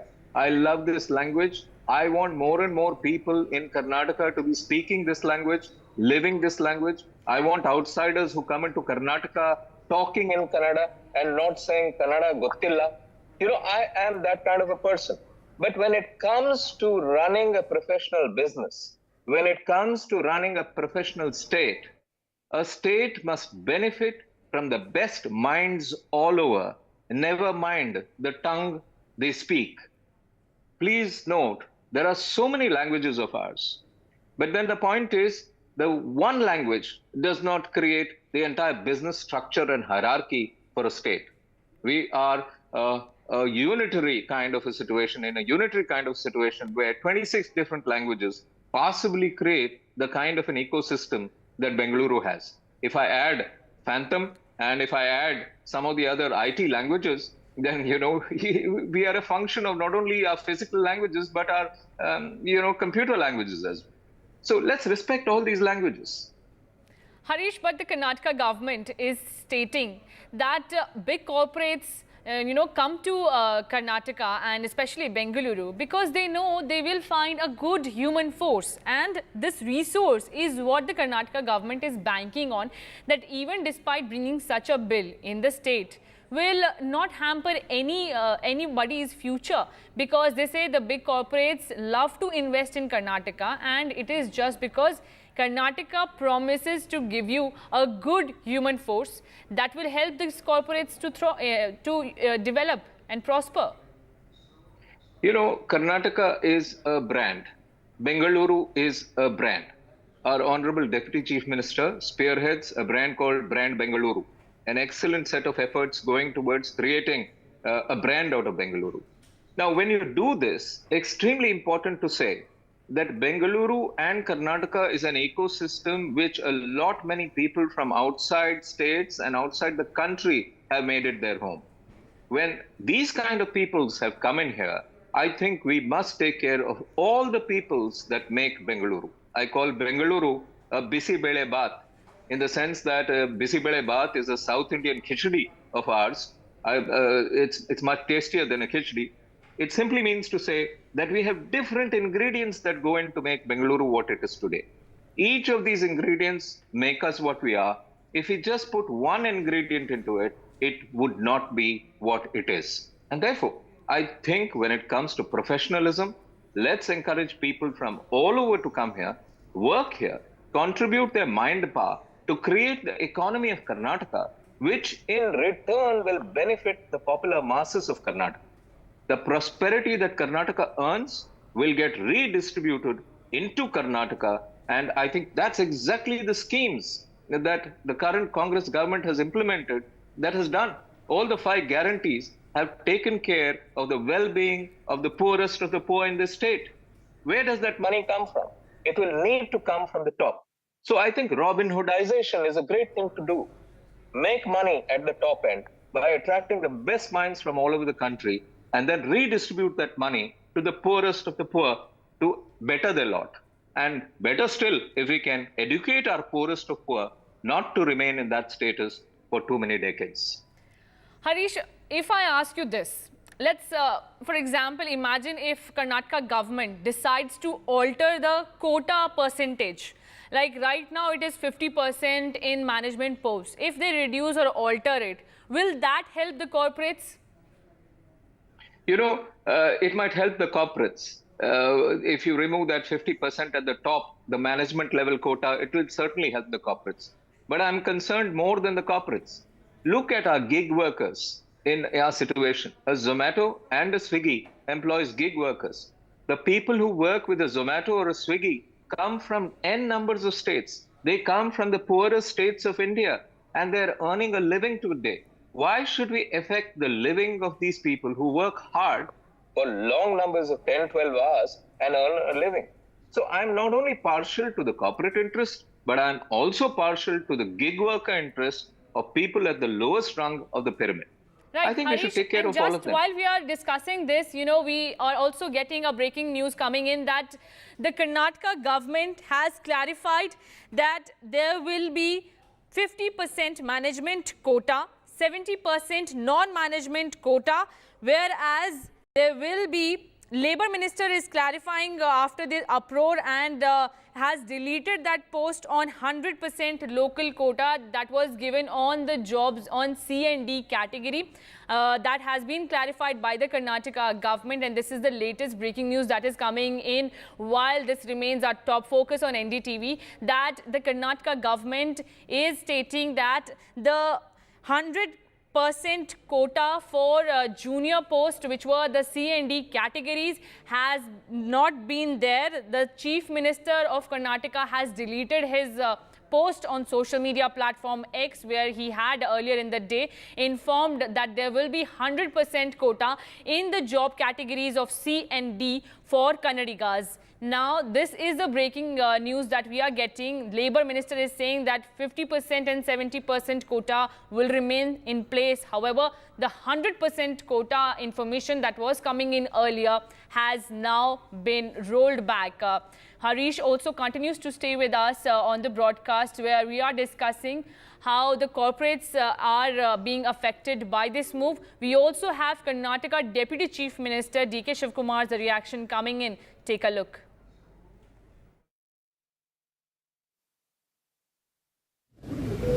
ಕನ್ನಡಿಗರ ಸ್ವಾಭಿಮಾನವನ್ನು ಎತ್ತಿ ಹಿಡಿಬೇಕು ಅಂತೇಳಿ ಅಧಿಕಾರಕ್ಕೆ ಬಂದಿದೆ. ನಾವು ಖಾಸಗಿ ಬೋರ್ಡನ್ನು ಹಾಕುವಂಥ ವಿಚಾರ ಇರ್ಬೋದು, ನಮ್ಮ ಎಲ್ಲ ಅಂಗಡಿಗಳ ಮುಂದೆ ಏನು ಬೋರ್ಡ್ ಹಾಕಬೇಕು ಅನ್ನೋ ವಿಚಾರ ಇರ್ಬೋದು, ಧ್ವಜ ಬಳಕೆ ಇರ್ಬೋದು, ಭಾಷೆ ಬಳಕೆ ಇರ್ಬೋದು, ಸಂಸ್ಕೃತಿ ಇರ್ಬೋದು, ನಮ್ಮ ಕಡತಗಳಲ್ಲಿ ಕನ್ನಡ ಉಪಯೋಗಿಸುವಂಥದ್ದು ಇರ್ಬೋದು, ಹಾಗೆ ನಮ್ಮ ರಾಜ್ಯದಲ್ಲಿ ಎಲ್ಲೆಲ್ಲಿ ಉದ್ಯೋಗಗಳನ್ನು ಸೃಷ್ಟಿ ಆಗ್ತಾ ಇದೆ ಮುಂದಕ್ಕೆ ಅವೆಲ್ಲ ಕೂಡ ಕಡ್ಡಾಯವಾಗಿ ಇಷ್ಟು ಪರ್ಸೆಂಟೇಜ್ ಕನ್ನಡಿಗರು ಇರಬೇಕು ಅನ್ನೋದು ನಮ್ಮ ಆಸೆ. ಆ ದೃಷ್ಟಿಯಿಂದ ಇವತ್ತು ನಮ್ಮ ಕನ್ನಡಿಗರಿಗೆ ಮಿನಿಮಮ್ ಇಷ್ಟು ಪರ್ಸೆಂಟೇಜ್ ತಗೊಳ್ಬೇಕು ಅಂತೇಳಿ ಮೊನ್ನೆ ತೀರ್ಮಾನವನ್ನು ಸರ್ಕಾರ ಮಾಡಿದೆ. ಸೊ ಅದೆಲ್ಲ ಮುಂದಕ್ಕೆ ಚರ್ಚೆ ಮಾಡೋದು. ಕಿರಣ್ ಮುಜುಮ್ದಾರ್ ಶಾ ಮತ್ತೆ ಬಯೋಕನವರು ಮತ್ತೆ ಮೋಹನ್ ದಾಸ್ ಪೈ ಇಬ್ರು ಕೂಡ ವಿರೋಧ ವ್ಯಕ್ತಪಡಿಸಿದ್ದಾರೆ ಸರ್. ಅಂದ್ರೆ ನಮಗೆ ನುರಿತ ಅಂತ ಕಾರ್ಮಿಕರು ಬೇಕಾಗುತ್ತೆ. ಟೆಕ್ನಿಕಲ್ ಇರೋ ಕಡೆ ನಾವು ವಿಲ್ ನಾಟ್ ಇಂಟರ್ಫಿಯರ್. ನಾವು ಅಂಡರ್ಸ್ಟ್ಯಾಂಡ್ ಮಾಡಬೇಕಾಗ್ತದೆ. ಟೆಕ್ನಿಷಿಯನ್ಸ್ ಎಲ್ಲೆಲ್ಲಿ ಇರ್ತಾರೆ ಅವರು ನಮ್ಮ ಕರ್ನಾಟಕ ರಾಜ್ಯದಿಂದನೇ ಎಲ್ಲ ಬೆಳೆದಿರೋರು. ಟೆಕ್ನಿಷಿಯನ್ಸ್ ಎಲ್ಲೆಲ್ಲಿ ಇರ್ತದೆ ಆ ಟೆಕ್ನಿಕಲ್ ಇದಕ್ಕೆಲ್ಲ ಬೇಕಾದ್ರೆ ಸ್ಪೆಷಲ್ ಎಕ್ಸೆಪ್ಷನ್ ಕೊಡ್ತೀವಿ. ಏನು ಹಂಗೆಂತ ಏನು ನಾವು ಕೊಡಲ್ಲ ಅಂತಲ್ಲ, ಬಟ್ ಗೌರ್ಮೆಂಟ್ ಗಮನಕ್ಕೆ ತರಬೇಕು. ಪರ್ಸೆಂಟೇಜ್ ಲಿಮಿಟ್ ಮಾಡಿದ್ದೀರಾ ಸರ್ ಏನಾದರೂ ಸೀಲಿಂಗ್ ಲಿಮಿಟ್? ಅದನ್ನು ತಿಳಿಸ್ತಾರೆ. ನಾನು ಈಗ ಅದನ್ನು ಅಸೆಂಬ್ಲಿ ಇದೆ, ಈಗ ನಾನು ಹೇಳೋಕ್ಕಾಗಲ್ಲ ಡೀಟೇಲಾಗೆ. ಕಂಪ್ಲೀಟ್ ನಿಮಗೆ ತಿಳಿಸಿ ಕರ್ನಾಟಕ ರಾಜ್ಯದಲ್ಲಿ Congress. We also have the reaction coming in from another Karnataka Minister, Santosh Lad. Listen in. There's one last now, please, I think.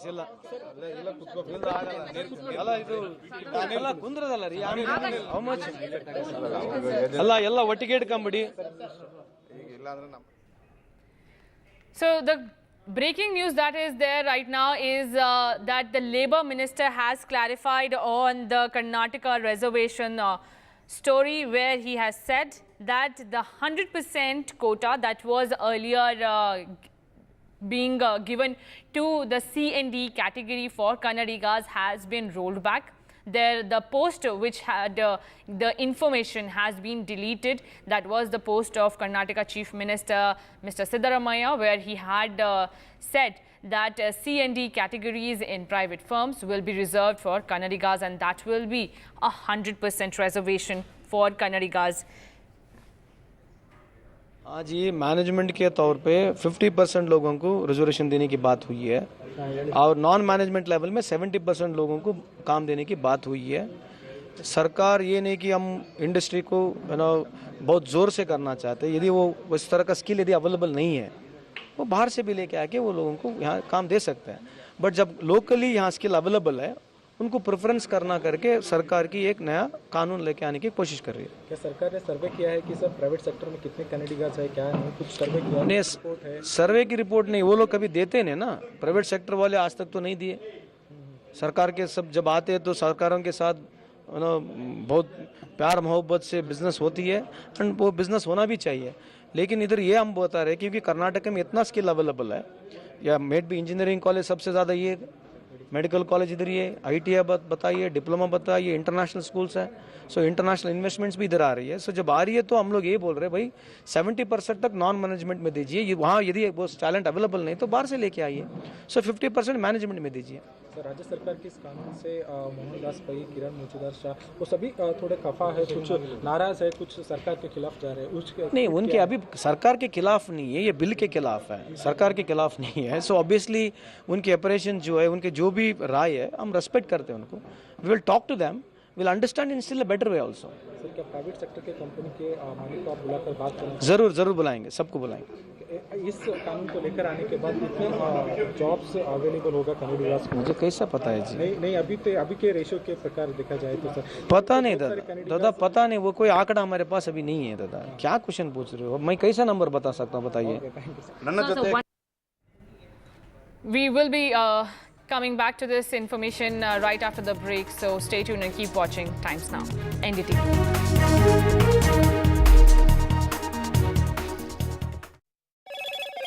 Hello, Moto. Motorola, India's best 5G smartphone brand.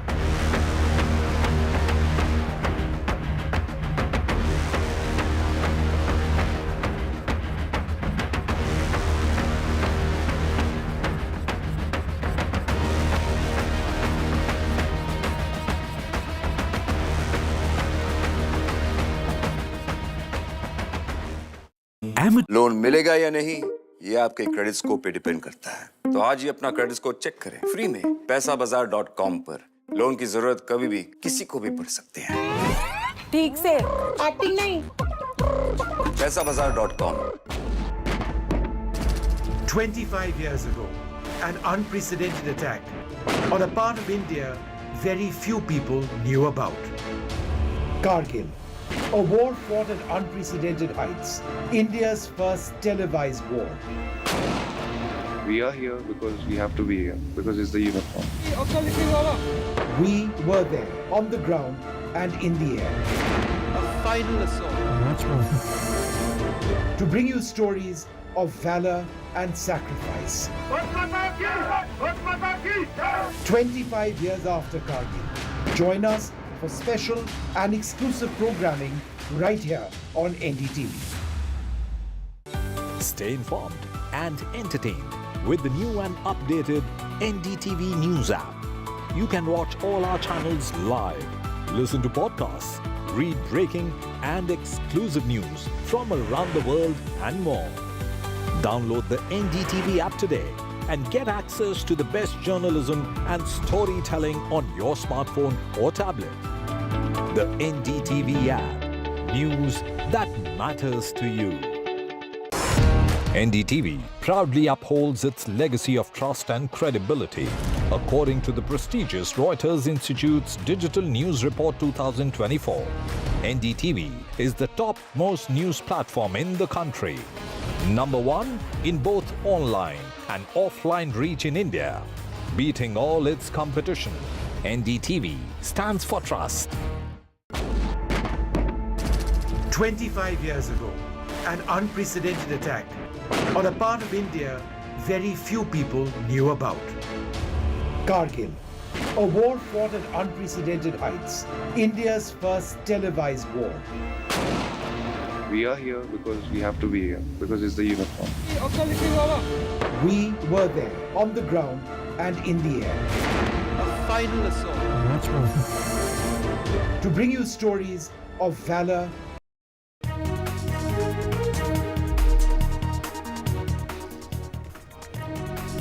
Now it's a crucial day for Delhi Chief Minister Arvind Kejriwal as the Delhi High Court is hearing Delhi Chief Minister's petition. Now in the petition, the Delhi Chief Minister has challenged the arrest by the CBI in the alleged Delhi liquor policy, whereas he is also seeking bail. Now the argument so far has been, in the courtroom have been that the Delhi Chief Minister's team has told the Delhi High Court that the CBI action against the Delhi Chief Minister in the alleged liquor policy case was nothing but an insurance arrest.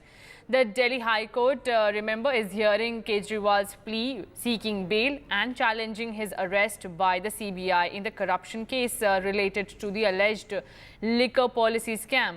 Meanwhile, CBI has made its counter arguments where my colleague Ishika Verma, who has been tracking all the details and developments that are taking place inside the courtroom. Ishika, if you can take us through now what the CBI is stating in the courtroom against the Arvind Kejriwal's lawyers who are seeking an interim bail for AAP convener. Well, as you rightly said, in fact, the hearing is underway and it is now the CBI's counsel that is presenting its argument here. And first of all, what they have done is that they have raised the objection on Abhishek Manu Singhvi, Kejriwal's counsel, using the term of insurance arrest. So what, the CBI counsel today has said in the court is that being a government lawyer, I cannot use such words which have no legal meaning. Use of words like insurance arrest is not justified. So certainly raising opposition, on the use of the word insurance arrest that has been used by Abhishek Manu Singhvi time and again today in the court hearing in the High Court as well. So now, in fact, the CBI counsel now is saying that being an investigating agency, we have our rights. We have our rights as to when to charge sheet against which accused and to call which accused at what time. CBI also says in the court that he is a chief minister. His role was not clear before the liquor policy was made under the excise minister, but he was called whenever necessary. So this is the point, that they are making. They are saying that, initially Arvind Kejriwal's role was not clear since this entire policy in question was made under the excise minister. But as and when more evidence came to being, that is when they called the chief minister, that is in fact Arvind Kejriwal also in this case. Now, in fact, they have also said here, CBI has said that we have called him under section 160, but this section is not for witnesses. It can be used by anyone who is familiar with the facts of the case. So these are the points, that are being put forth by the CBI counsel in the High Court today.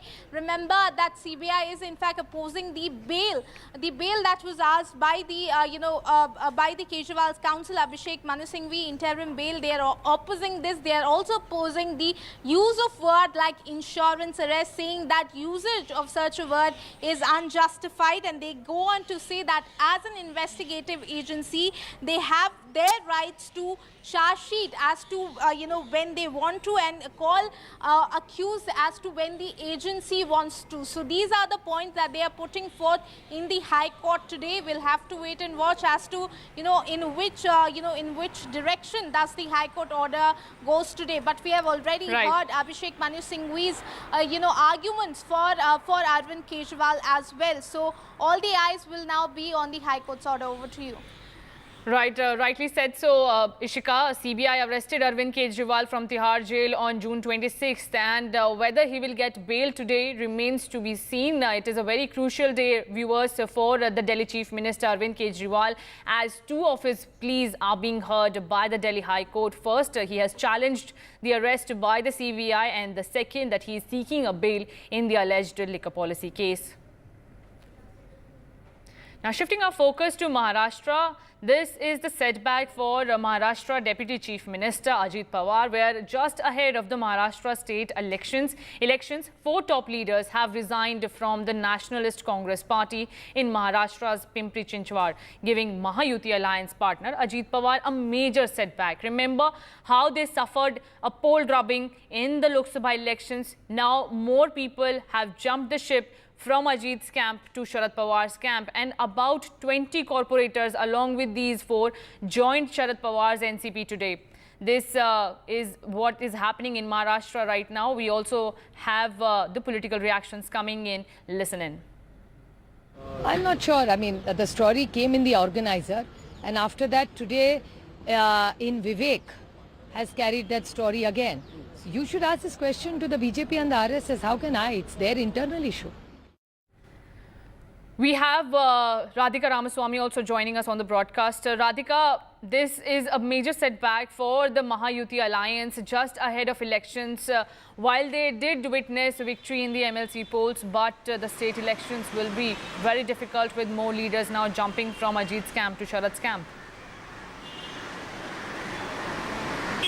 Certainly a huge setback as far as Mahayuti is concerned, particularly for Ajit Pawar camp, as many of his leaders have started to jump ships to Sharad Pawar's side. Today, 20 corporators, former MLAs and several leaders and workers from NCP Ajit Pawar camp of Pimpri-Chinchwad area switched ships to Sharad Pawar camp. In fact, they were outside his office and had a discussion with Sharad Pawar and they have officially shifted sites to Sharad Pawar. This is just the tip of the iceberg. This is just the beginning of what we could say would be series of shifts that could take place in the months to come ahead of assembly elections. More such changes likely, and this is also a post-Lok Sabha results whereby Mahayuti faced a very humiliating defeat in which Ajit Pawar just managed to clinch one seat of the 4 seats that they contested it. Four of the 4th seat, which is the Baramati, they lost quite miserably. So therefore, there is discontent within Ajit Pawar camp leaders. There is a lot of unease and unrest as far as several of the workers are concerned. They're not happy with the kind of coordination that's happening with their alliance partners.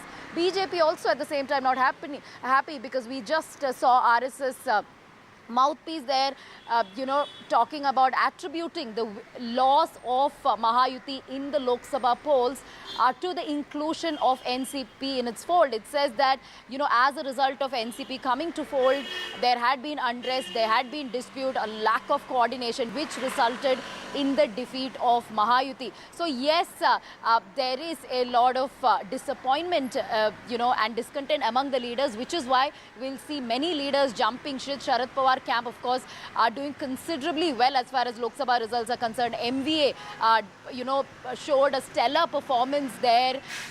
So we'll have to wait and see how things will pan out. We also saw Chhagan Bhujbal meeting Sharad Pawar a couple of days back. He said it was on reservation, but he was also visibly upset over how he lost that particular candidature from Nasik constituency ahead of assembly election, Lok Sabha elections, and also how he was not given that Rajya Sabha seat which he wanted. Instead, it went to Sunitra Pawar. So there is, a lot of discontent there, visible discontent there. So we will see in the days to come more leaders perhaps returning to Sharad Pawar camp.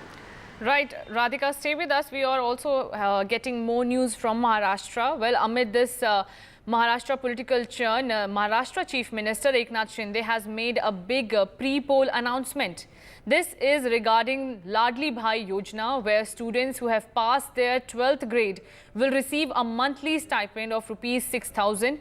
Diploma students will receive 8,000 and graduates will be given rupees 10,000 monthly under the scheme. My colleague Radhika Ramaswamy continues to stay with me. Radhika, if you can share more details about this move by Maharashtra Chief Minister. That's right. After Ladli Behan scheme, now it's Ladla Bhai scheme that has been announced by Eknath Shinde. Of course, all this coming ahead of assembly elections. We know for a fact that Mahayuti did face a very bad defeat during Lok Sabha elections. So therefore, government not leaving any stone unturned in ensuring that they keep its voters happy, which is why now this new financial assistance to youth and recently graduated, students in the form of 6,000 rupees for 12th grade. Those pursuing diploma will receive 8,000 rupees per month and graduate to receive 10,000 per month. So it is a strategic move certainly by Maharashtra government to ensure that students and citizens here, especially those recent graduates, are employed. They are skillfully employed, and there is also an apprenticeship program, which is a one-year apprenticeship in a factory that will be given to the youth as well in order to gain valuable work experience.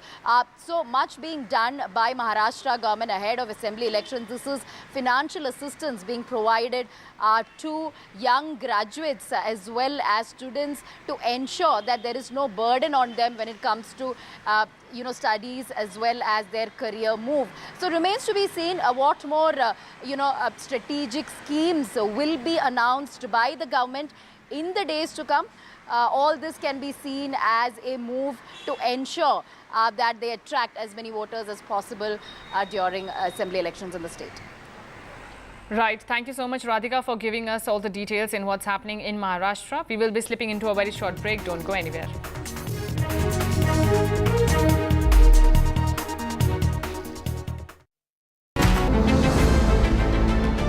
For the relatively young Indian economy, jobs in the future are going to be a major deciding factor into how India progresses. If we move towards one India, one norm, that would be a brilliant, I would say, ease of business. There are more and more MSMEs which are emerging and doing pretty well. I think they are the answer to job creation. If the government spends a lot of money in upskilling our women to create jobs and upskilling women to take that entrepreneurial plunge as well. If you want India to grow, East has to grow. With all the entrepreneurs that are coming on board, we really have to make that extra effort and get the East into running. The women and the youth.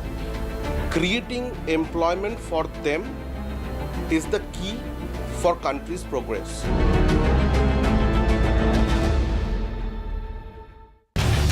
Get ready for the ride of your life. NDTV brings you the NDTV Auto Show with me, Mugdha Mishra. From the fastest supercars to the sleekest new energy vehicles to your trusted daily ride, we cover it all. Every Saturday at 10:30 a.m. and Sunday at 8:30 p.m. only on NDTV 24/7. Your next great escape starts here. 25 years ago, an unprecedented attack on a part of India very few people knew about. Kargil, a war fought at unprecedented heights, India's first televised war.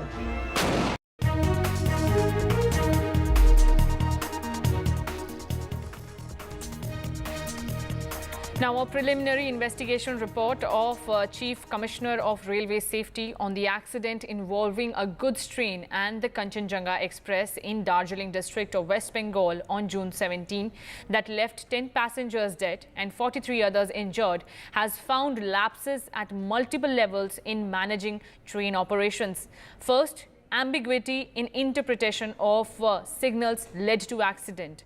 The report also reveals findings of Commission of Railway Safety on Kanchenjunga Express accident last month. Now, the Railways has started the process of standardization of instructions across the country. The report also highlights that how the loco pilot of the goods train failed to interpret signal. My colleague Vasudha Venugopal, who has been tracking this story, joins us and gives us more details on it. Vasudha, if you can tell us what more lapses have been highlighted in the report.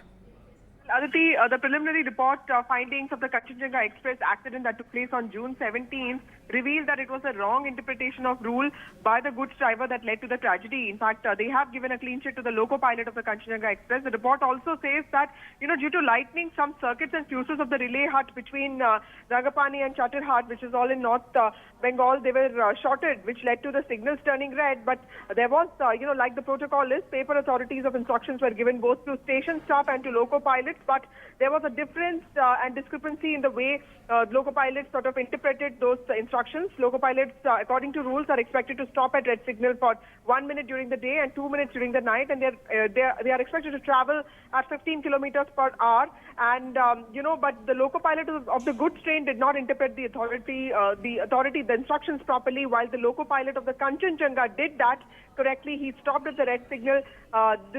Which is why it led to the Kanchenjunga Express colliding with the goods train that was sort of like waiting at the station. Of course, the report also says that both the loco pilot and the staff were not given, station staff were not given walkie-talkie that could have ensured communication. Of course, it has also recommended expediting the rollout of the anti-train collision systems, which we know as Kavach.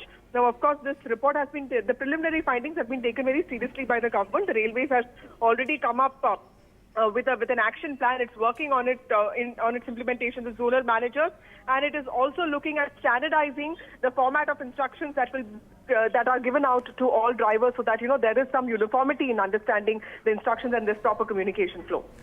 Right. Thank you so much, Vasudha, for giving us all the details. Shifting our focus back to Karnataka. Now, in a move to prioritize Karnanigas in the state, the Karnataka cabinet has approved the draft state employment of local candidates in industries, factories and other establishments bill, which will mandate the reservation of 50% of management jobs and 75% of non-management jobs for Karnanigas. This bill covers entire private sectors, including the IT sector, and it will be tabled in the current assembly session. However, this bill has created ripples among the job seekers, with even top corporate voices slamming the move of the Karnataka government. Now, my colleague Sam Daniel also spoke to one such corporate head. Listen in. Joining us now to give his views, Mr. Lakshmi Narayanan, former CEO and Vice Chairman of the Cognizant Technology Solutions.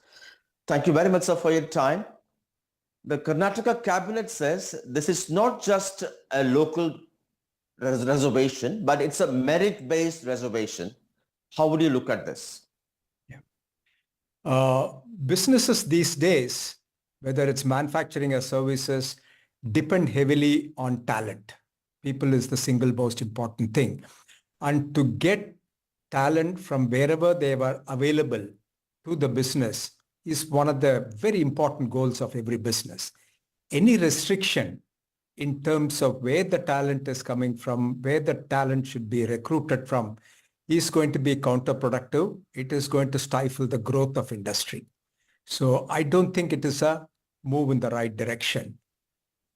The government in Karnataka argues they're not compromising on talent or merit. All they ask you is to ensure 50% or 75% of talented people taken from the local pool.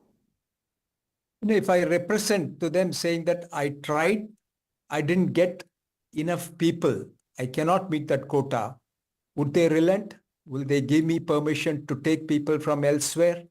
You know, this is similar to what the US tried. US didn't try it. It just mentioned when a number of people from India were going and working in the US on H-1 visas, they said, no, I'm going to put a 50% rule saying that people working in the company should be 50% H1 or green card or whatever. And it was shot down even before it came up for discussion because it's not good for the industry. That's not going to support growth, and it is going to drive away investment. Investment will go to places where the talent is and where there are no restrictions. And slipping into a very short break, more news and updates on the other side.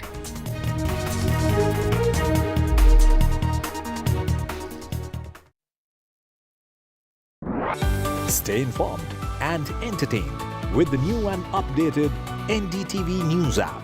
You can watch all our channels live, listen to podcasts, read breaking and exclusive news from around the world and more.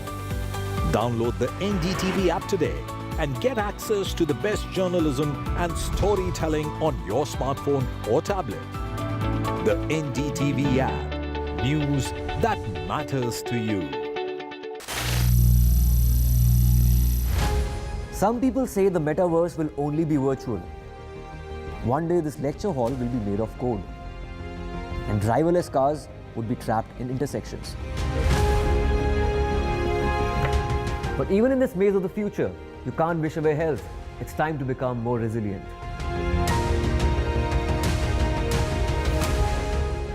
10 years of Banega Swasth India, we have grown and achieved so many milestones.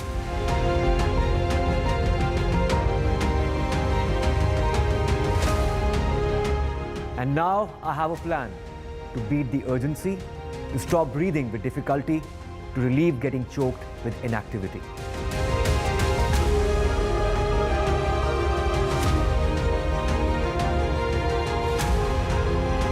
Energize our government, our environment, our society, and ourselves. Everyone, everywhere, every day.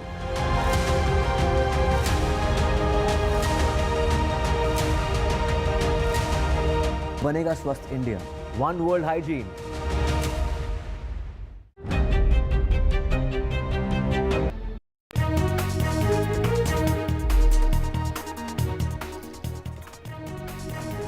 Now, mortal remains of two Rajasthan soldiers who were killed in action in Jammu and Kashmir's Doda district were brought to Jaipur today. Remember, 3 army jawans, 1 captain were killed in action in Doda when the encounter broke out. And my colleague Nazir Masoodi is joining me live on the broadcast to give us more details. Nazir, we are seeing how the nation is bidding a teary farewell to our braves. Yeah, exactly. You know, whenever there's such a loss, everybody pays homage, offer condolences, and condemn such incidents when soldiers who are there on duty to defend the country, they are on a job and they fell to the bullets, and 4 army soldiers, including captain, they lost their lives. Yesterday, there was a wreathing ceremony in Jammu, which was attended by, there was J&K Lieutenant Governor, top army officers, including Northern Command Chief. They paid homage to the fallen soldiers. And as the bodies have reached to the respective places, so there's also, you know, this wreathing ceremony and army paying homage to the fallen soldiers. And as we see the situation emerging from Jammu and Kashmir, it was the second attack on the army in a week's time. 9 soldiers being killed within a week's time is a huge, huge loss for the army. And the army has launched relentless operations in Doda region. And even as we speak, and operation troops are busy with this cordon search operation in Doda region. So that is something, you know, on one hand, they pay homage to the fallen heroes, fallen soldiers. On the other hand, they are busy with their job to deal with the situation. Rightly said. So, Nazir, we are also seeing how there is a rise in terror activities in Jammu and Kashmir. Last week, 5 soldiers lost their lives in Katwa. Is the state administration and also how is the army taking forward the counter-terror operations in Jammu and Kashmir, and give us more details about the security situation in the Jammu and Kashmir region? Well, militancy is not something which is new. What is new is that the theatre of militancy, which was in the Kashmir Valley, has largely shifted to the Jammu, where a large number of troops are bogged down in the valley to ensure that the peace which has been achieved over the last few years is maintained. But a new front, much more deadly front, has been opened by militants in Jammu region, and they're using its topography, its jungle, and its proximity with the line of control, and to inflict casualties on the security forces. And given the kind of militants who have been sent here, it is what army has said, they're highly trained, they are well trained in jungle warfare, and they are equipped with the weapons which normally militants were not using, and the communication system which is difficult for the security force to, you know, intercept. So all these factors together, it has become a challenge, and the army and other security agencies are evolving the new response and seeing how this type of militancy is responded to, even as this operation, which is a standard procedure to track down militants, is going on. But perhaps it needs to be something more than this, which can curb this is the spate of attacks and spread of militancy in Jammu region. Right, Nazir, thank you so much for giving us the details. Now, amidst the Maha-political churn, Maharashtra Chief Minister Eknath Shinde has made a big pre-poll announcement, and this is regarding the Ladla Bhai Yojana that has been now rolled by the Maharashtra Chief Minister, where students who have passed their 12th grade will receive a monthly stipend of Rs 6,000. Diploma holder students will receive Rs 8,000, and graduates will be given Rs 10,000 monthly in the state of Maharashtra. Meanwhile, just ahead of the Maharashtra state elections, 4 top leaders have resigned from the Nationalist Congress Party in Maharashtra. This has given Mahayuti alliance partner Ajit Pawar a major setback. About 20 corporators, along with these 4, joined Sharad Pawar's NCP today, and we saw how Sharad Pawar camp has been battling the idea that their ideology is the right one, and hence people are deserting Ajit Pawar's NCP and joining the ranks with Sharad Pawar's ideology. This is also the second setback for Maharashtra Deputy Chief Minister Ajit Pawar after a poor poll performance in the recently held Lok Sabha elections.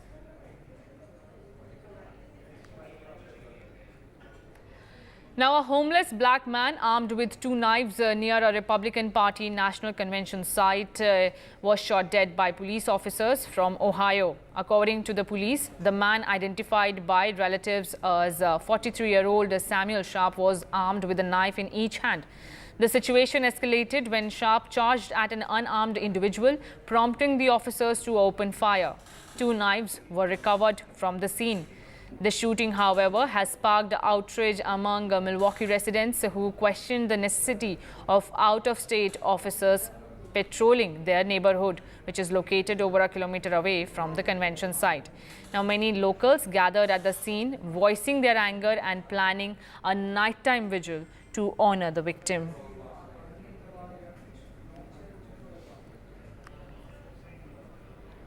Now, days after surviving an attempted assassination, former US President Donald Trump appears to be stronger than before.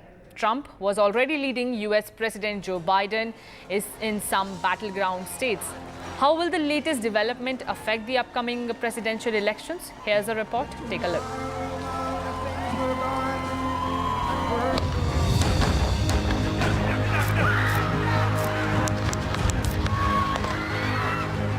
The attempted assassination of former US President Donald Trump at a rally in Pennsylvania is quickly paving the way to strengthen his White House bid in the upcoming elections. The striking images of Trump with a bloodied face and his fist raised defiantly against the backdrop of the American flag are sure to raise challenges to his 81-year-old opponent, Joe Biden, who is already being deemed as too weak and too old to run for president. Following a poor performance at the first presidential debate alongside a series of gaffes, US President Joe Biden has been facing pressure from Democratic leaders, celebrity backers, and national voters to step down from the election race. Yet, Biden continues to vouch for his capabilities as president. Me. Look, I've been doing this a long time. The idea that I'm the old guy, I'm old, but I'm only 3 years older than Trump, number one. And number two, my mental acuity's been pretty damn good. I've gotten more done than any president has in a long, long time, in 3.5 years. So I'm willing to be judged on that. After a brief pause in the light of the assassination attempt, the Biden campaign has resumed their campaign trail. However, Trump is already leading according to the latest polls and is expected to further dominate in the election race after the attack on his life amassed sympathy for the former president. I mean, if anything, I think it might garner more support. And I think that it might be, or it might solidify some people that are kind of in the middle, just trying to decide whose side they should be on. I think it would give them an opportunity. It may solidify them one way or the other. As Trump now steps into the election race reinforced by a wave of sympathy and surge in polls, the political dynamic of the November election has undeniably shifted. The coming months will soon reveal whether Trump can catapult himself back into the White House or if Biden can overcome the mountainous challenges ahead of him and secure a second term. With Samya Afsar, Parmeshwar Bava for NDTV. And slipping into a very short break, but stay tuned and continue watching NDTV.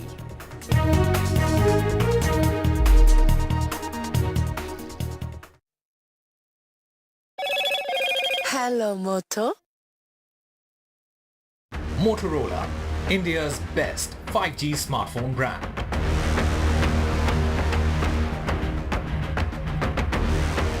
Another batch of pilgrims left for their journey to the Amarnath Yatra. The pilgrims set out for the holy shrine from Pantha Chowk, Srinagar base camp towards the Baltal and Pahalgam Yatra base camp under heightened security measures.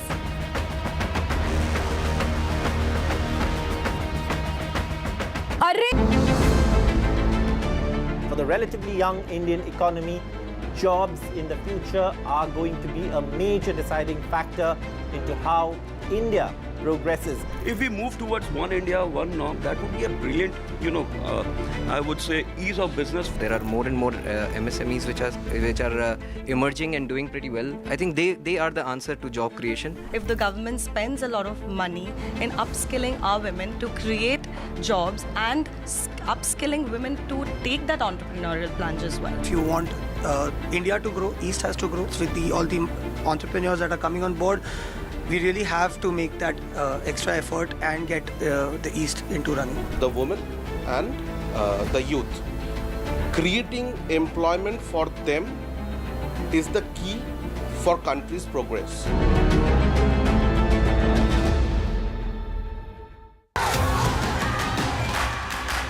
The biggest democratic exercise in the world.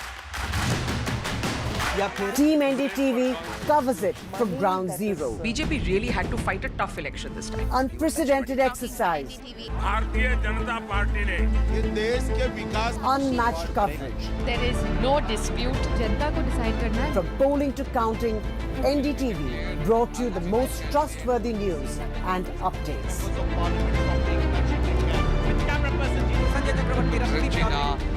Elections mean NDTV. 25 years ago, an unprecedented attack on a part of India very few people knew about. Kargil, a war fought at unprecedented heights, India's first televised war.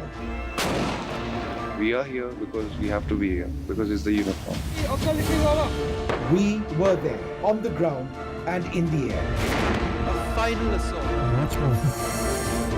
To bring you stories of valor and sacrifice. 25 years after Kargil. Join us for special and exclusive programming right here on NDTV. Stay informed and entertained with the new and updated NDTV News app.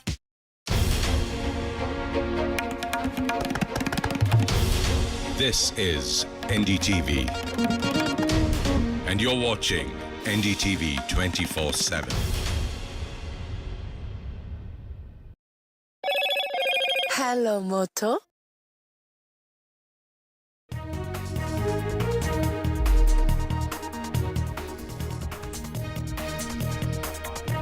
Big decision in Karnataka and controversy thereafter. 50% quota in management post in the state. Karnataka government clears draft bill. Top corporate voices slam the government's move. Will brand Bengaluru take a hit is the big question.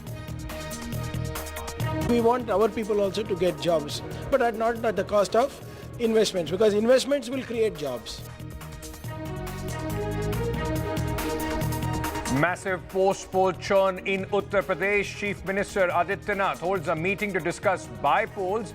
Deputy Chief Minister in Delhi. Party bigger than government, says Keshav Prasad Maurya. Akhilesh Yadav hints at government working as BJP busy infighting.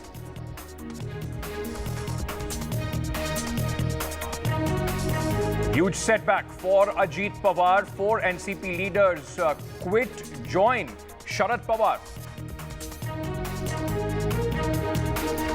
Maharashtra Chief Minister Eknath Shinde's graduate support unemployment reduction pitch says 12th pass students to get 6,000 monthly as stipend, diploma holders 8,000, graduates 10,000. Hearing continues on Arvind Kejriwal's multiple pleas in various courts. Defense pushes for interim bail for Delhi Chief Minister. Abhishek Manu Singhvi says Kejriwal's health is at risk in prison. Court also hears challenge to the CBI arrest.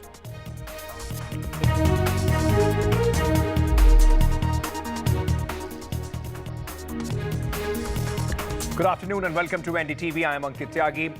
In a move which is now being seen as a controversial move, though, in Karnataka, welcomed by certain groups, Kannadigas will be given preference in the state of Karnataka. The Karnataka cabinet has approved the draft state employment of local candidates in industrial factories and other establishments bill, which will mandate reservation of 50% of management jobs and 75% of non-management jobs for Kannadigas. The bill covers entire private sector, including the IT sector, and it will be tabled in the current assembly session. However, the bill has created ripples among the job seekers, even top corporate voices slamming the move of the Siddaramaiah government.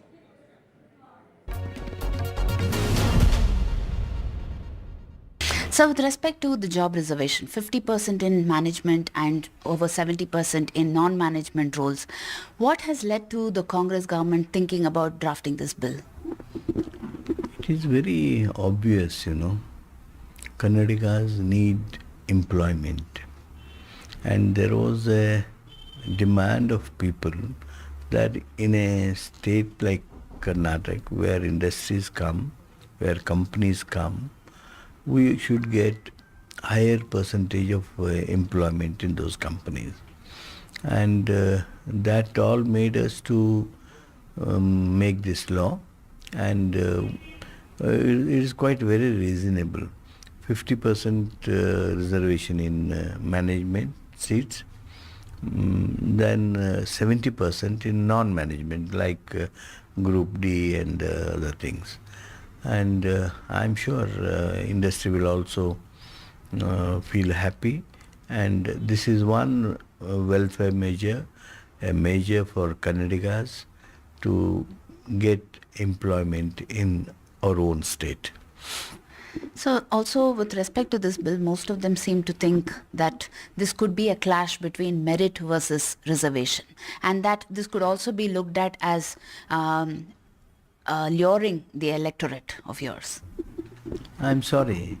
Those who think this in terms of election politics, they are silly-minded people. See, why companies have come to Bangalore? Why are they coming to Karnataka? Because we have best of the human resource, and we are the merited people. We want Kannadigas to come, and amongst Kannadigas you can select the best of the candidate. The merit you can take. Here there is no competition between Jammu Kashmir and Kannadigas. Those who are here, you will take their merit into consideration and take candidates on merit itself. Karnataka ರಾಜ್ಯದಲ್ಲಿ ಕಾಂಗ್ರೆಸ್ ಸರ್ಕಾರ ಕನ್ನಡಿಗರ ಸ್ವಾಭಿಮಾನವನ್ನು ಎತ್ತಿಡಿಬೇಕು ಅಂತೇಳಿ ಅಧಿಕಾರಕ್ಕೆ ಬಂದಿದೆ. ನಾವು ಖಾಸಗಿ ಬೋರ್ಡನ್ನು ಹಾಕುವಂಥ ವಿಚಾರ ಇರ್ಬೋದು, ನಮ್ಮ ಎಲ್ಲ ಅಂಗಡಿಗಳ ಮುಂದೆ ಏನು ಬೋರ್ಡ್ ಹಾಕಬೇಕು ಅನ್ನೋ ವಿಚಾರ ಇರ್ಬೋದು, ಧ್ವಜ ಬಳಕೆ ಇರ್ಬೋದು, ಭಾಷೆ ಬಳಕೆ ಇರ್ಬೋದು, ಸಂಸ್ಕೃತಿ ಇರ್ಬೋದು, ನಮ್ಮ ಕಡತಗಳಲ್ಲಿ ಕನ್ನಡ ಉಪಯೋಗಿಸುವಂಥದ್ದು ಇರ್ಬೋದು, ಹಾಗೆ ನಮ್ಮ ರಾಜ್ಯದಲ್ಲಿ ಎಲ್ಲೆಲ್ಲಿ ಉದ್ಯೋಗಗಳನ್ನು ಸೃಷ್ಟಿ ಆಗ್ತಾ ಇದೆ ಮುಂದಕ್ಕೆ ಅವೆಲ್ಲ ಕೂಡ ಕಡ್ಡಾಯವಾಗಿ ಇಷ್ಟು ಪರ್ಸೆಂಟೇಜ್ ಕನ್ನಡಿಗರು ಇರಬೇಕು ಅನ್ನೋದು ನಮ್ಮ ಆಸೆ. ಆ ದೃಷ್ಟಿಯಿಂದ ಇವತ್ತು ನಮ್ಮ ಕನ್ನಡಿಗರಿಗೆ ಮಿನಿಮಮ್ ಇಷ್ಟು ಪರ್ಸೆಂಟೇಜ್ ತಗೊಳ್ಬೇಕು ಅಂತೇಳಿ ಮೊನ್ನೆ ತೀರ್ಮಾನವನ್ನು ಸರ್ಕಾರ ಮಾಡಿದೆ. ಸೊ ಅದೆಲ್ಲ ಮುಂದಕ್ಕೆ ಚರ್ಚೆ ಮಾಡೋದು. ಕಿರಣ್ ಮುಜುಮ್ದಾರ್ ಶಾ ಮತ್ತೆ ಬಯೋಕನವರು ಮತ್ತೆ ಮೋಹನ್ ದಾಸ್ ಪೈ ಇಬ್ಬರು ಕೂಡ ವಿರೋಧ ವ್ಯಕ್ತಪಡಿಸಿದ್ದಾರೆ ಸರ್. ಅಂದರೆ ನಮಗೆ ನುರಿತ ಅಂತ ಕಾರ್ಮಿಕರು ಬೇಕಾಗುತ್ತೆ. ಟೆಕ್ನಿಕಲ್ ಇರೋ ಕಡೆ ನಾವು ವಿಲ್ ನಾಟ್ ಇಂಟರ್ಫಿಯರ್. ನಾವು ಅಂಡರ್ಸ್ಟ್ಯಾಂಡ್ ಮಾಡಬೇಕಾಗ್ತದೆ. ಟೆಕ್ನಿಷಿಯನ್ಸ್ ಎಲ್ಲೆಲ್ಲಿ ಇರ್ತಾರೆ ಅವರು ನಮ್ಮ ಕರ್ನಾಟಕ ರಾಜ್ಯದಿಂದಲೇ ಎಲ್ಲ ಬೆಳೆದಿರೋರು. ಟೆಕ್ನಿಷಿಯನ್ಸ್ ಎಲ್ಲೆಲ್ಲಿ ಇರ್ತದೆ ಆ ಟೆಕ್ನಿಕಲ್ ಇದಕ್ಕೆಲ್ಲ ಬೇಕಾದ್ರೆ ಸ್ಪೆಷಲ್ ಎಕ್ಸೆಪ್ಷನ್ ಕೊಡ್ತೀವಿ. ಏನು ಹಂಗೆ ಅಂತ ಏನು ನಾವು ಕೊಡಲ್ಲ ಅಂತಲ್ಲ, ಬಟ್ ಗೌರ್ಮೆಂಟ್ ಗಮನಕ್ಕೆ ತರಬೇಕು.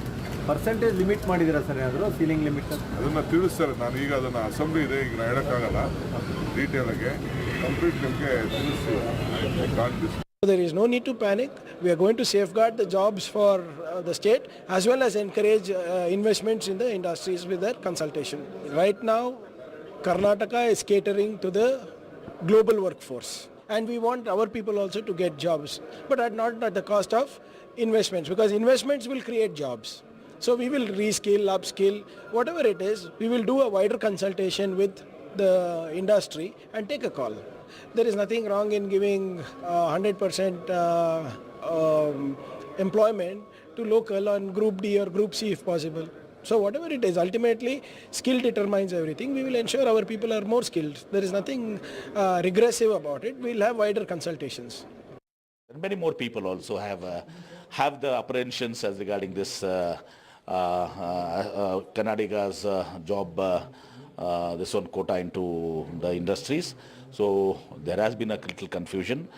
We will resolve this confusion in the interest of Karnataka's also, as well as let industries, IT companies do not have fear, including Kiran Majumdar or Mohandas Pai, our Chief Minister, myself, IT Minister, then Law Minister, Labor Minister will all sit with the Chief Minister and resolve the issue so that it won't affect, number one, Karnataka's the job opportunities. At the same time, it will not have any adverse effect on the companies or IT companies.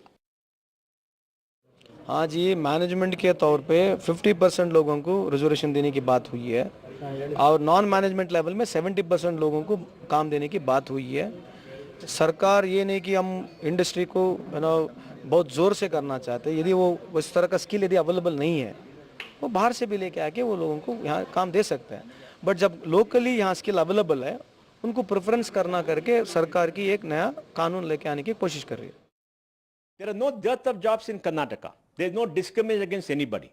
You ask any employer, when they hire people, they see whether you pass the test or you got a skill, whether you're a male or female, they don't care. Whether you come from anywhere, they don't care. So long as the Indian citizen, they give you a job. As Karnataka shoots itself in the foot and destroys jobs. And no Karnataka wants this kind of thing.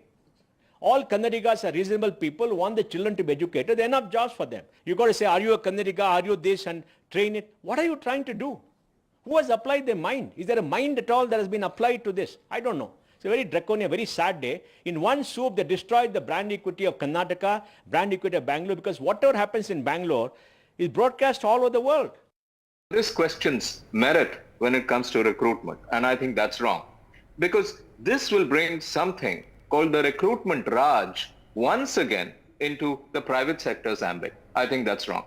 Do not tread on the toes of the private sector at all. There is a government sector. If you want to bring this into the government sector, go ahead and do it. But with panache. You want to bring it into the NGO sector, go ahead and try and do it. But please don't bring it into the private sector. This is anti-business, it is anti-brand, it's anti-skill, it's anti-professionalism. Now, there have been various reactions as far as this entire issue is concerned.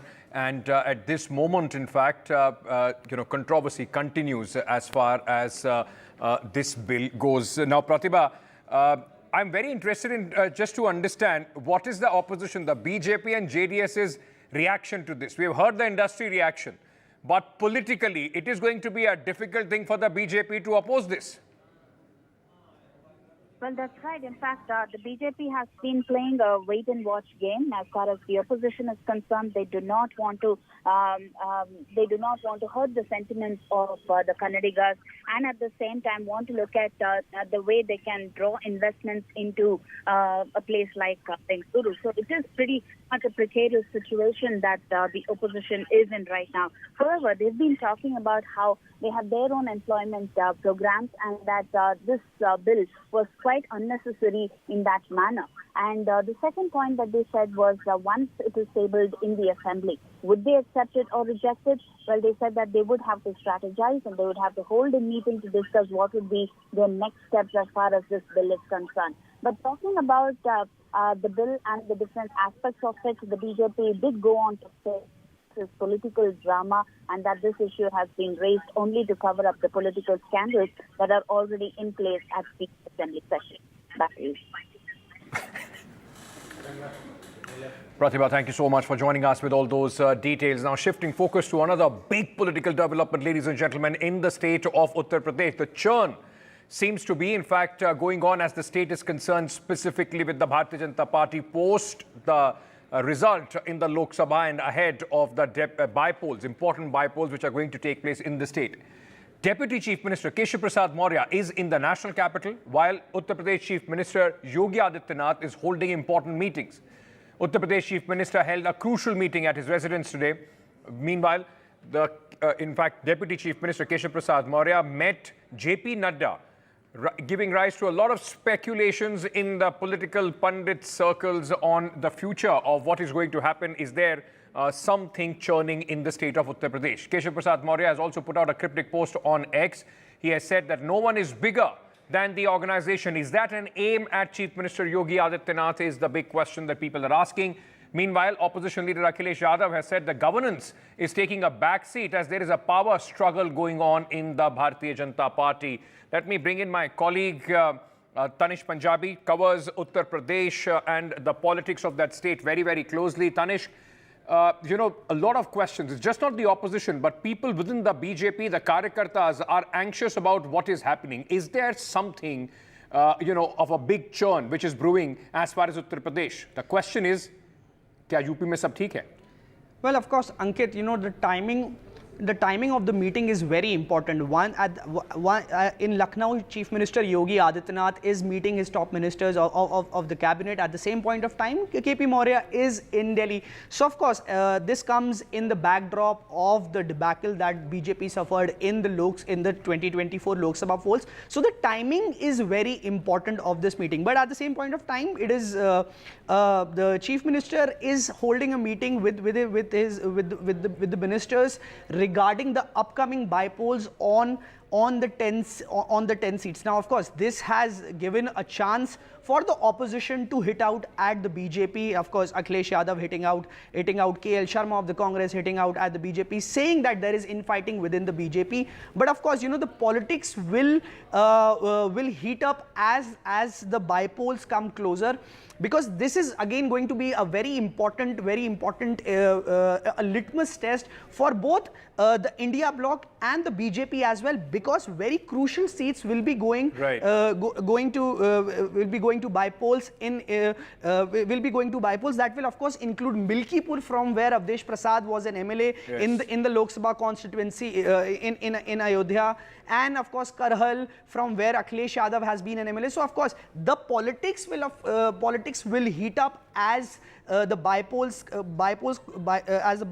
inch closer. Okay. But the timing of meeting between CM Yogi meeting the cabinet ministers and KP Maurya in Delhi is very interesting, and of course gives the chance for the opposition to hit out at the BJP.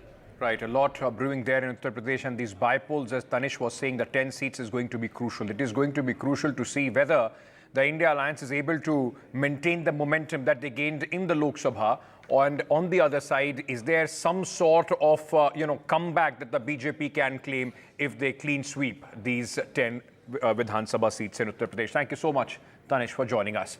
Let's listen in to some reaction on this.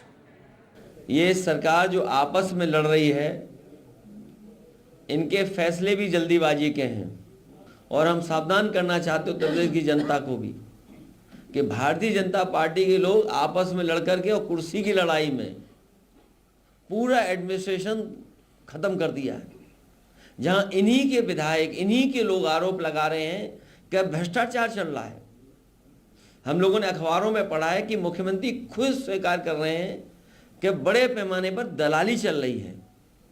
जिस प्रदेश के मुख्यमंत्री खुद स्वीकार कर रहे हों कि दलाली हो रही हो और अखबारों में बड़ा लिखा हो कि दलाली हो रही है, तो जनता जानती होगी कि कितनी दलाली हो रही है। Meanwhile, it's a crucial day for Delhi Chief Minister Arvind Kejriwal in the courts today. In the liquor policy case, the High Court hears Arvind Kejriwal's petitions.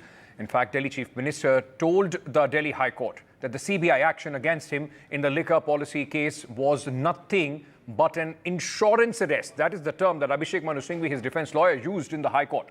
The Delhi High Court was hearing Arvind Kejriwal's plea seeking bail and challenging the arrest by the CBI in the corruption case related to the alleged liquor policy scam in the national capital. Ishika, my colleague, joins us with more details on this. Ishika, the hearing is still on, in fact, and very, very interesting, arguments being made there by Abhishek Manu Singhvi, which are being responded by the Special Public Prosecutor, Mr.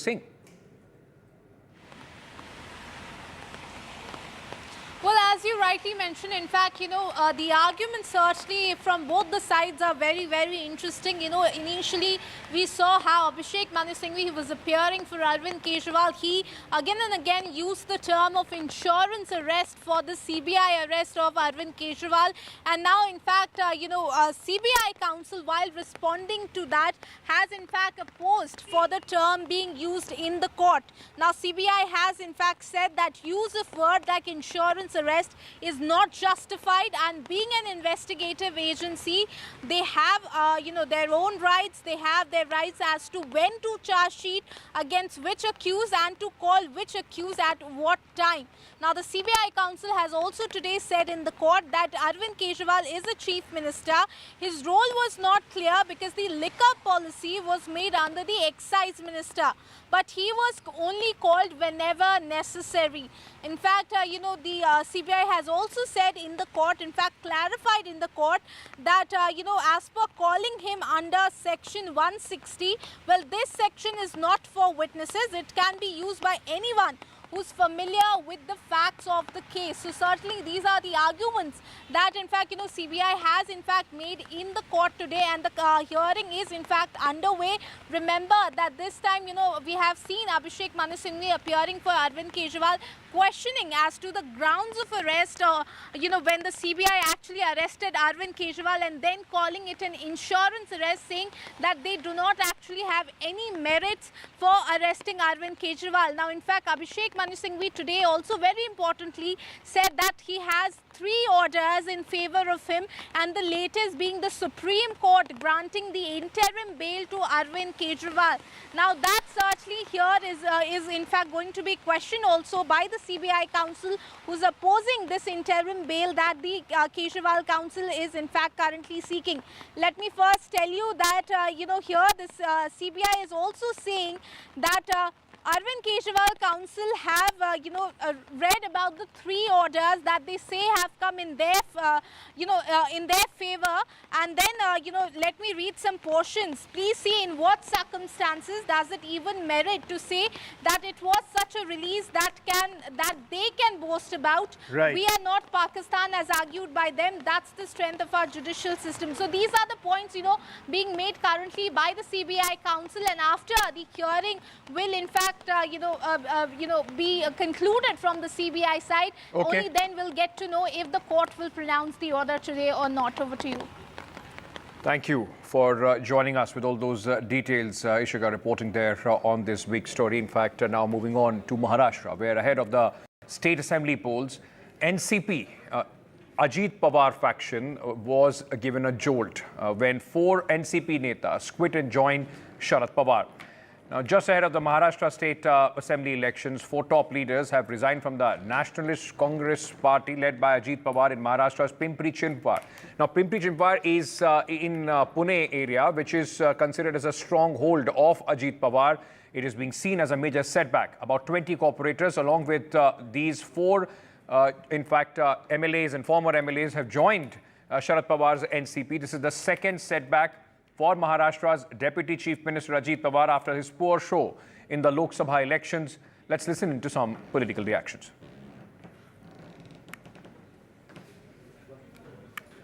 Meanwhile, in another story, in fact, from Maharashtra, this is, of course, a big announcement by Eknath Shinde, the Chief Minister, the Ladla Bhai Yojana, on the lines of the various schemes that the BJP has used in Madhya Pradesh, the Ladli Behna Yojana, this time going out for students who have passed class 12th, will receive a monthly stipend of 6,000, diploma students 8,000, and graduates will be given 10,000 rupees monthly. This announcement, ladies and gentlemen, is being seen as a big, in fact, game changer, possibly ahead of the assembly elections, where the Mahayuti government, the BJP, NCP and Shinde faction of the Shiv Sena are at this moment on the back foot, trying their best to being in the government to turn things around. With that, we are slipping into a very short break. News and updates on the other side. Stay tuned.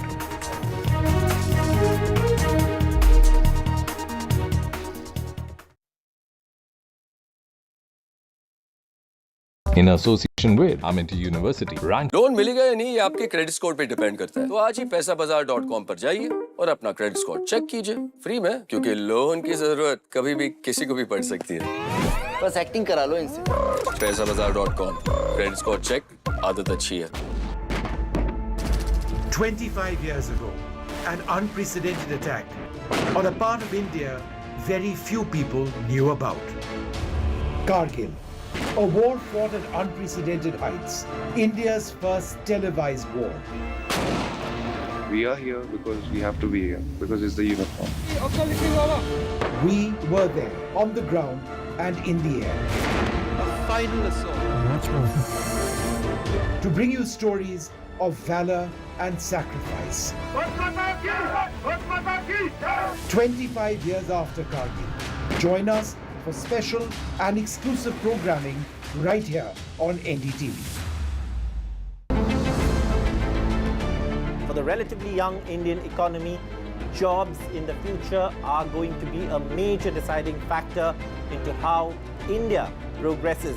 If we move towards one India, one norm, that would be a brilliant, I would say, ease of business. There are more and more MSMEs which are emerging and doing pretty well. I think they are the answer to job creation. If the government spends a lot of money in upskilling our women to create jobs and upskilling women to take that entrepreneurial plunge as well. If you want India to grow, East has to grow. With all the entrepreneurs that are coming on board, we really have to make that extra effort and get the East into running. The women and the youth. Creating employment for them is the key for country's progress.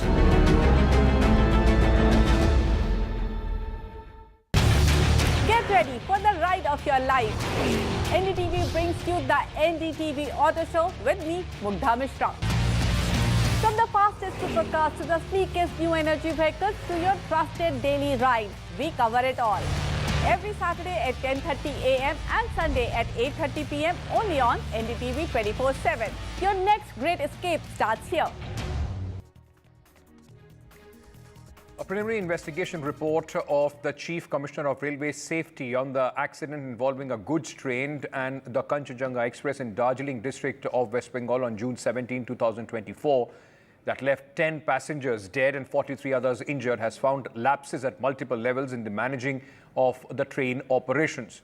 There is ambiguity in interpretation of signals that led to the train accident, says the report. Let me bring in my colleague Vasudha Venugopal for more on this. Vasudha, it was a sad accident, and of course some questions were raised on the government about their focus on railway safety. What does this report reveal, and what are the corrective measures that it is in fact suggesting? Absolutely, Ankit. Remember, this accident took place on 17th of June and about 10 people died. And at that time, it was the loco pilot was to take all the blame. But if you look at the preliminary findings of the CRS report, it clearly says that there was ambiguity in the interpretation of the signals. One of the loco pilots, specifically of the Kanchenjunga Express, did everything right according to protocol, while the loco pilot of the goods train actually misinterpreted protocol rules. Remember, the report also says that there was lightning at that particular point of time, which is why fuses and circuits in that whole relay hut between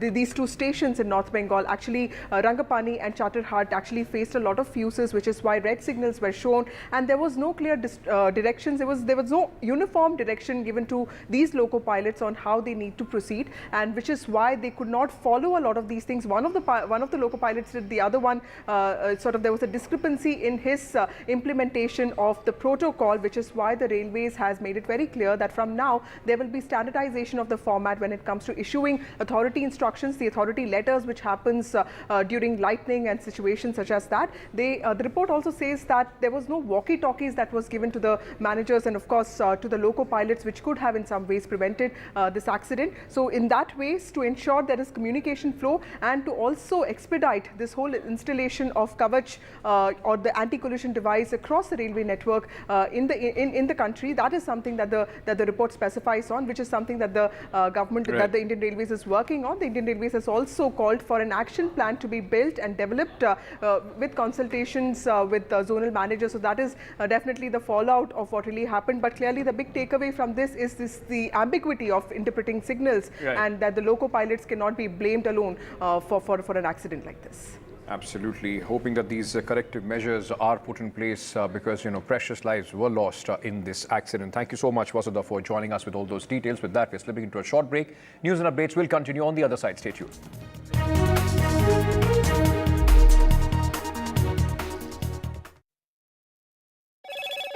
Hello, Moto. Motorola, India's best 5G smartphone brand.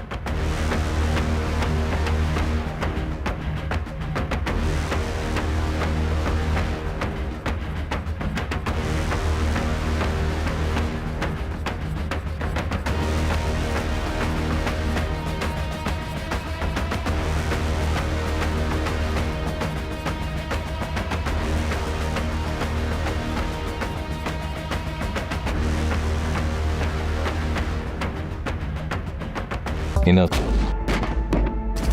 25 years ago, an unprecedented attack on a part of India very few people knew about.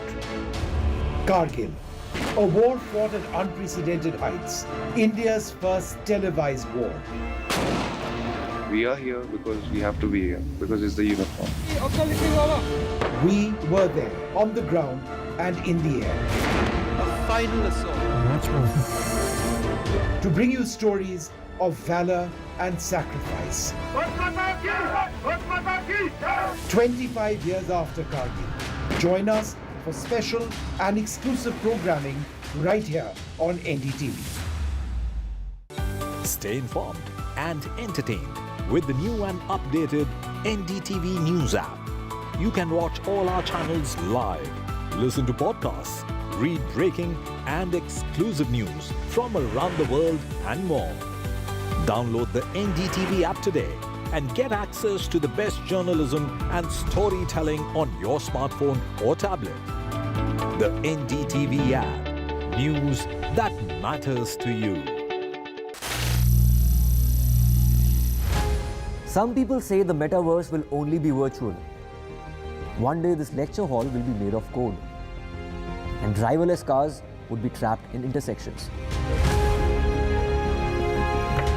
But even in this maze of the future, you can't wish away health. It's time to become more resilient.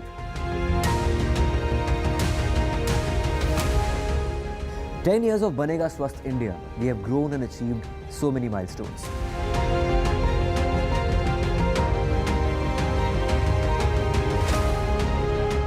And now I have a plan to beat the urgency, to stop breathing with difficulty, to relieve getting choked with inactivity."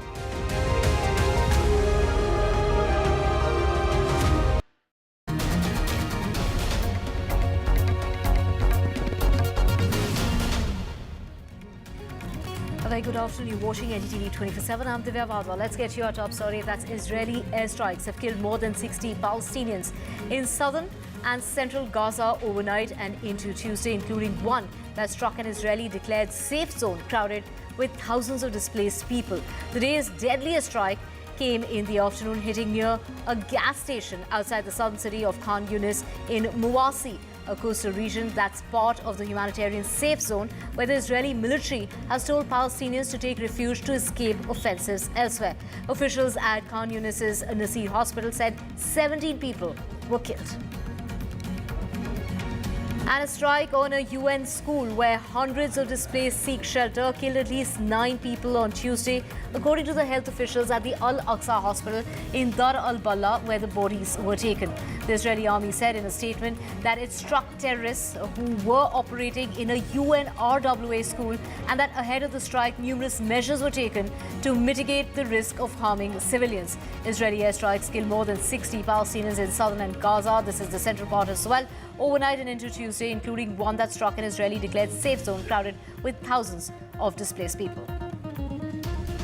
Families of 5 female Israeli soldiers held hostage in Gaza pleaded with the Prime Minister Benjamin Netanyahu to reach a deal with international mediators that would bring a halt to the devastating fighting and set free roughly 120 hostages held in Gaza by the militant group Hamas. Now in May, a group representing the families of hostages held in Gaza released a video footage showing Hamas's capture of 5 female Israeli soldiers near the Gaza border on the 7th of October last year. The video showed several of the young soldiers bloody and wounded. In one such scene, a militant tells one of the terrified women that she is beautiful. A distraught Palestinian cried for the Gaza war to stop as he held the body of his baby boy, killed in an Israeli airstrike on Tuesday. Yaman Mikdad, only 21 months old, died instantly when his family's home was hit in the Nusrat. This is the Nusrat refugee camp. His father expressed his utter devastation as he caressed his lifeless child outside the morgue in Dar al-Bala. He was a child. What was his fault? He was more valuable than the whole world, is what the father of that victim had to say. The Mikdad family were displaced by the violence in Khan Yunis, and they were moved to that refugee camp, the Nusrat refugee camp, looking for a safe place to live. Mikdad said that after lunch on Tuesday, he had taken Yaman and his daughter to put them to bed for their afternoon nap when the airstrike occurred, killing the boy and a neighbor outright. The distraught father carried his infant son's lifeless body to the hospital in the hospital in the nearby area of Dar al-Bala, where it was prepared for burial. The Israeli military on Tuesday said that it would begin sending draft notices to Jewish ultra-Orthodox men next week, a step that could destabilize the Prime Minister's government and trigger more large protests in the community. Dozens of Jewish ultra-Orthodox men protested and blocked a main highway in central Israel following the announcement, raising banners reading Israel is an anti-Semitic country and we will go to jail but not to the army. The announcement followed a landmark Supreme Court order for young religious men to begin enlisting for military service. Under long-standing political arrangements, ultra-Orthodox men have been exempt from the draft, which is compulsory for most Jewish men. The exemptions created resentment among the general public in Israel, especially after more than 9 months of the war against Hamas militants in the Gaza Strip. Now, former President Donald Trump was the target of an assassination attempt at that rally that took place in Pennsylvania on Saturday that set off a panic as a bloodied Trump was surrounded by Secret Service and hurried into his vehicle. Now, a former fire chief attending the rally with his family was killed, as was the gunman. 2 other people were critically wounded. Now, the Associated Press has obtained an amateur video showing that the shooter was on a rooftop moments before the attack. Signs of trouble were evident in minutes. This is before the shots that rang out at Donald Trump's rally in Pennsylvania in the United States. The police had a report of that suspicious man pacing near and they were apparently exchanging pictures of the suspect. Witnesses pointed and shouted at an armed man on that nearby roof when a police officer climbed out to the roof to investigate. The gunman turned and pointed his rifle at him, but the officer did not or could not fire a single shot. A sniper cut down 20-year-old Thomas Matthew Crooks within seconds of him firing that AR-style rifle towards the former president, but it was too late. Now, investigators are trying to painstakingly piece together how an armed man with no military background whatsoever managed to reach that high ground and get the jump on teams of the Secret Service agents. Ohio police officer in Wisconsin for the Republican National Convention shot and killed a man who was wielding 2 knives near the convention. Milwaukee's police chief has gone on to say that 5 members of the Columbus, Ohio Police Department fired on the man who had a knife in each hand, refusing as far as the commands of the police are concerned, and charged at an unarmed man before the police fired. Milwaukee, this is the chief, Jeffrey Norman, said at a news conference that 2 knives were recovered from the scene. Someone's life was in danger, is what Norman said, and these officers who were not from this area took it upon themselves to act and save someone's life today, is what was said at that conference. Now, thousands of officers from multiple jurisdictions are in Milwaukee providing additional security for the convention that began on Monday and concludes tomorrow, that's Thursday. The shooting fueled anger from residents who questioned why out-of-state officers were in their neighborhood located about a mile from the convention site. The Columbus Police Department, as well as the Chief of Staff for Milwaukee's mayor and this is also a spokesperson for the convention's Joint Command Center, all said that there was nothing to suggest the shooting was related to the convention itself. Russian Foreign Minister Sergei Lavrov has said on Tuesday that Moscow is only ready to move towards a stabilization of the Ukraine conflict if accompanied by concrete steps to remove threats to the Russian Federation emanating from the Western Euro-Atlantic direction. Speaking at the UN Security Council session in New York, Russia's top diplomat said that having destroyed fundamental agreements in the field of arms control almost to the ground, the United States continues to escalate confrontation. Now, Washington is convinced that it will not be the United States that will suffer from a new global war, but its European allies claim that Lavrov calling it an extremely dangerous delusion. Ukrainian President Zelensky announced on Tuesday that a new draft law designed to strip collaborations of state awards and honors. Listening. Мною ініційований законопроект, який здатен відновити справедливість саме в питаннях про те, кого ми шануємо, а хто внаслідок своїх власних дій втратив право на будь-яку повагу від українців. Це законопроект про внесення змін до Кримінального кодексу України, Кримінально-процесуального кодексу України та інших законодавчих актів України щодо позбавлення державних нагород за популяризацію або пропаганду держави-агресора чи вчинення інших протиправних дій проти України. Стосується тих, хто отримував державні нагороди України, в тому числі Героя України, ордени за заслуги та інші. Але обрав для себе не Україну, обрав ворога і зараз підтримує Росію так чи інакше, або взагалі перебуває на її території. And Emmanuel Macron has officially accepted the resignation of his Prime Minister, Gabriel Attal, the 35-year-old who has only been in position since the start of the year, and his cabinet will remain in place during the upcoming Paris Olympics while a new head of government is nominated.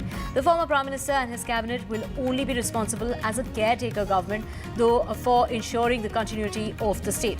Now, in principle, no political measures can be taken during this interim period by the temporary government. Although the situation may work during the transition phase, it will only be clearly pose a democratic problem if it lasts for a long time, especially considering that negotiations for a replacement Prime Minister have been fraught with complications following France's legislative elections.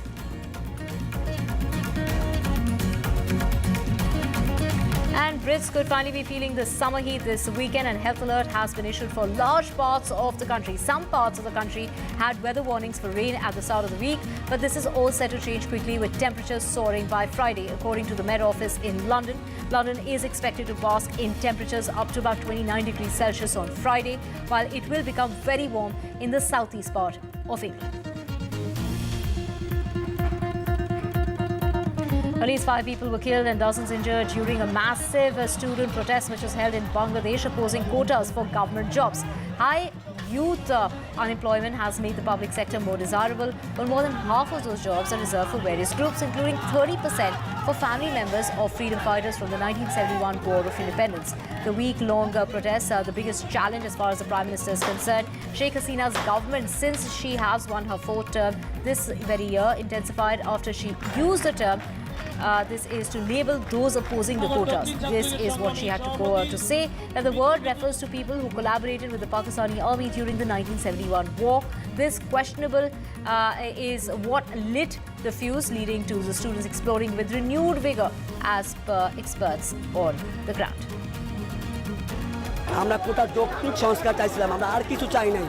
আমি টাকাবাসির পড়ালেখা করতেছি, পড়ালেখা করার পর 6 বছর পর যদি আমার কোনো জব না হয়, এই যে আমার পরিবারের ভোগান্তি, আমার ভোগান্তি সরকার নেবে, এটা কি দেশ নেবে?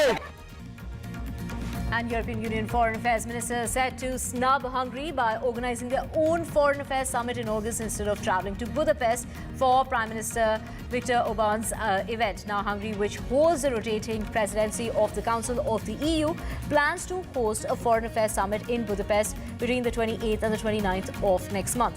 A prime opportunity for Orban to try to shape the bloc's foreign policy agenda and for his Foreign Affairs Minister to stand in the limelight. But after Orban obstructed aid as far as Ukraine is concerned, and his self-styled peace visits to Putin and Xi Jinping, which he did not coordinate with the EU's 26 other national leaders. Many foreign ministers have been hunting for a way to avoid becoming props in what they believe would be another Orban propaganda show.